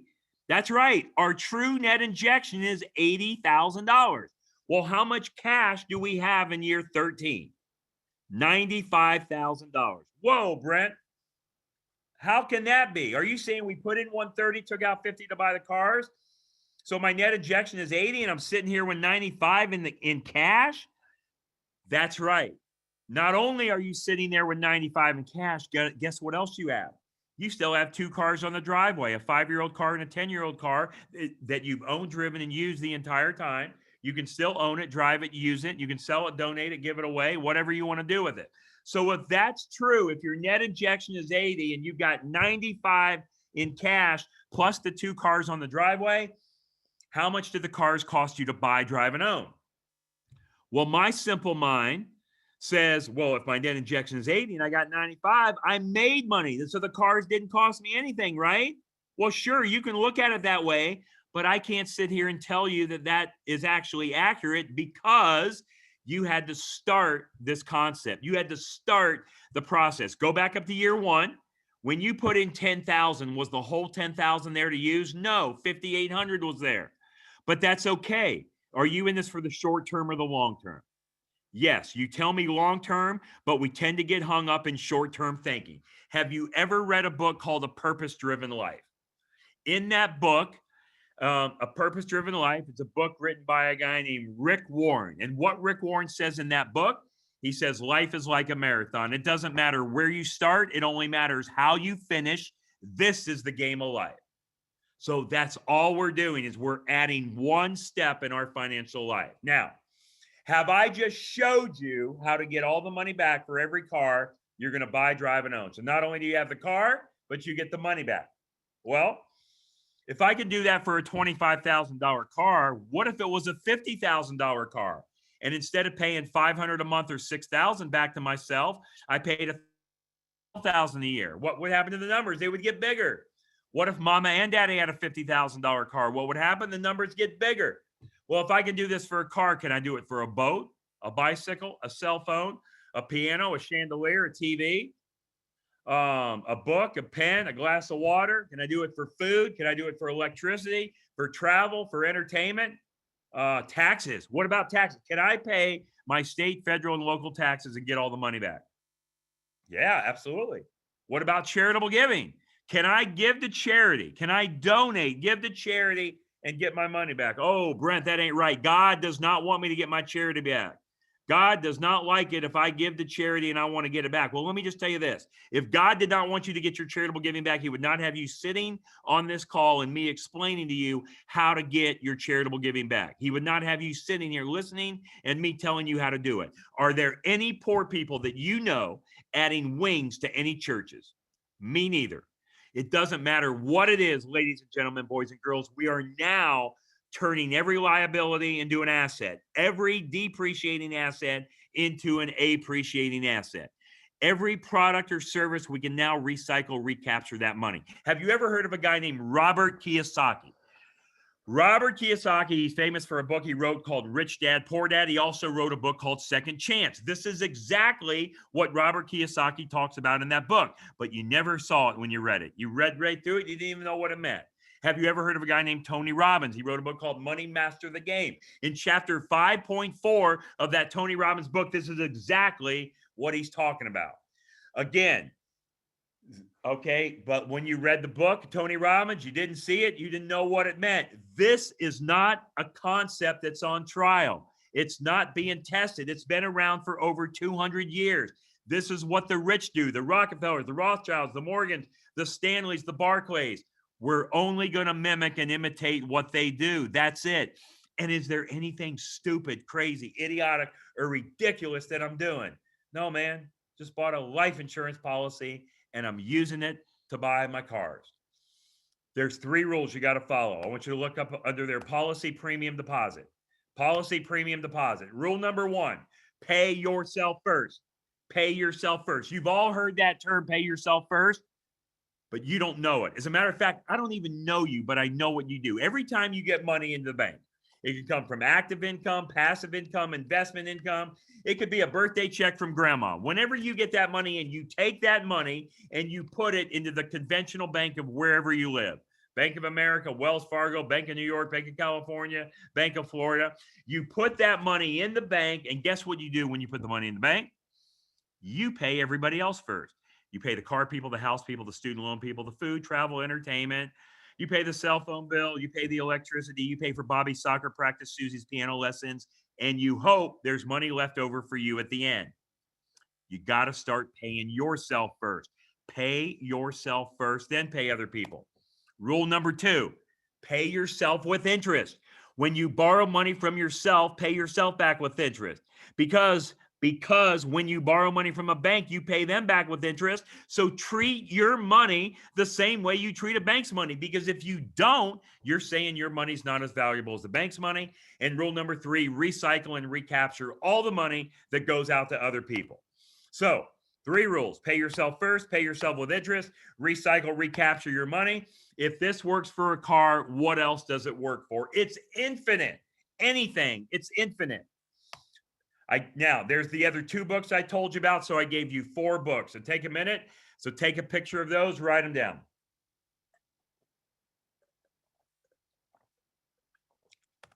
Okay, last thing I'm going to go over with you. All right.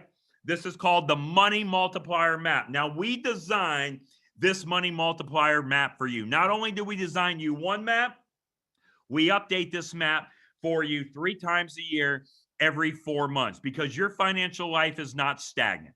Wherever you're at today financially is not where you were 1, 5, and 10 years ago. It's not going to be where you're at 1, 5, and 10 years from now, because you're going to go through your financial life. You're going to buy things, sell things, windfalls, downfalls, raises, demotions. It's constantly changing. So we, as a service to you, as a service to our members, we designed this map for you. Now you're probably thinking, well, Brent, there's got to be a way that you get paid to show me all of this stuff. Well, let's talk about that. You are never going to pay me a dime. You're never going to pay our company, the Money Multiplier, a dime at all. You see, here's how I get paid. Okay. So when you decide to start implementing this concept I'm sharing with you in your life, you have to buy a whole life policy in a mutual company that's specifically designed and specially engineered for this concept. So I am the guy you're going to buy the life policy from. No, you're not going to write me the check. You're going to write the check to the insurance company, and I am your servicing agent. So I get paid a commission on the policy that you buy. See, no matter who you buy the policy from, somebody is going to get paid a commission. The reason you want to buy it from me and not your brother-in-law that sells life insurance is because your brother-in-law doesn't understand this concept, and he doesn't understand how to design the policy. And even if he did understand how to design it, he is not going to put you in this type of policy, because he has to take a huge hit on his commission in order to do it. So that's why you're going to do it with me, because this is all I do. I eat, breathe, and live this stuff every day. And I design my policy the same way I design yours. I have 19 of these policies. I do about $500,000 a year in my own premium, and I buy at least one policy every 12 to 24 months. So I'm doing the same thing that you're doing in this vehicle, okay? And you decide the amount you want to do. So again, how do I get paid?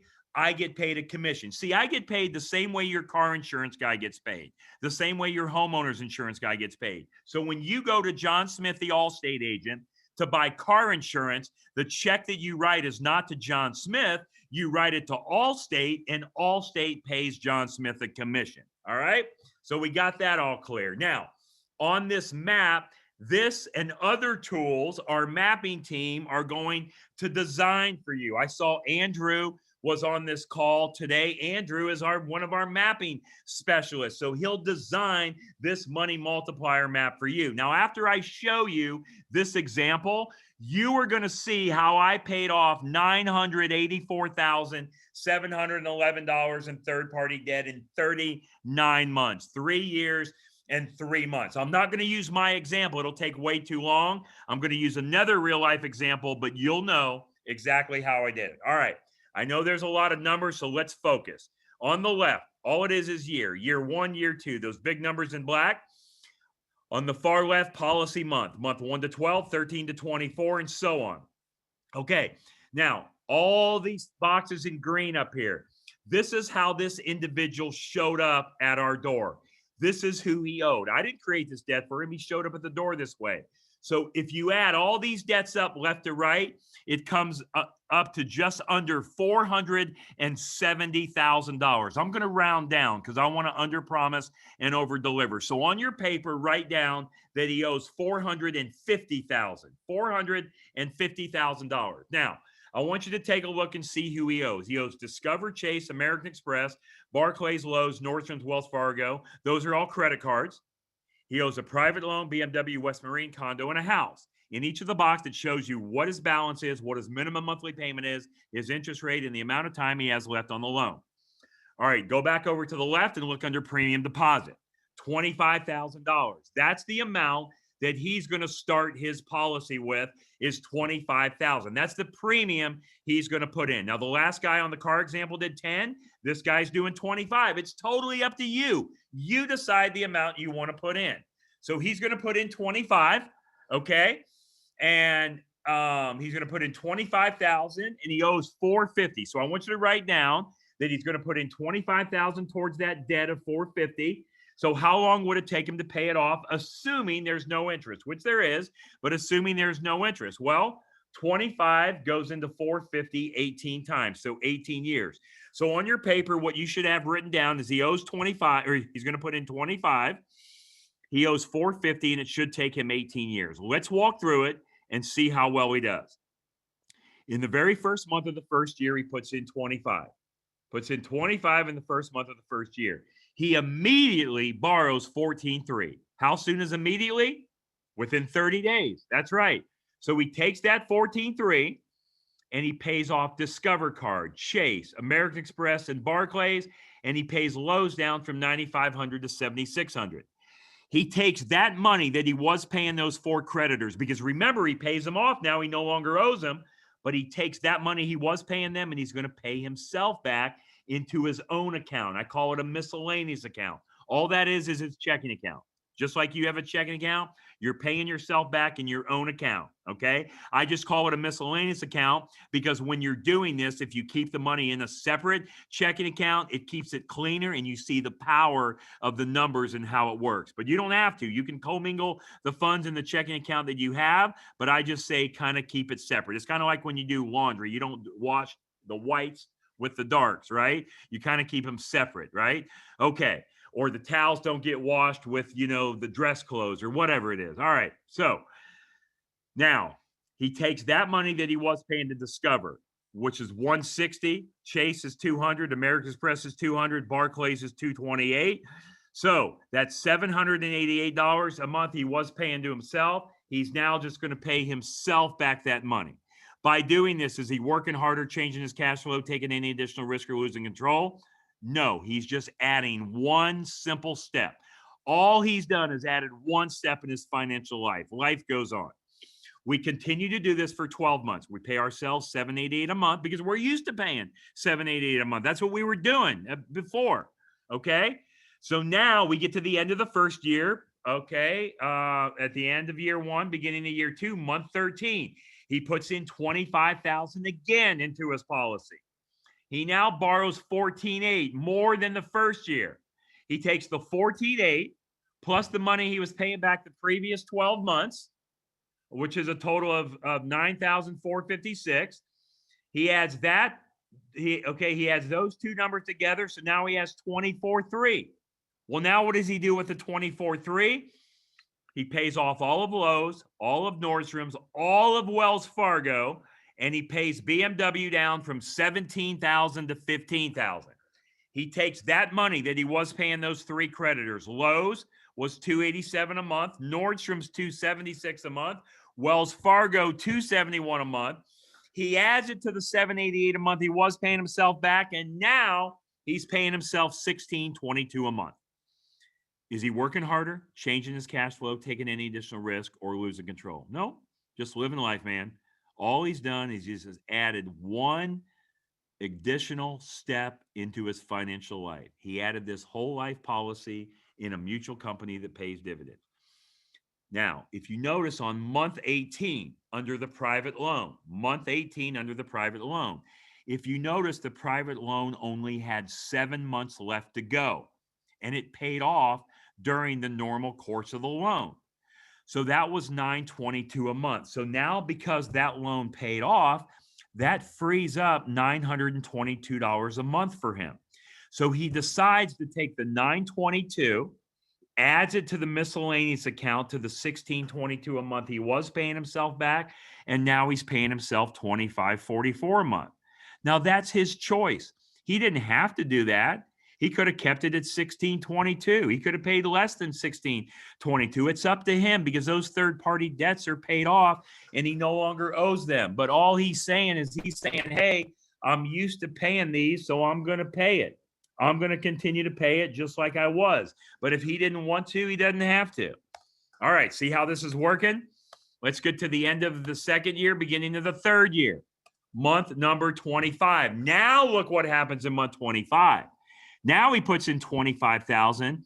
How much can he use immediately? That's right, 22.4, a way bigger number. So can you see how these numbers just get bigger? It's not me telling you that. That is in your policy contract.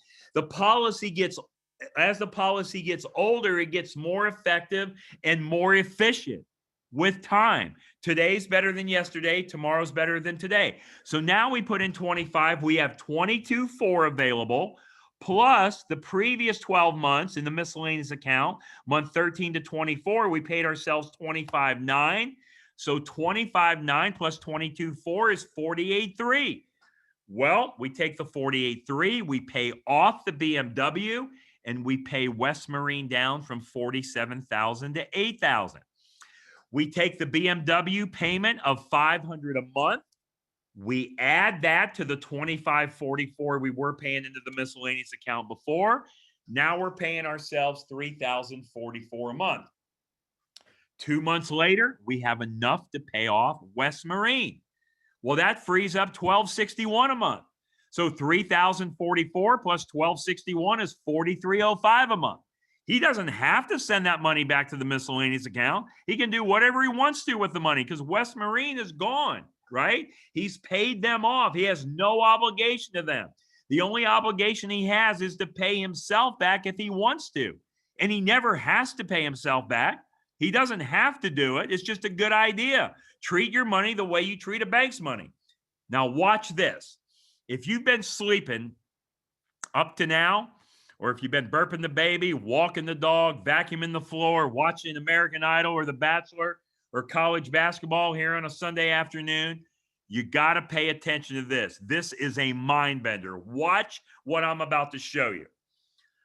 Let's look and see how much money did he put in the first 3 years so far. And really, it's only been 2 years and 1 month, because he did it in month 1, month 13, and month 25, okay? But he's paid premium 3 times.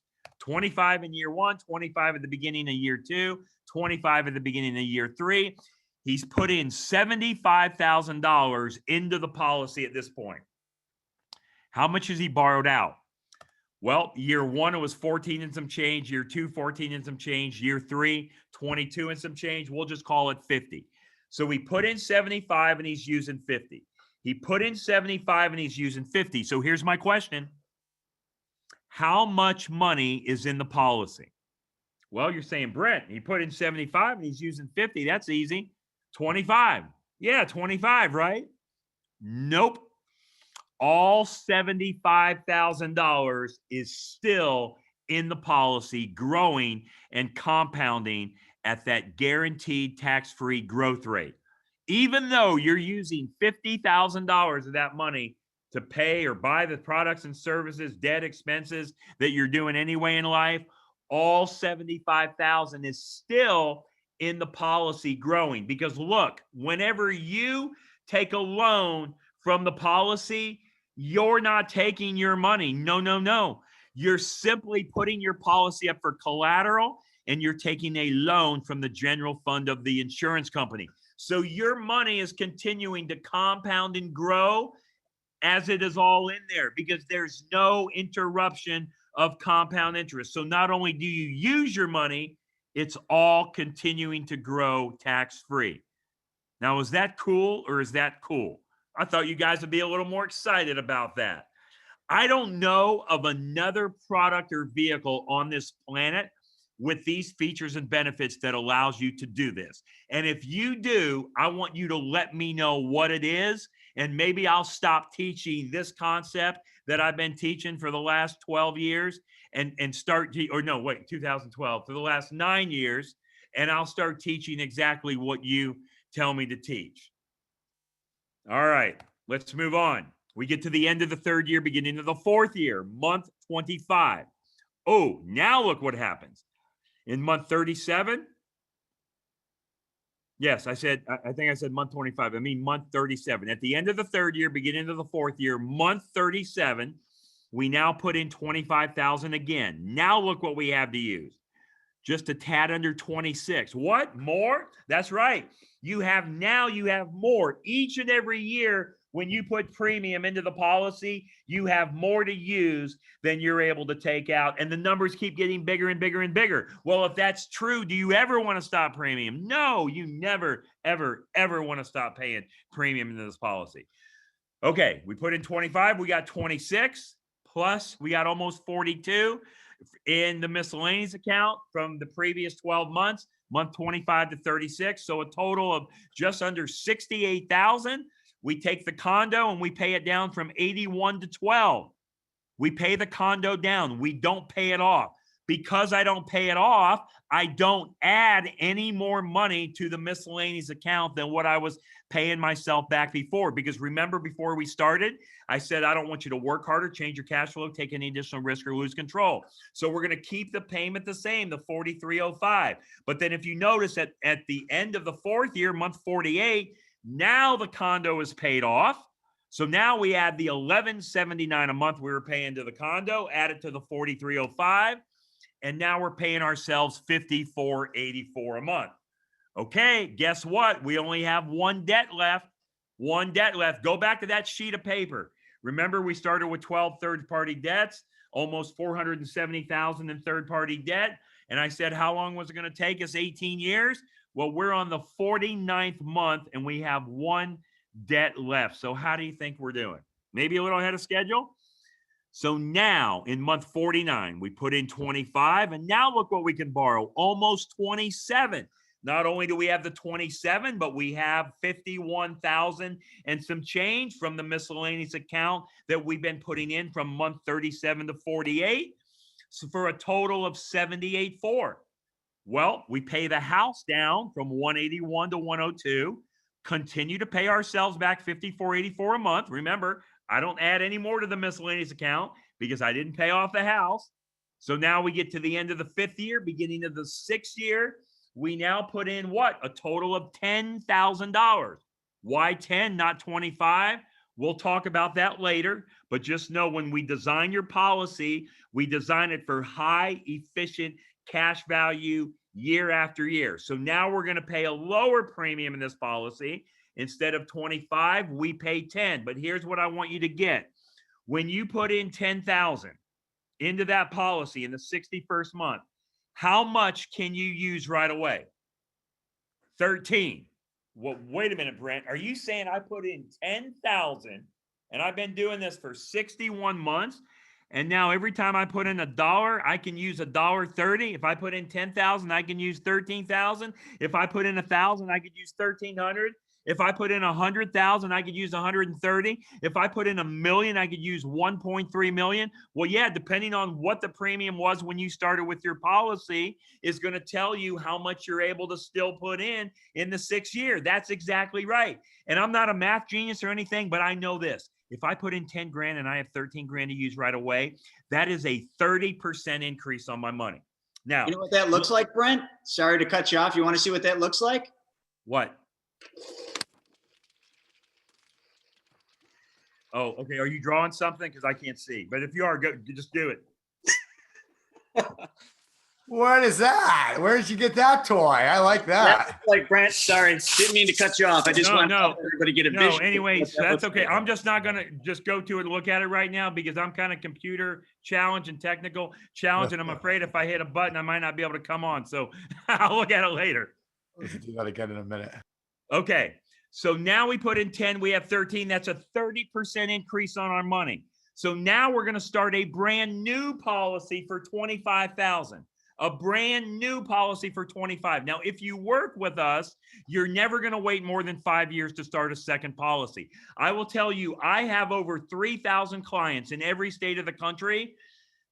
Of my clients that I have that have been with me for a year or longer, 91% come back for more. They come back and they do more policies. And of those, 70% come back before the first year is even up because they see how powerful this works and how efficient and how effective that we work with them. So we're going to start a brand new policy now, like a branch office, right? You have a branch office at the bank that you bank with. So we got a branch office here. So now let's see where we're at. We can borrow 13 on the first policy, 14 on the second. We got 65 and some change on the miscellaneous account for a total of 65.8. Oh, no, I'm sorry. For a total of 93.3. And we only owe 90 grand on the house. So we completely pay the house off. The house is gone. We've totally eliminated all 12 of those third-party debts, almost 470 grand. How long did I tell you it was going to take us to do it? It didn't take 18, 15, 10 years. We did it in 5 years and 1 month. How happy do you think that family was? Excited, ecstatic, elated. Now, let's peel back the onion and see what we really did here. How much did we put in the policy during this time? Well, we put in 25 year 1, 25 year 2, 3, 4, and 5 for a total of 125 plus 25 in the 6th year and then 10. So we put in $160,000. We injected $160,000 of outside money, and we paid off almost $470,000 of debt, all without working harder, changing our cash flow, taking any additional risk, or losing control. Can you see now how I paid $984,711 off in 39 months? I just went a little faster. That's it. Could this family went faster if they wanted to? Yeah, they could have paid more premium. They could have started another policy earlier. They could have paid back more than the minimum. They could have went faster.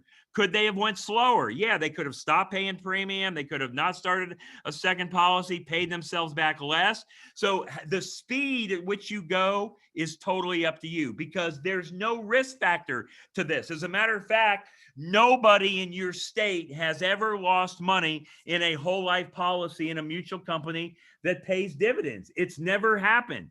It's never happened. Go look it up and try to find it, right? Nobody has lost money in a whole life policy. The only risk factor is you and how you use this. That's it. And who do you know better than you? All right. I'm almost done because I'm almost out of time here in a couple minutes. I'm running a couple minutes behind, but hopefully you think it's worth it. So hang on, I'm almost there. Let's talk about, okay, the thing is now we're going to talk about who actually uses this concept, right?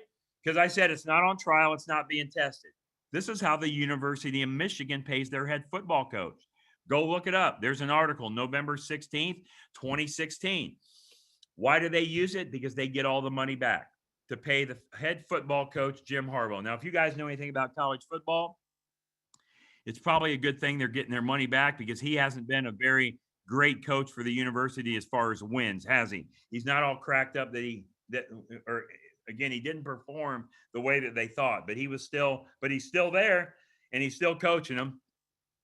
Walt Disney, This is how Walt Disney provided his financing. He had to provide his own financing. A large part of this came from collaterally borrowing money from his cash value life insurance policy. Who in the hell knows if there would even be a Walt Disneyland if there wasn't for whole life cash value insurance? I don't know.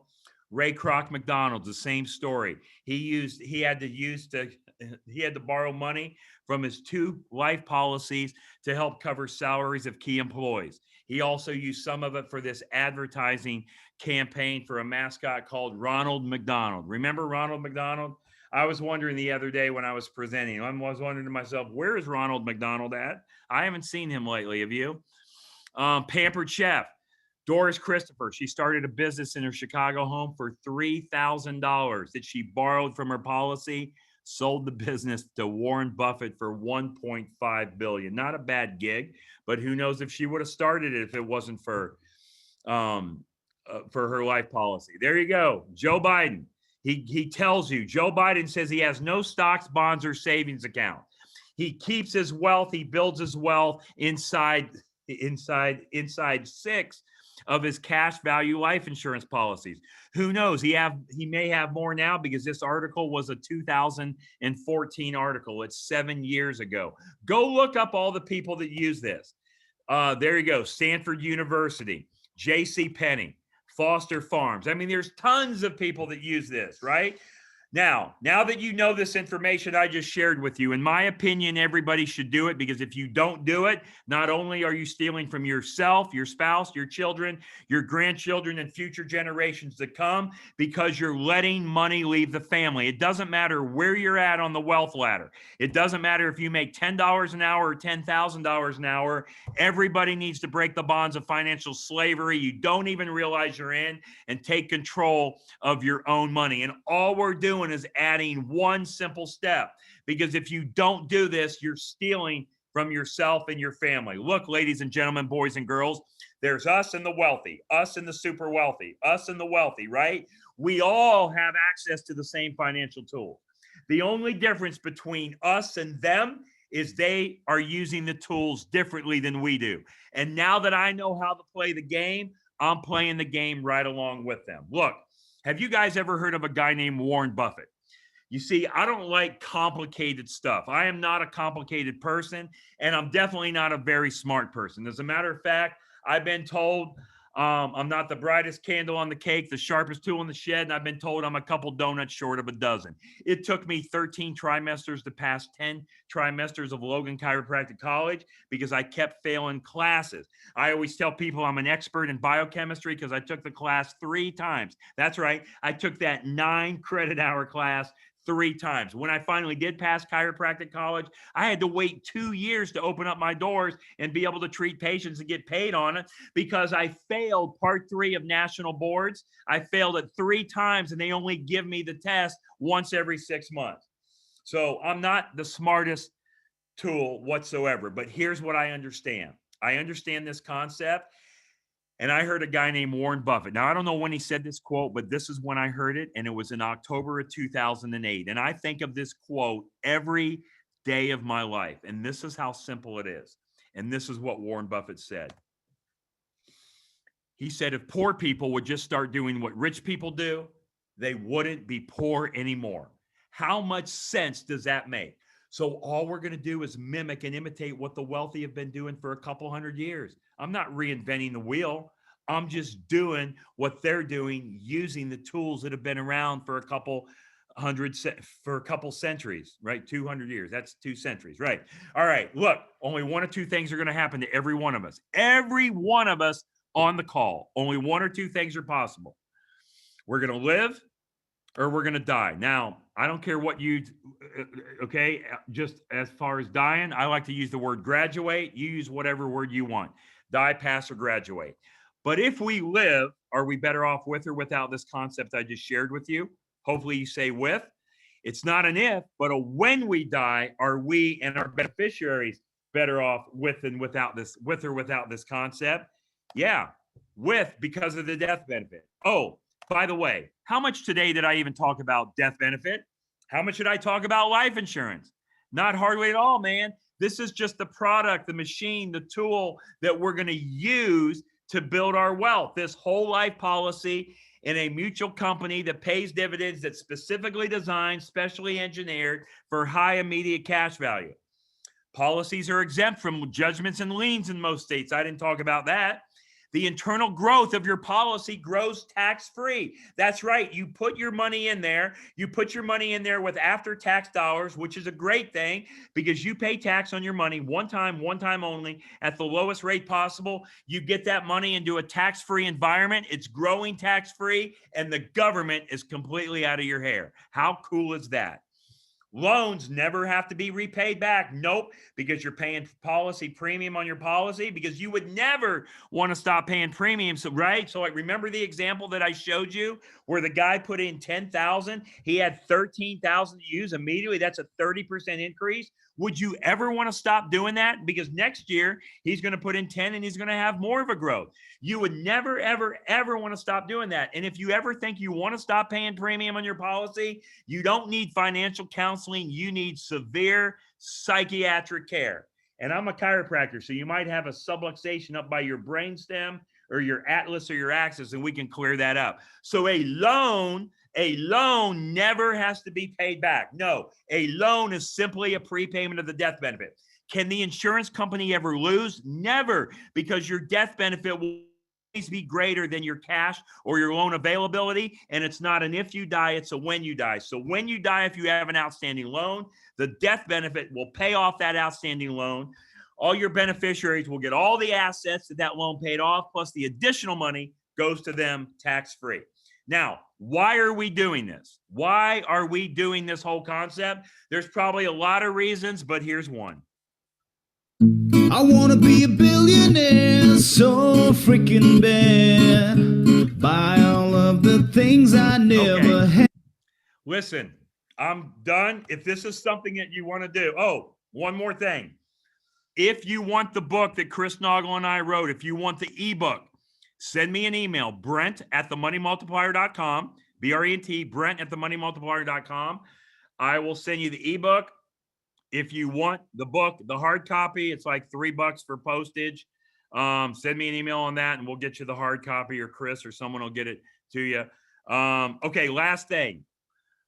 If this is something you think you may want to do in your life, or you want to talk about how it would work in your life, or if you have some questions you want to talk about privately and individually, then there's my contact information. The thing, you can text me on that number, 785-248-9637.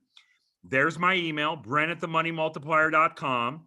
There's even my schedule calendar. The thing you can do is go right onto that calendar and I will schedule a 45-minute strategy session with you, and we can go through all of your questions. It may not take 45 minutes. It may take 5 minutes, or it may take an hour and a half. If it takes an hour and a half, we'll just schedule the first 45 minutes, and then you can schedule the second one after we do the first one, all right? I'm not going to ask you to buy anything. I'm just going to answer your questions. Hopefully, if you decide to implement this concept in your life, that you will do it with us, okay? I'm sure the majority of you know Chris Naugle, and you've heard Chris Naugle speak on this concept at many of his events, his podcast. You're watching his Wealth Wednesday webinars. You're following his Facebook, social media, Instagram, right? I mean, he's all over this stuff. So he's a very, very good resource for this as well. But it doesn't matter if you want to talk to Chris about it, or Chris or me, but here's my information here on the screen. And finally, if you want to go back and watch the full presentation, and again, all right, so there was a couple parts I didn't get to, but if you want to watch the full presentation, go to the website, themoneymultiplier.com. At the top of the homepage under resources, click on that and click on presentation. The thing that you can do is watch the full presentation. It's also broken up into 10 individual sections, and I have my downloadable attachments on there too that you can print out and follow along. And if there's somebody that should have heard this topic and for some reason they couldn't be on today, if somebody and again, I'm sure you're thinking, man, I got to tell my brother, my father, my daughter, my cousin, my coworkers, there's got to be somebody that you know that should have seen this information. All you got to do is go to the website and watch the full presentation. go ahead and take a picture of this screen that I have up right now. You can give them my contact information, and we'll go through and get all those questions answered too. Okay, I am sorry I went 9 minutes over. I apologize for that, Chris Naugle and Stephen Nagy, but I love speaking to your group, and thanks for having me on. And I'm okay to answer live questions if you want, or have a discussion, or if we're done, I can talk to people later. It's up to you. I'll throw it back to you. We had a ton of questions, but Stephen and I were going through answering them the whole way through. It was rapid fire, to say the least. We had a bunch of questions about key man policies, double bonus arrangements, using this in business format. We also had a bunch of people just talking, here was the best comment. I got to tell you. And Brent, this might be the first time you've ever heard this one. Somebody said he was so excited, he peed himself. I thought that was great. Yeah, anyway, I'll try to bring a little bit more energy the next time. Oh, and what did you happen to see what I was doing when I interrupted you there and did that? No, I didn't. I didn't see it. Do you want to show it to me now, or I can X out of it? Let me see the screen. So I was basically doing. Oh, hold on, not yet, Chris. Hold on. Okay, hang on. I can't see it yet. Which button do I go to? I think I hit that Zoom button right there. Right. Yeah, I suck at technology. You know that. Just turn your share screen off if you know. Okay, stop share. Got it. Oh, there you go. I see Chris. So when you were talking about the 10,000 turning into 13, and you were talking about a 30% return, I said this is what it looks like, and I pretty much. Oh yeah, awesome! Holy moly, man! Hey, shot a whole bunch of money at you. So anyway, I need you to text me. Okay. So after we get off the call, you got to text me. I got to order one of those. These are great, and you got to make sure you get. I got to order one of those. So do they come with the $100 bills in them, or do you got to put them in yourself? These things look real, and they just said they do look real. I thought they were real. They're not. No, they're play money. Oh, I thought they were real. That absolutely does look real. And I think I'm going to take that down to Publix and see if they think it's real. If I ever had this. So if I get locked up, will you bail me out? If I ever had this much money just sitting around, I'm doing something wrong. My money's not in motion if it's sitting in my hand or in my little gun here. We got to get some of those for giveaways on the next one. Absolutely, we do. Oh, these are awesome. Hey, Chris, I had this girl text me the other day. I did a phone call with her, and after I did the phone call, I guess when she went out to her mailbox, and then about 20 minutes later, she sends me just a picture, and she's got a little name tag on, and it says VP of Cashflow. That was classic, man. That was classic. You sent that to her, and it had the little BYOB emblem on your hat on it. Absolutely, yeah. She was so excited to get that. We did those to mimic like a bank's VP, because banks are the number one purchasers, and they do it through their vice president. Steven's showing it. Yeah. Yeah, there you go. Yeah, if we set up a policy for you, we send these out. They're fun. That is awesome, man.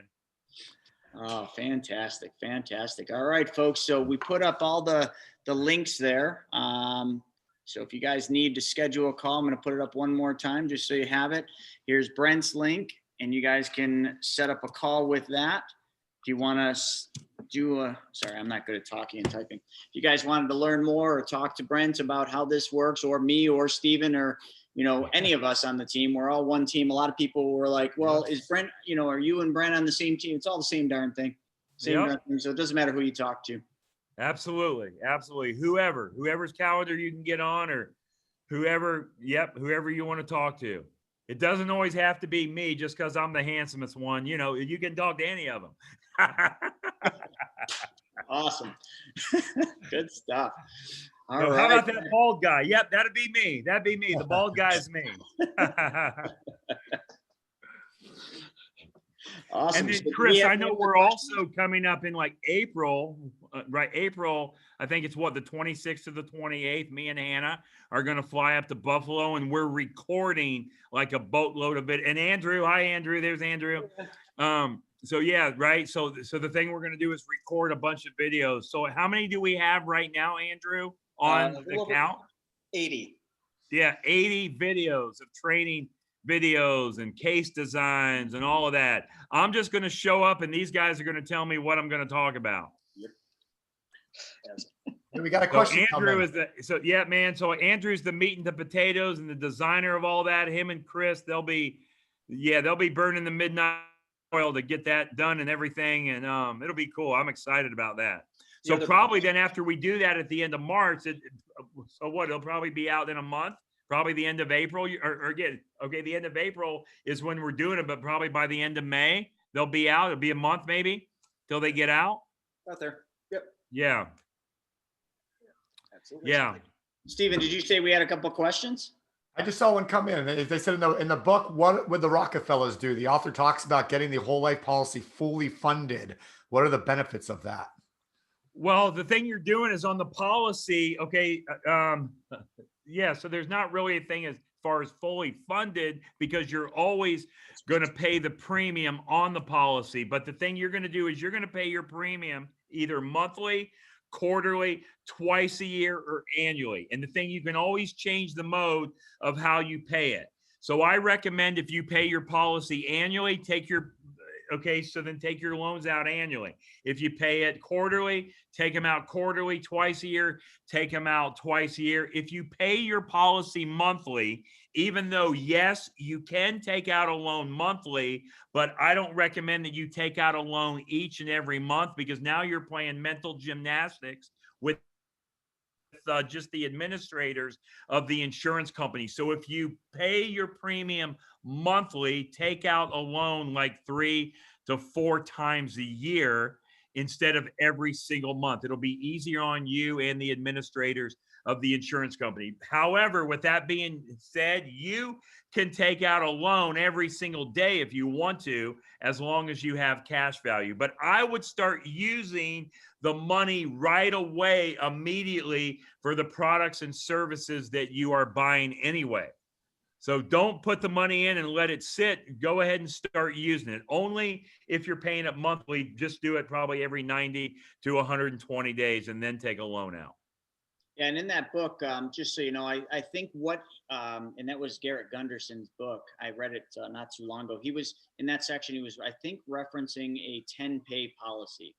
If I'm not mistaken, he was talking about a limited pay policy, which those can work if you've got a specific need, like maybe it's just a retirement plan where you don't want to put any more money in. But Brent and I would both agree, and Stephen as well, like you'd have to be silly not to want to make additional deposits. So I think 10 pays literally cut your arm off and they stop you from the ability to put money in right when the policy is at its best point in time and most efficient. So I don't think you'd ever want the policy fully paid up. And people, so there were some questions that came in, and it just helps me know that we haven't made that mindset, because there's not one person that's on this training that doesn't like going to the bank and making deposits into their bank account. This is the same thing. But if you were going to the bank making a payment, sure, you'd want to stop those payments as soon as possible. See the mindset shift? You're making deposits into your banking system with what Brent just showed. You're not going to the bank making payments. When you think of an insurance payment, you think of a payment. You got to change that. You're creating a banking system, and that is a deposit. So you should never, ever stop making deposits in your bank. Yeah, Chris, and that's a good point. And also a 10-pay policy is going to have to be designed a little differently. So it's not going to have as much cash value up as far as immediately, like we show as well. So that's another reason that he could be saying that, because he doesn't really have the cash value to give in the first year of that 10-pay policy. Well, to me, fully funded simply means if we design it for, let's say, $25,000 a year, you're funding it the full $25,000 that year. Wouldn't that kind of be a fully funded policy though, as opposed to just putting in like 10? I mean, because how do you truly fully fund it? I mean, it's all in the design. So if it's designed for a maximum amount and you're maxing that, that's fully funding it. That's right. True. Yeah. Yeah. Yeah. There's a lot of ways you could spin that, fully funded. I mean, it could be a 10-pay where it's fully funded, where you can't put another dollar in. It could be where you're funding the policy and you hit a point where your dividends are enough to pay your premium. Or it might be like what Stephen said, where you just max the plan out and it's fully funded. So it's kind of a moving target. No, very good. All right. Well, that was awesome.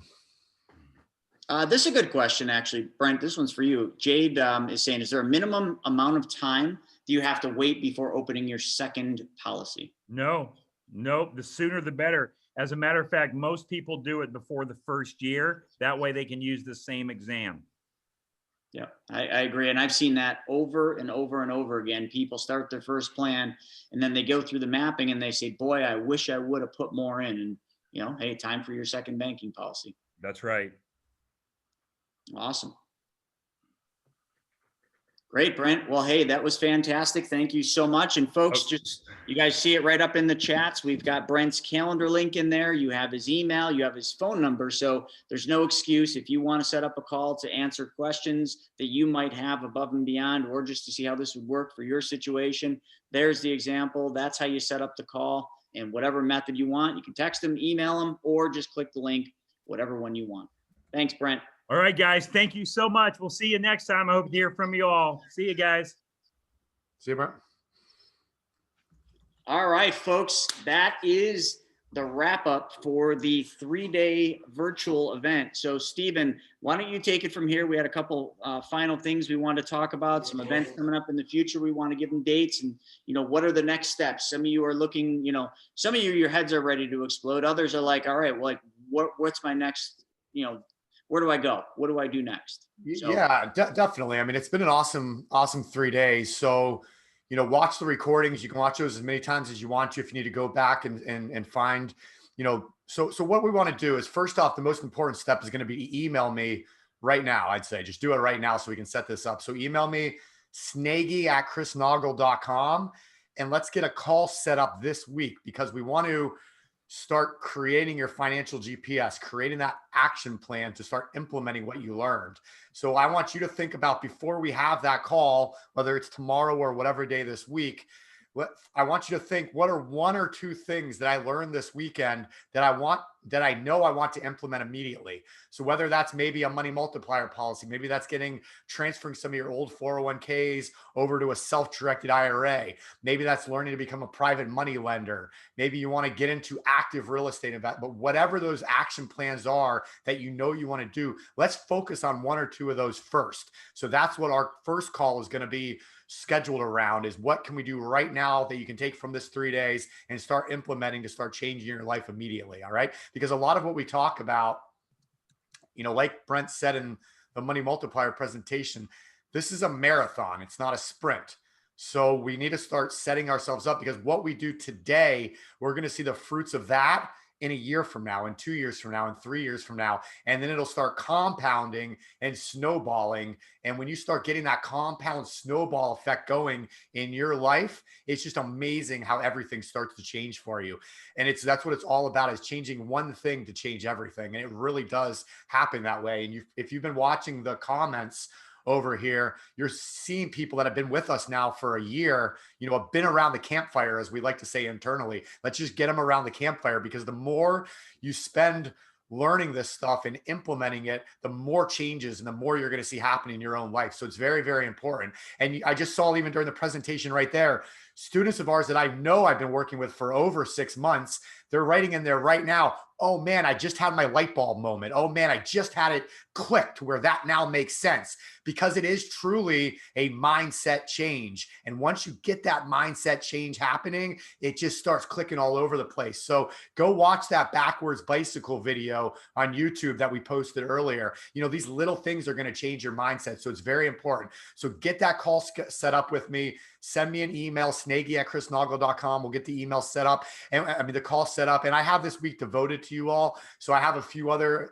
things going on, but the majority of my time. So if we need to do it early in the morning, I'm up at 5 a.m. Eastern time every single day. If you want to do it late at night, I work till 8, 9, 10 o'clock, whatever you guys need. So we'll set the calls up around your schedules, and let's make this happen for this coming week. We want to get it going while it's still fresh in your minds and while you're ready to go. So those are the most important things. And like I said, start thinking about, where do you want to focus?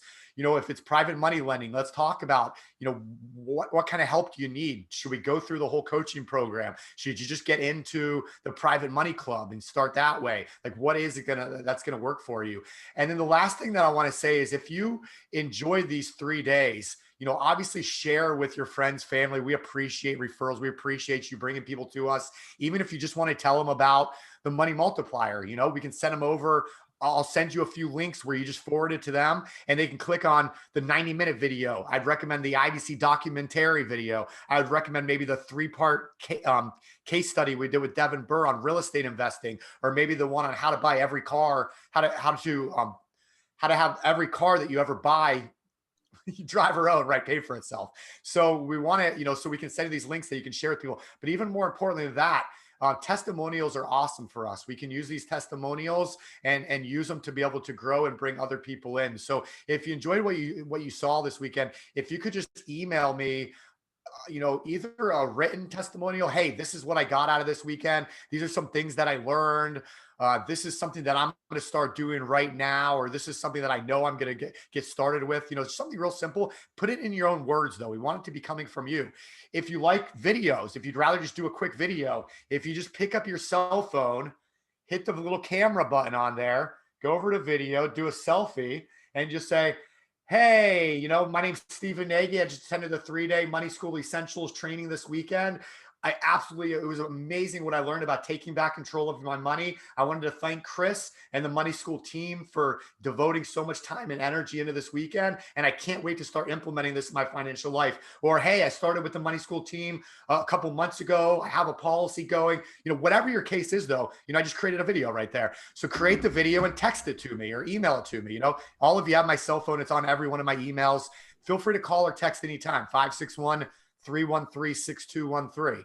I think most of you have it. It'll be in the email also. So text it over, email it to us. But those testimonials are really great for us. So if you don't mind doing that, and I can promise you, if you send them over, we will take care of you as well. We